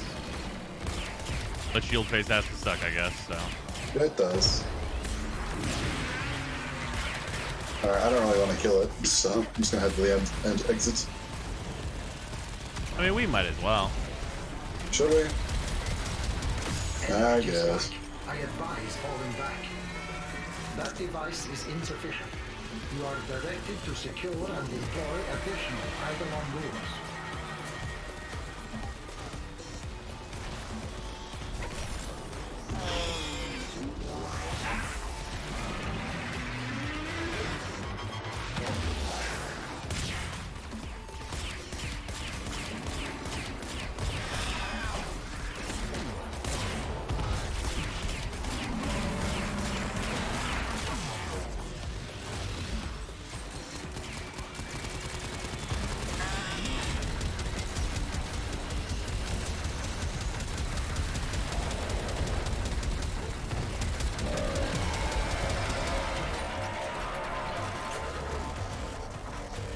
Oh, one of the small mans gave him a shield back.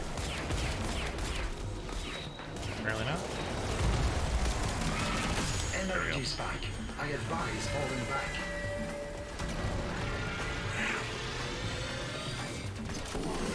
He's gonna place much brighter after the new war. Yeah, there's like a fog effect. I don't know what's up with it. Definitely a lot easier to see though.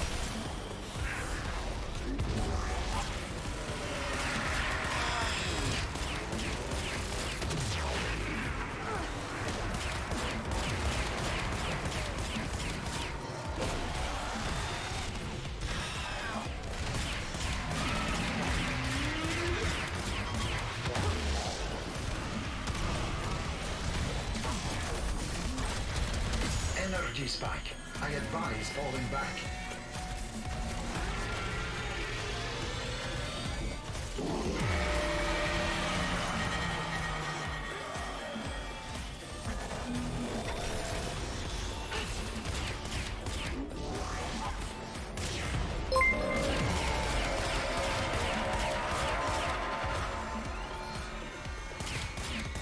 If they remove the damage reduction on the shields, shield phase would be so much better.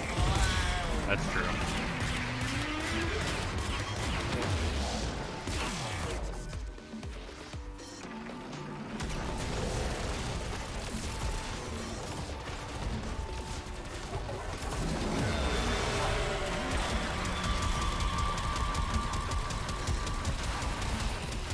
What shields are back on?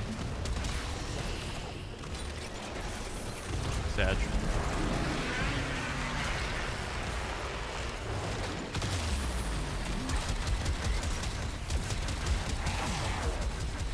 Smaller sentients There we go. rush to the Eidolon's aid, healing it. Stop them. 5777. Sentient energy. I mean, I guess it still sucks with that though. That's the whole thing, is that shield phase just sucks no matter what.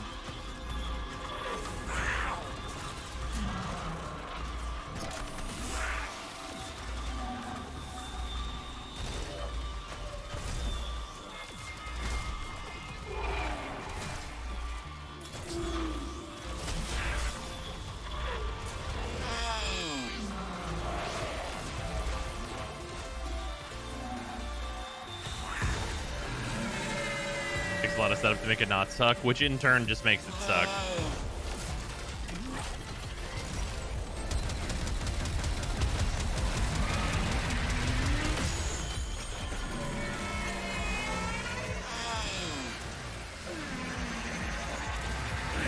From an Eidolon now? Yeah, we just decided to kill him just to see the Sirocco and stuff.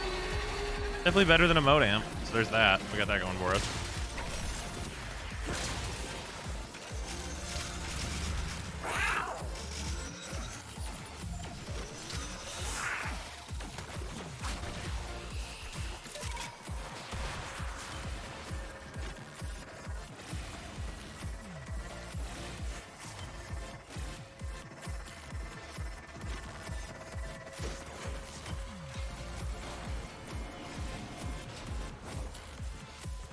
Murder homicide on you monster.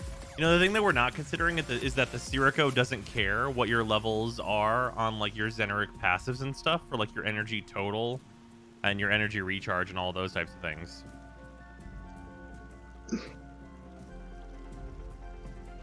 So for like someone who does not have like a lot of focus nodes, it's actually an even larger improvement.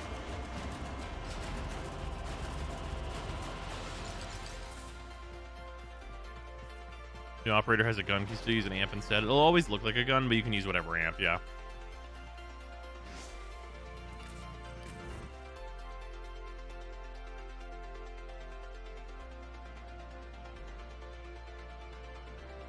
Nice if the pistol had punched through on the charge shot. Oh, absolutely.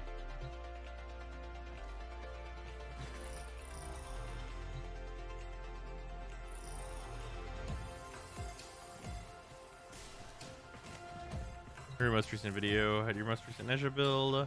Today we could only find one from the rework years ago. Does that still work? That still works, yes, but Nezha needs a new video.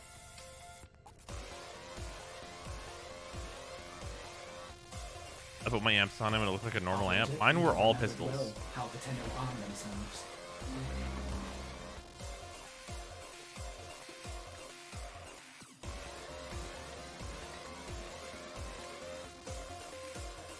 This is what mine look like. Do yours not look like this?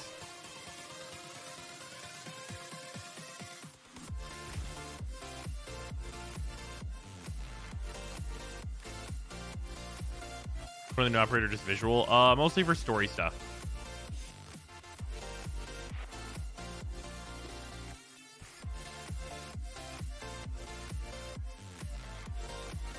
The skin I needed on it for it to look like it's done. Yeah, no, I have no slot for a skin. Is the operator different? Yeah, there's a skin for the operator to have things look like the Sirocco.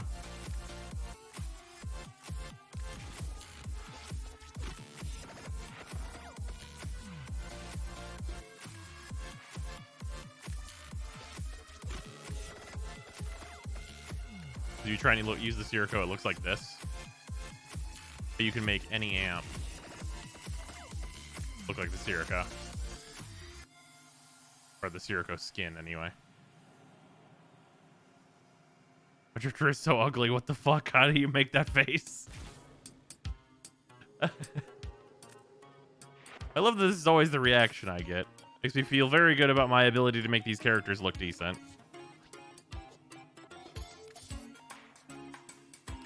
So this face is actually really easy. The first one, oh wait, no, I'm sorry. This is 1, 2, 3, 4, 5, 6, 7 on the left. So the last female face. Full blend with the first face.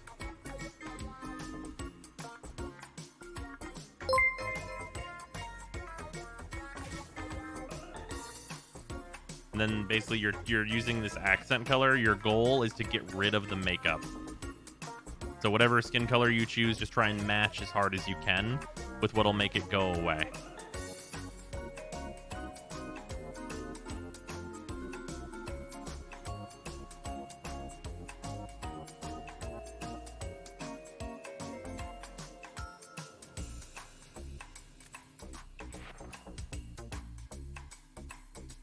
I will say I really fucking hate that, like, the makeup on some of the faces is like baked in as the accent color. I hate that shit.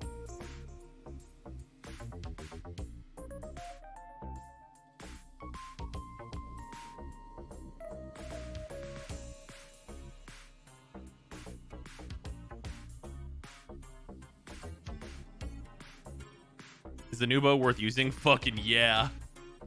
The Nataruk is fucking badass. It needs no forma, and I can tell you with 100% certainty, this can do Steel Path very easily.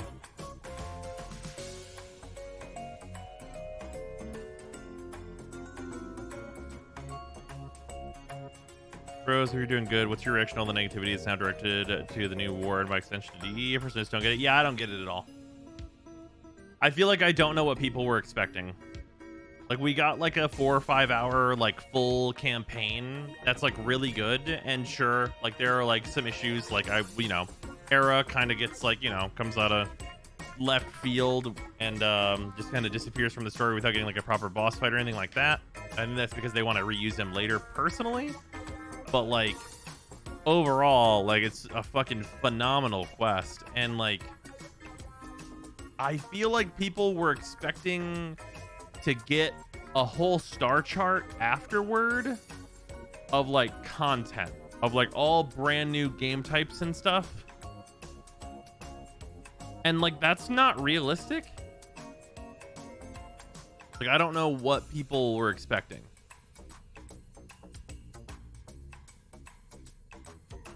Like, do I think that bounties were like the best thing to do? No, certainly not. Absolutely not.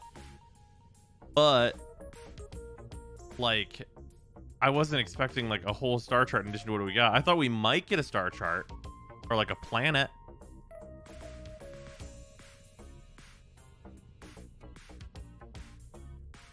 Yeah, something like the Kuva Fortress. That's not out of reason for sure. Yeah, and like we know that they're going to be adding more stuff. But like, I don't know what people wanted or expected. I don't know what they thought they were going to get. You know what I mean? Like, we have a Prime Access. A Prime Access came out. Go farm that. Like, what do you... Like, I don't get it, personally. Like, there's a certain amount of, like...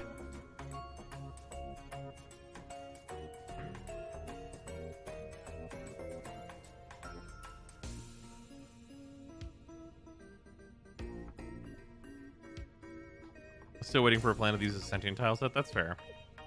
Getting something similar to the focus tree.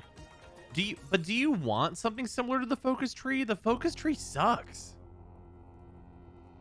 That's my big thing. Is like, did you want like a rep grind? Like, do you want another rep grind? Like, why? Like, if you want that, why do you want that?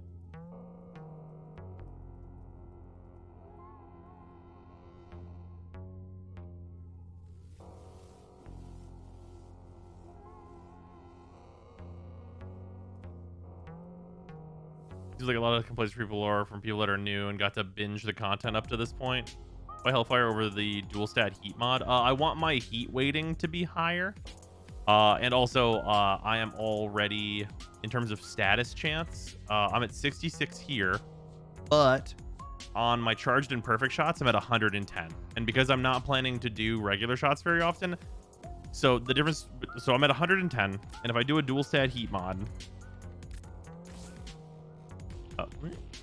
I'm sorry, so yeah, it goes to 140, and I'd rather have the heat weight than to have the extra 30% status. Ideally, I'd have a primed Hellfire. That's obviously like the ideal, but would require 1 Forma on this weapon. But yeah, I think the heat weighting is good here. Yeah, we need Moxie's very special heat mod. Bane mod? You could use a Bane mod, but like kind of up in the air whether or not that's better, honestly.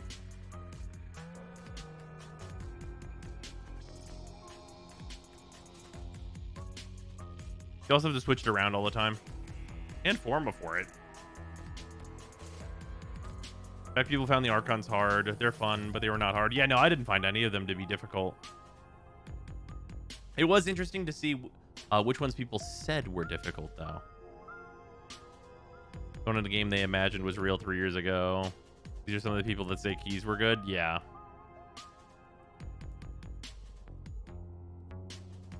We only got to fight 2 of them. I mean, yes. Wish we got to see more Colin Viso, but I think they both died. Viso for sure died. I mean, I say for sure. The only character who died on screen was Teshin.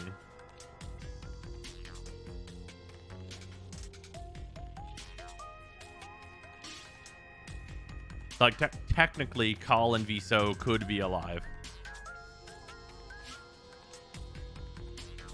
Rhino Archon is fun. Oh, I thought they were both great. Like, both of the ones that you fight as the Drifter, I thought they were very fun.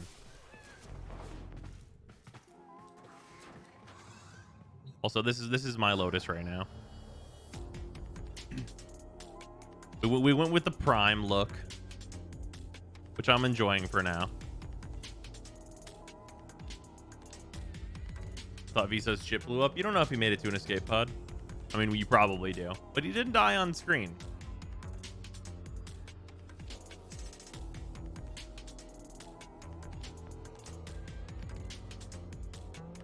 Should I use a heat mod or Serration? Oh, definitely heat mod. As long as you have the Arcane, of course.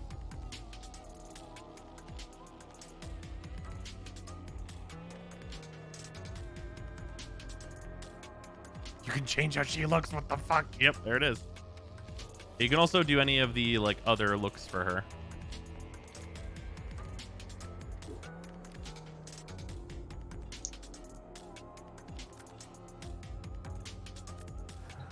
We doing more bounties? It's 3 a.m. and I think I should probably head to sleep, honestly. I want to get some video stuff done tomorrow. And I think I'll have to get up early for that. So that's probably the thing. Probably no stream tomorrow. Session dying. Wait.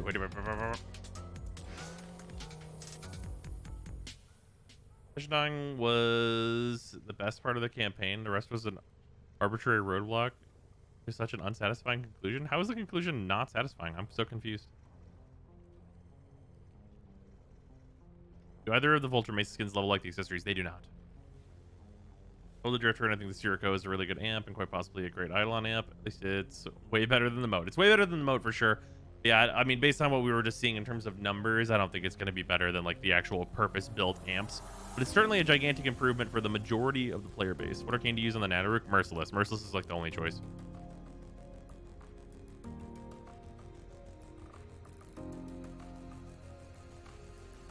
The Lotus Radiant was a lot better for customization than Margulis, but I love how Margulis looks. Fair. Is there a literal Voidman wall? Is that unsatisfying? Yeah, no, that shit was like crazy. Shit got fucking very Bayonetta. Give a recommended / preferred mission to farm Acolyte Arcanes. Just whatever survival you're most comfortable in. Usually not Corpus. That's usually my go-to. This quest was Lotus Heavy, not exactly we kill Lotus Heavy, so you want it to be an issue for some. My god, the pace was so fast. Yeah, the pace was breakneck. Like, so much happens, and honestly, like, there's like a lot of content there, but the pace, like, it was going. Like, I think I would have actually preferred like it to slow down in spots and be like even longer. But also, like, I understand that like there's probably some like limitations to like it being like a digestible time frame to play it in, you know what I mean? Like, I would have loved if we like had spent more time with like the Drifter going against like some enemies, or like seeing some other like people from the Drifter's perspective and stuff, or anything like that, or just like getting more time for the operator and the Drifter to talk, or anything, honestly. Could have easily had like 5 Archons. Yeah, I think it's very possible that for a lot of people that would have overstayed its welcome, though. I think they're like, the Archons are like put in there in like a way where there's like, it feels like there's a good chunk, but it's not too much for me. But I think it might be just the right amount for the like majority of people. It was a good slow. First part of the quest for me was pacing an era, pulling a 180. Yeah, the era stuff is very... Yeah, the era stuff is very clearly we want to use this character for something else, I think. I think that's what it says to me personally, is we want to use this character elsewhere or again. So you can't have like a finality boss fight with them because we want to use them again. Like, that's what it feels like happened with Era. Because every single other thing in the quest gets like a resolution and like a real ending. And like Era has some rocks fall in front of him in the classical like, oh, what happened to him? Like, he didn't die. Like, we would see a character like Era die on screen. You know what I mean? Did Jet just die? I don't know. It was very unclear. Yeah.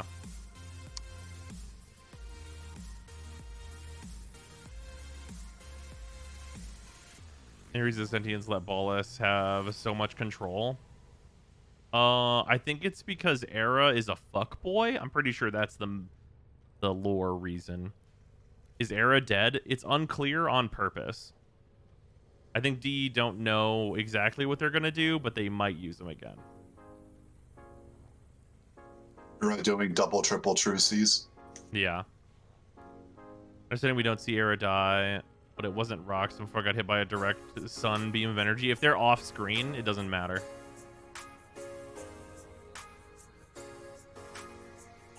Armor hacking though, yeah, the new hacking is radical.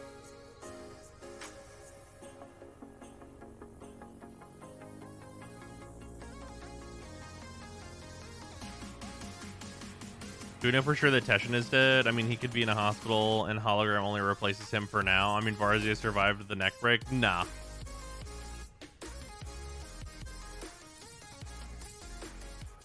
There's supposed to be a fairly big update in January. I heard 2 people talk about New War Part 2. Yeah, apparently DE have been saying January there's going to be like more, which sounds great.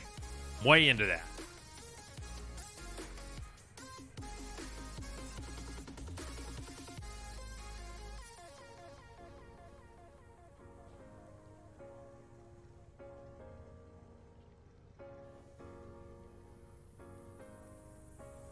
Wait, what sauce? That's what DE have said.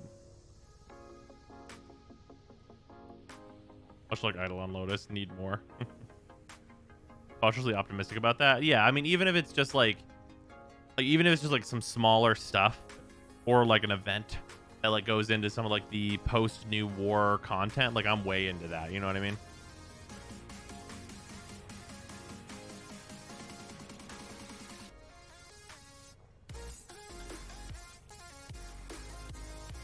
Also, that there would be a big game changer. I mean, in terms of like story content, there's like a lot that they go into that really does like change the focus of things. You know what I mean? Like the Lotus stuff is clearly like resolved now. Like maybe not like fully, but like the major thread is resolved.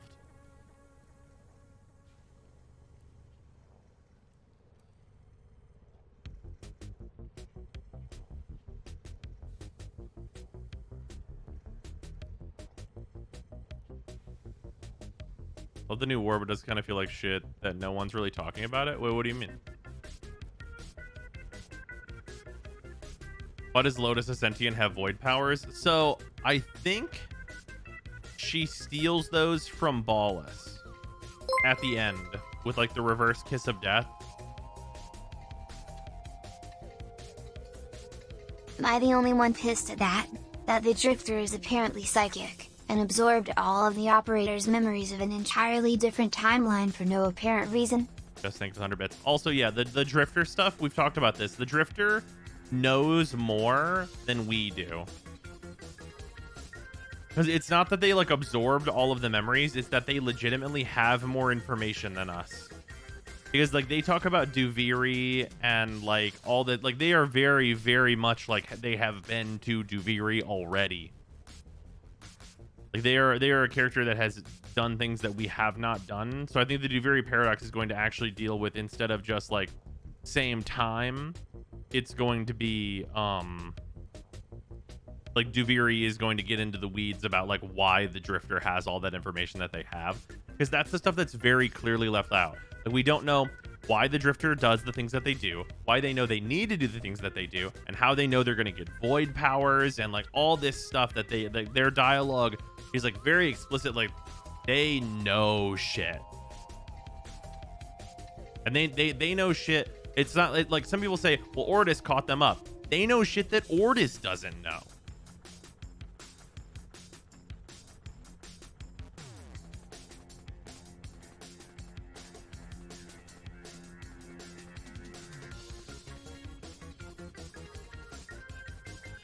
You're speculating here, but you make it sound like it is legit what you say. I mean, like it sounds like that's like kind of the frame that it needs to be in, right? That's the thing that makes sense. Does it mean that the Drifter is going to have melee in the future? I mean, they had melee during the quest. I think it'll be some kind of time loop, possible.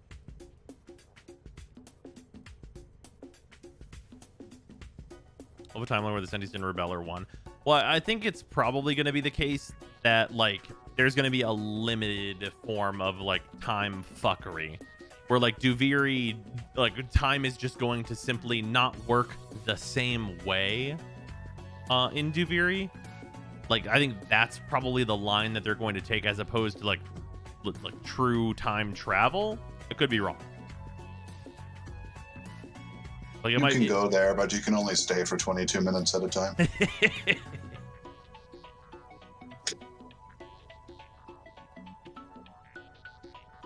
Oh, we get the quest abilities back for the Drifter. They were so cool, and I'm sad that they're gone. Yeah, I actually really don't find a reason for them to be gone either, right? Like, there's no reason that they can't give the Drifter those abilities and also all of the operator abilities, because there's no button overlap with any of it.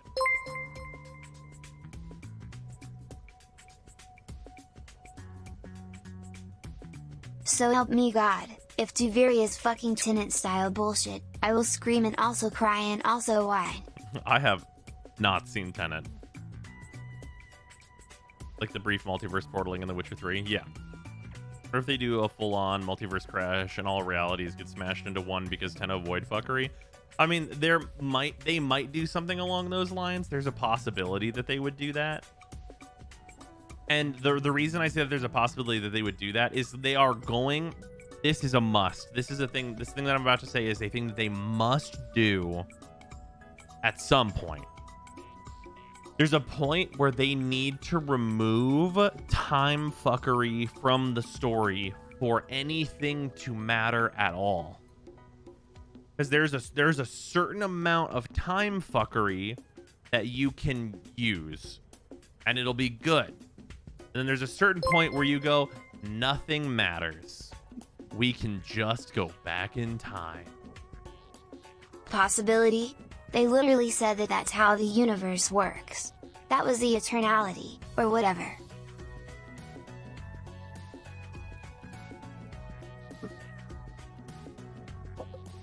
Yeah, it's not time travel. It's like parallel timelines interacting with one another.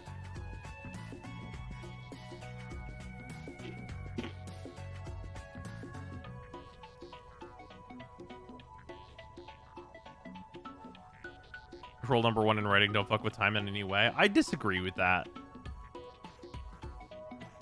Like, fucking with time needs to be done very carefully. But, like, whatever the device is that you're using in order to fuck with time, it needs to be destructible.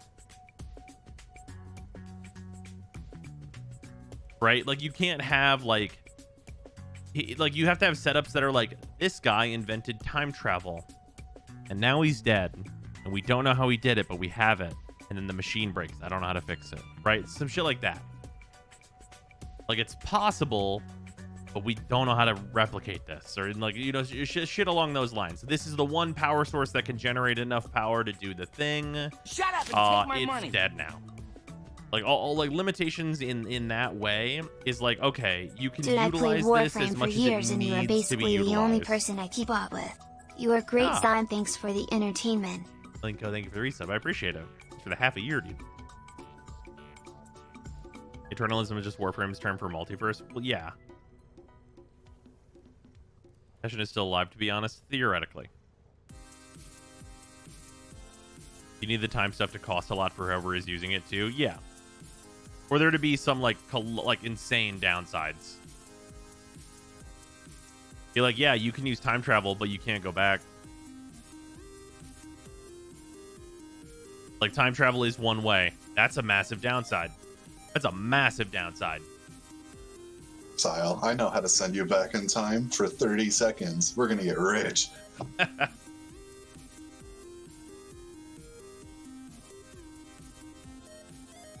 don't think you need to remove it as long as the rules enable you to still have stakes. No, yeah, absolutely, for sure. Waiter growth stunted Drifter did in the same age, different circumstances. Right, exactly. Yeah, the Drifter is not a different age than the Operator. They just weren't put in stasis and don't have void powers. It's a lot more believable if you use the female operators, though. What do you mean? The fucking male operators look like Call of Duty, man. Oh, you know, that's really true. The male drifters? Yeah. Oh, man. Also, somebody called out who the fucking character was where I clicked on one of the faces and I went, I know who this is. It was one of the male faces. It's the fucking main character in Infamous. Fucking generic white guy. Absolutely, it was generic white guy all along. Who was under the Scooby-Doo mask? It was generic white guy. You click on one of the male drifters and it's just fucking Nathan Drake. Yeah, fucking Cole.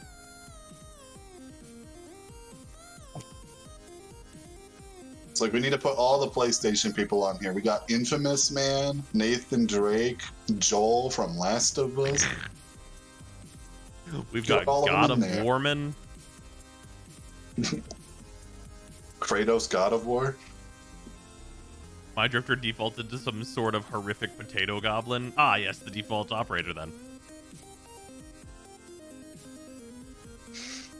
Maybe there will be a previously on Buffy the Vampire Slayer moment in Deviria where Teshin gets sucked into the void.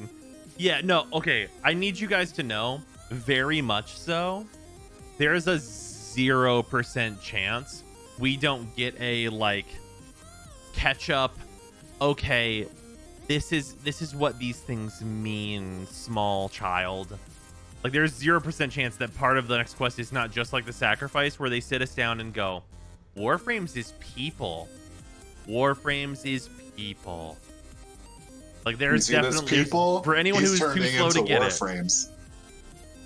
Like we're gonna have like the drifter and operator have a conversation, and it's gonna be like, no, we're the same age. You got put into the pod. I didn't get put into the pod. Like they're gonna really have to spell it out for people that aren't following.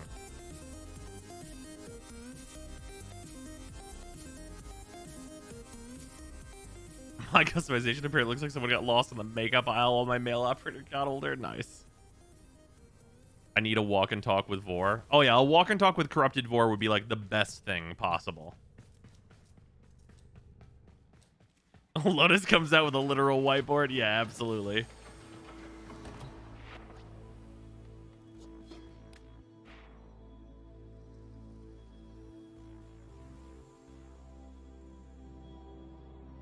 Yeah, I'm quite happy with the drifter though. Really nice.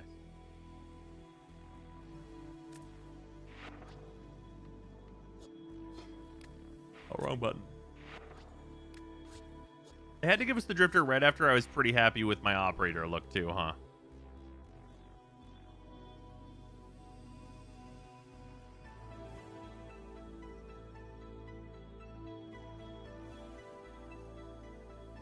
I wonder if the choosing between the drifter and the operator has like canon implications for future quests, or are they just both vibing on the ship now? That's an excellent question. I mean, in that last cutscene with the Lotus, it was like switching between them like line after line. So it's like really hard to know the way they're going to deal with it. I wonder if like part of the reason that last scene is like that is if the reaction to the drifter was like massively negative. Drifter just looks aged and operator hasn't hit puberty. Yeah, drifter is like physically older you because they did not get put into stasis or rescued or anything.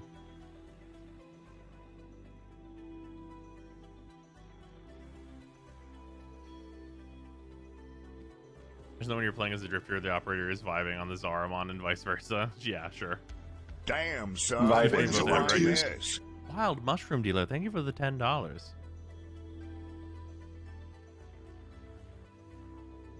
Hey Brosim, ever thought of doing update in retrospect videos? As someone who's only played since Fortuna, would be interesting to I'd pay money to see a full review of Warframe from you. Ooh. More than this $10. A full review of like each major update?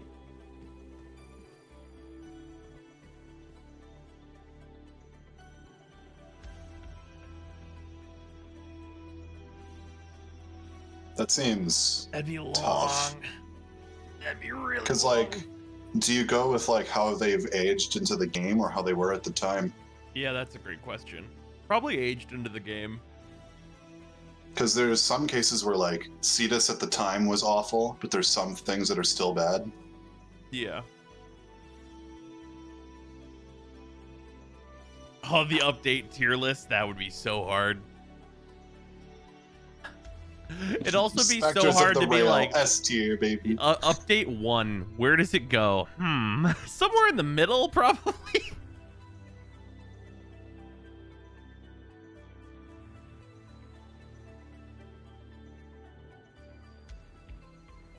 Riven's F tier, but those came with such a good story quest.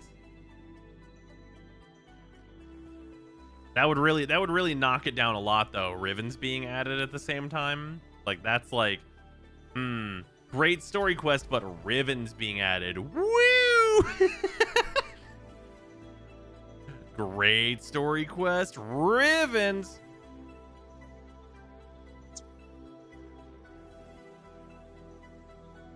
Update 1 isn't an update. But I mean like the first update, of course.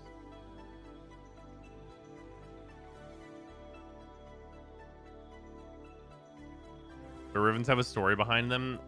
Technically, they were created by Cephalon Simodius, but don't think about it too much. They suck. The Spectres of the Rail was a very important litmus test to tell DE never release an update during TennoCon ever again. Yeah, do not, under any circumstances, release an update during TennoCon. Who? Yeah, Cephalon Simodius. Have you guys never seen Simodius? I bet you have.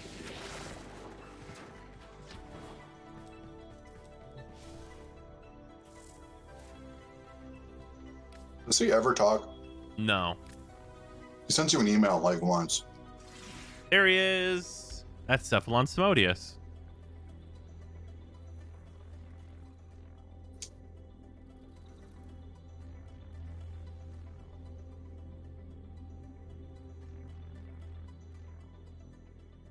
That's a Cephalon? Wait, what? Yep, that is Cephalon Simodius. Hunter, give me your Coober. It's such a cool design. That's true.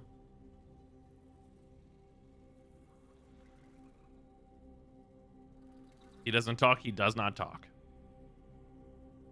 I thought Simodius was feminine. I don't know. They are a purple triangle.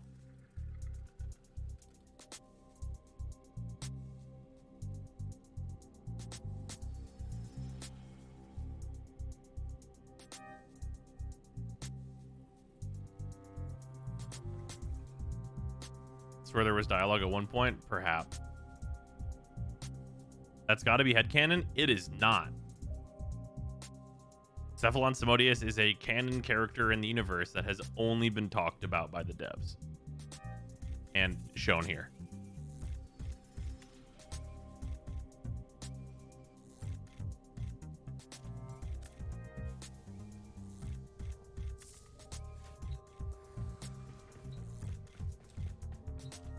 I only know his name because of the emails. Yep.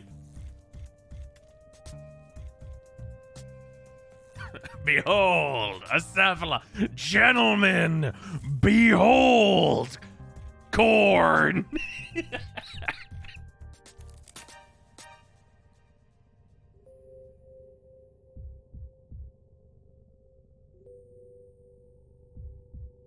Aquatine? Yes, of course. Oh, sorry, very specific, dude. Yeah, there is a wiki article for Cephalon Simodius. Is Otak a physical Cephalon? I don't actually know that we know. See, that's actually the thing. The weird thing about Otak and Lloyd. It's like a robot. Well, yeah, they might be analog.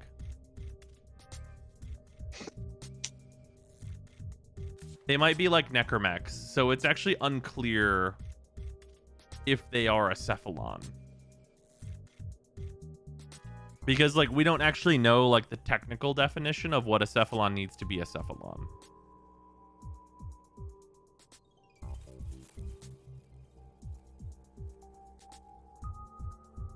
Yeah, they're like, yeah, they might be considered like a retro Cephalon. I mean, Ortis is basically that now, now that he's got his trash can. Hmm. Well, his could also be like a more high-tech version, though, just in general, right? Ortis has a body now? Ortis does have a body now. Ortis was indeed a man. What's the name of the classroom Cephalon on the Zaramon? Ooh, I don't remember. I haven't seen them enough times. I think. Perhaps. Oh, does it say in-game that Otak is a Cephalon? Okay.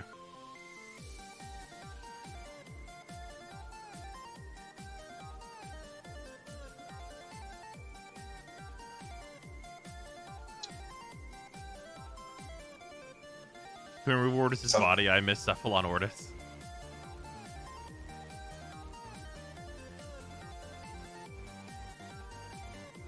Otak's name of vendor in the Necros Deimos. He's a damaged Cephalon affected by Deimos energies and was integrated into a Necroloid named Lloyd as a result. An attempted defragmentation of Otak's persona matrix, resulting in his erratic and whimsical personality. Oh, so Lloyd is something called a question Necroloid. that I bet fucking no one knows the answer to without looking. What was Zordis' name before he was a blinky light bulb? Gordon Karras.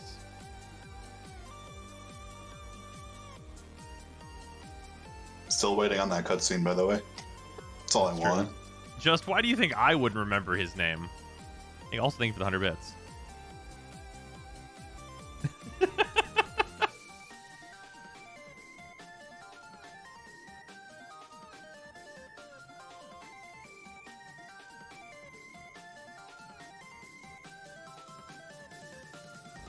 His nickname was Beast of Bones. The title is not part of his name. The title is an addition to his name. You know, just for the sake of He anyone has who a hasn't title, seen it, you too. should show That's like one part of the of his Orden name. Karis lore things. Wait, what now? Just go to like any of the lore things that has Orden Karis and just rub it a bit. Oh, that's true. It's been forever since that came out. I don't even know if they work. They should. I would think so, but I don't really know. Just fragments and then Cephalon. Let's go to one of the late ones. Be like in the middle. But then your long sleep came, and I waited. I was happy to wait. Vines spidered green and trees blistered from the earth, but I waited. I felt the Orokin recede. Okay, Their hold minds on. lie Yeah, you're right. blind. Somewhere in the middle is needed.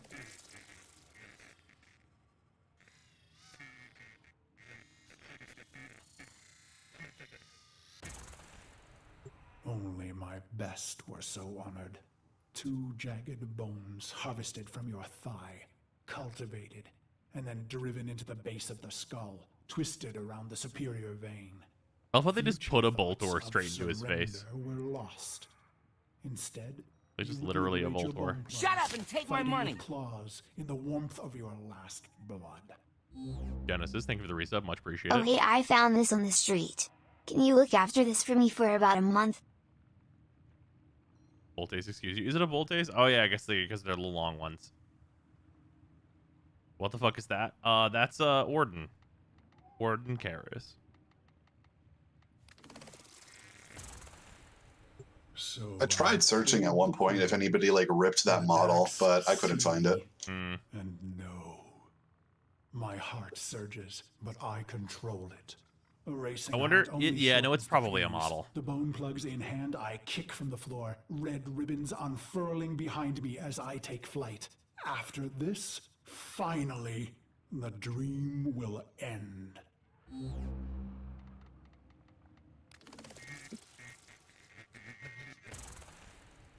I glide on red wings. It's Orden Karis. Robes shed, making me an ambiguous target to Dax steel. I let fly my ivory blades. They find new homes in Dax eyes. I land with my red nakedness, delicate Orokin throats twisting in my calloused hands. What stuff I've never seen before? Is it new? This is actually very old. So if you get all the Cephalon fragments, you unlock all these images. And then inside these images, you have more lore. Why do I remember Oh, this is the wrong one. this? The land here.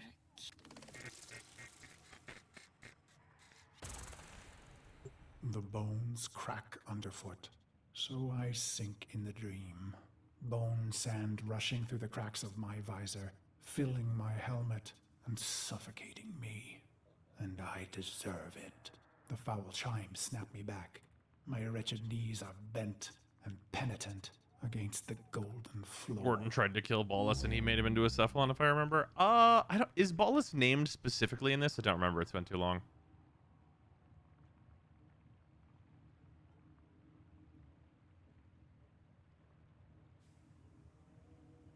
He is named specifically in here? Okay.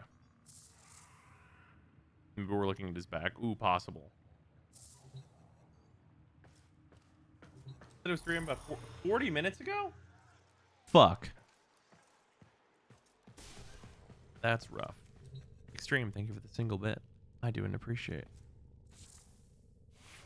Well, I should go to sleep. I will see you guys on Monday. So yeah. So yeah, no stream tomorrow. I'll be working on videos and stuff. So yeah, I will see you guys later. Thank you all for hanging out.